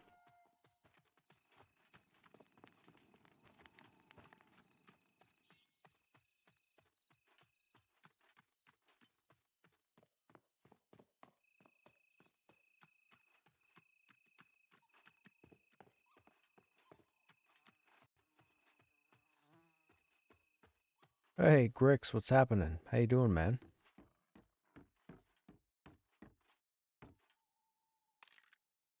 How am I liking the updates? So, I will say this, and again, this is honest feedback coming from myself, having played for as long as I have. I really didn't have a whole lot of issue tanking with the Paladin before the changes that came to the Paladin. Now, with that said, I really didn't see anything different as far as tanking. We started the stream tonight with the ghosts in Halnir's. There was nothing out of the ordinary. There was nothing that stood out to me. The only real bonus to the paladin, and I still haven't found a proper situation to use it unless you pull multiple mobs and you don't have crowd control, is the group heal. Or in this case, Surging Light. Surging Light the paladins didn't have before, but now that they have the AoE heal, it's not a very powerful heal, but it is a solid heal for the group that allows your main healer to give you the extra time to get you healed. So there is that. I don't think I would use it as a selling point, although I was told earlier that some people have said that if you jack up your wisdom, the group heal could make you be the main healer in a group. Now, with that said, I think the pulls would have to be the way, like, I usually, like, you'd have to pull, one at a time. You wouldn't want any messes where you have 2 or 3 mobs in camp. With that said, the AoE heal could be great if you have multiple mobs in camp that aren't CC'd. But the problem is, are you still going to be able to get the threat built up on all the multiple targets based on the cooldown to your taunts? So if somebody came to me with the selling point of the Paladin and said, hey, they've got this AoE heal, and you keep your group up. It's one of the only AoE heals that operates the way that it does. A person might go, oh yeah, that is kind of cool. My experience, I could go without it. I don't need it. I see why they put it in for the Paladin, because historically speaking, in video games and literature, the Paladin has had some sort of cleric ability, fanaticism, what have you. Outside of the AoE heal, I don't know. I don't see it standing out different than it did before the changes. I just feel like it's a different way to do the same thing. Your hymns they've moved your hymns off the hotbars, just like the warriors with their banners. So they put them up here on whatever this is called. There's 3, so you have the option to socket 3 up here on whatever this bar is. So we have 2 here, so they're not down here anymore on the utility. Now, with that said, the warriors have their banners that can be socketed up here in these 3 spots. Leveling up the paladin to this point, level 20, we only had multiple hymns. However, when I went to the trainer just now, we now have multiple oaths. So we have the Oath of Valor, which we've had since pretty much the beginning of the game. And as you see here, it says, recite the Oath of Valor, granting your successful melee attacks the chance to heal you. So it's like a life tap. It's a melee life tap with a chance, not a guarantee. Now at level 20, we just picked up Oath of Wrath. Oath of Wrath gives you the chance to generate additional wrath, which is your red bar up here that you use to use certain spells, not combat abilities, but certain spells that the paladin has. You can only have one of these up at a time. It's up here, it's got a 15-minute timer, both of them. So it seems to me the paladin now has 2 different sets of banners, speaking like a warrior. We have the hymns, which are up here, and the oaths, which are down here. I'm assuming by the time I get to level 30, there's probably going to be a 3rd oath somewheres. So it's interesting that they have the multiple different, I don't know what you would class them as. Just as a general statement, let's class them as stances. So you have multiple stances to manage. Now you can have one of each up. So the 2 hymns that we have, this hymn is the Hymn of Avoidance. This increases the dodge rate of the group. And then over here, we have the Hymn of Devotion, which increases outgoing healing in the group by 20%. So you can pop that on, and it comes up here. There's no timer, so it stays up there as long as it stays up there. Or you can switch over to the Hymn of Avoidance, either or. And you still have the oath up. So it really comes down to making a bit of a decision. Do you want to go with the increase in heals to the group and then use the heal proc yourself? Or do you want to turn on the heal buff for the group and worry about your wrath by using the Oath of Wrath instead of the heal, right? I guess. And then if you put the dodge up, do you put the dodge up and then worry about the heal? Or do you put the dodge up and still stick with the building of the wrath? I don't know. I mean, I'm not having any difficulties. If you go back and look at the hour and a half that we were in the ghost room tonight, my wrath and readiness were fantastic. I didn't have any issues. So, as far as the changes that they've made to the paladin, I wouldn't say it would lean me towards playing the paladin or taking an old paladin off the shelf. But I can understand them doing the updates to make the classes stand out and look different. So the warrior now looks more different than the paladin does. The Dire Lord had its tweaks as well, so I think the 3 tanks are pretty much where they want them for the time being. So now I think they're onto the DPS classes.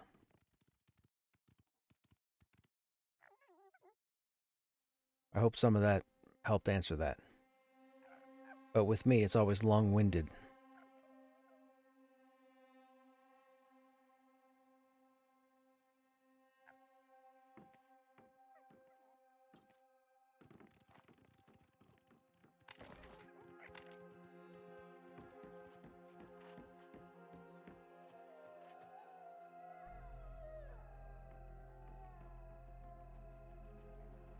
Wasn't asking from a capability standpoint, but from a do you find it more interesting, fun?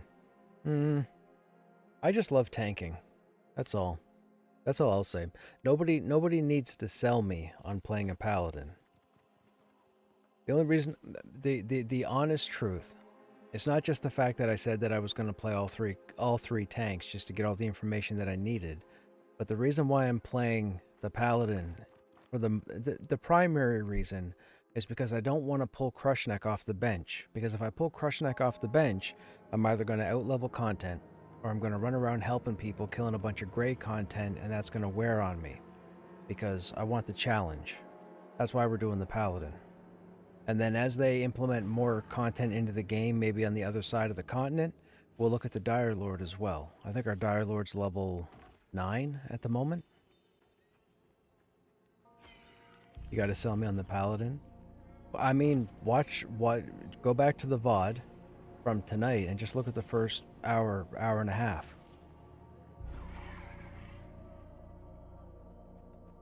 That's what I would tell you to do, because it was just non-stop pulling.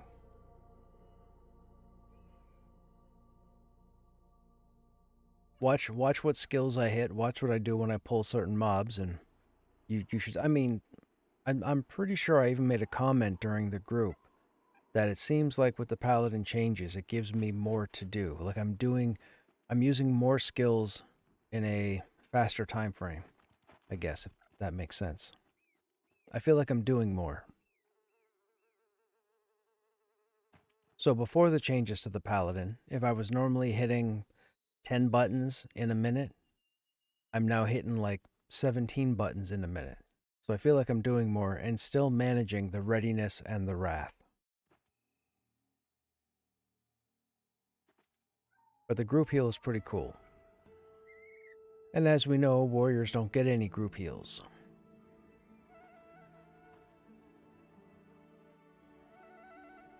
The Dire Lord's kind of selfish too.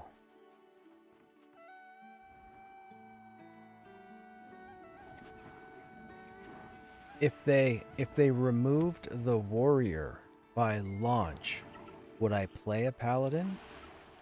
Probably. Which is a weird thing for me to say because my OG viewers know that hybrids are a bunch of whiners. Hybrids being paladins, shadow knights, that sort of thing.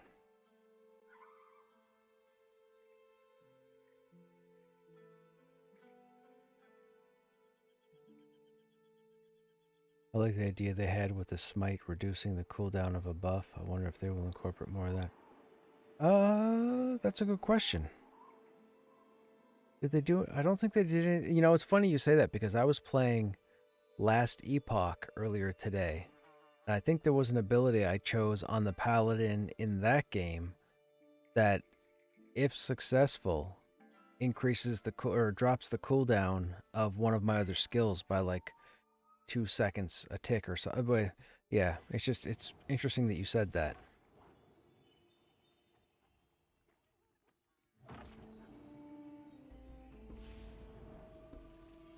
Trila? It's Trila. It's a druid. Druid named Trila.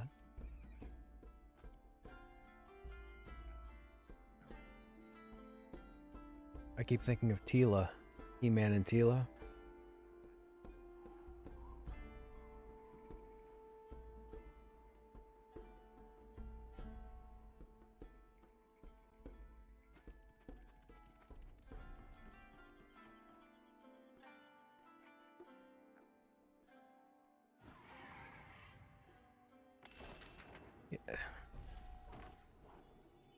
Yeah, there's not really anything that saves on that like speeds up anything.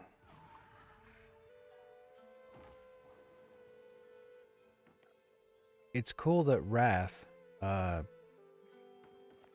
a universal meaning or universal effect as opposed to just emphasizing undead damage now.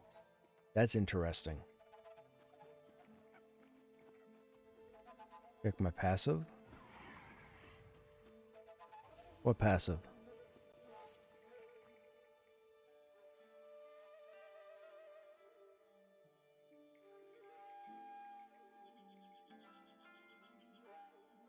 I think it's a level 10.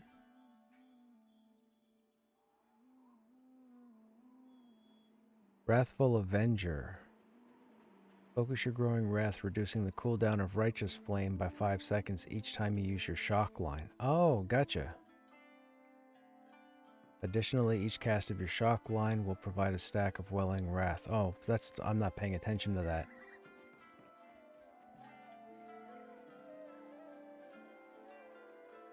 I should watch for that. I don't use Oathfire a lot. Righteous Flame.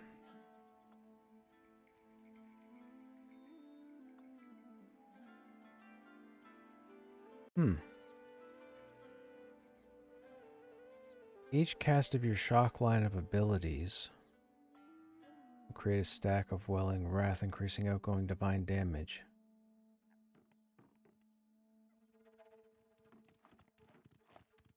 Okay, hang on. Let's go out and fight something.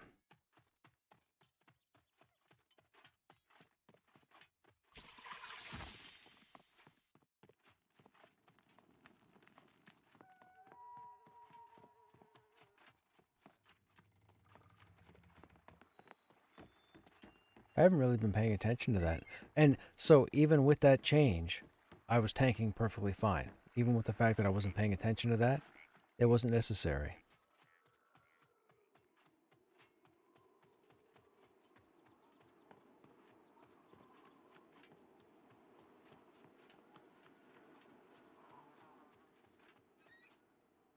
So pop that. Oh yeah, 53. 48, 47, 46, 45, 38, 37. Yeah, okay. Interesting. I might have to utilize that more in the future. I wasn't even thinking about that till just now. 24, 23, 21, 16.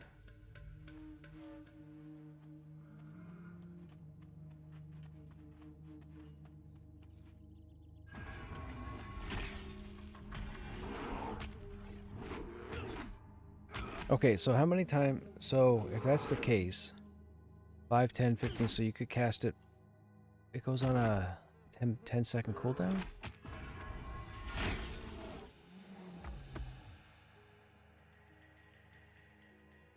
So you could cast it 3 times, right? And it would be up again.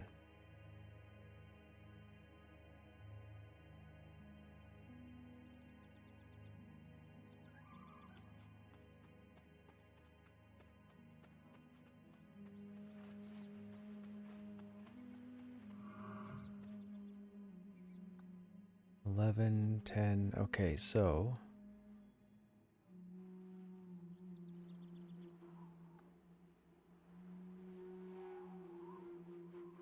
Okay, so pop 1.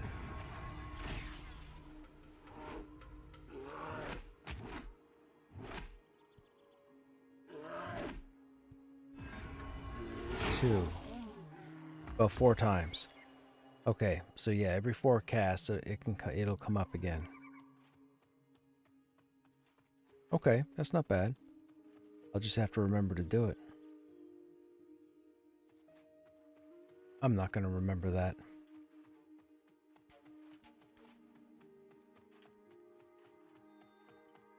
I will try. I'm just not going to be able to. I know I'm not. Why's my phone going off? Oh, it's 12:30. Okay, stream. That is going to be it for yours truly this evening. It is 12:30 and I have to get to bed because I have work to go to tomorrow. Do you have the ability that consumes those stacks of wrath? Yes, but I don't use that either. That would be Unleash. Unleash would be right here. Consuming all stacks, welling wrath to deal divine damage. The only reason why I don't do it is because it says it does it in 120-degree arc, and I don't want to break aggro or break CC. That's why I don't have it up here. Plus, there's no room. I use these 5 for the most part for holding aggro, and I have these for my heals, so it's not my fault. If VR wants to put another hot square, hot bar, whatever, an extra bar here, sure, I'll use it. But for now, not really. I want to mess with this golden charge ability to see how well of a heal it is. It says charge to the aid of an ally, healing them based on your wisdom. It would be interesting to see what that... So, we'll definitely test that. Maybe tomorrow we'll test that. We'll see what's going on tomorrow. But I've got nothing here I can get rid of to put Unleash in. I guess I don't need the solo heal? You know what? Let's try. Let's do what? Let's put Unleash there. And then let's put Golden Charge there. We'll keep off the solo heal. We'll keep the group heal. We'll see how this functions. And if we don't like this, we'll go back to the single heal. Yeah, that'll work. And that keeps these 3 abilities all in close proximity. Yeah, that works. We'll try that tomorrow. I don't need to go into town.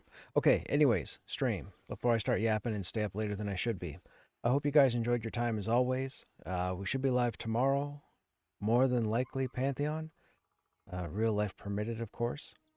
If you're new to the channel, if you enjoyed your time here this evening and you think you might enjoy your time tomorrow or at a later date, if you haven't already, feel free to follow the channel, of course, to be notified the next time I go live. Other than that, you guys have a good night and hope to see you on the next stream. Take care.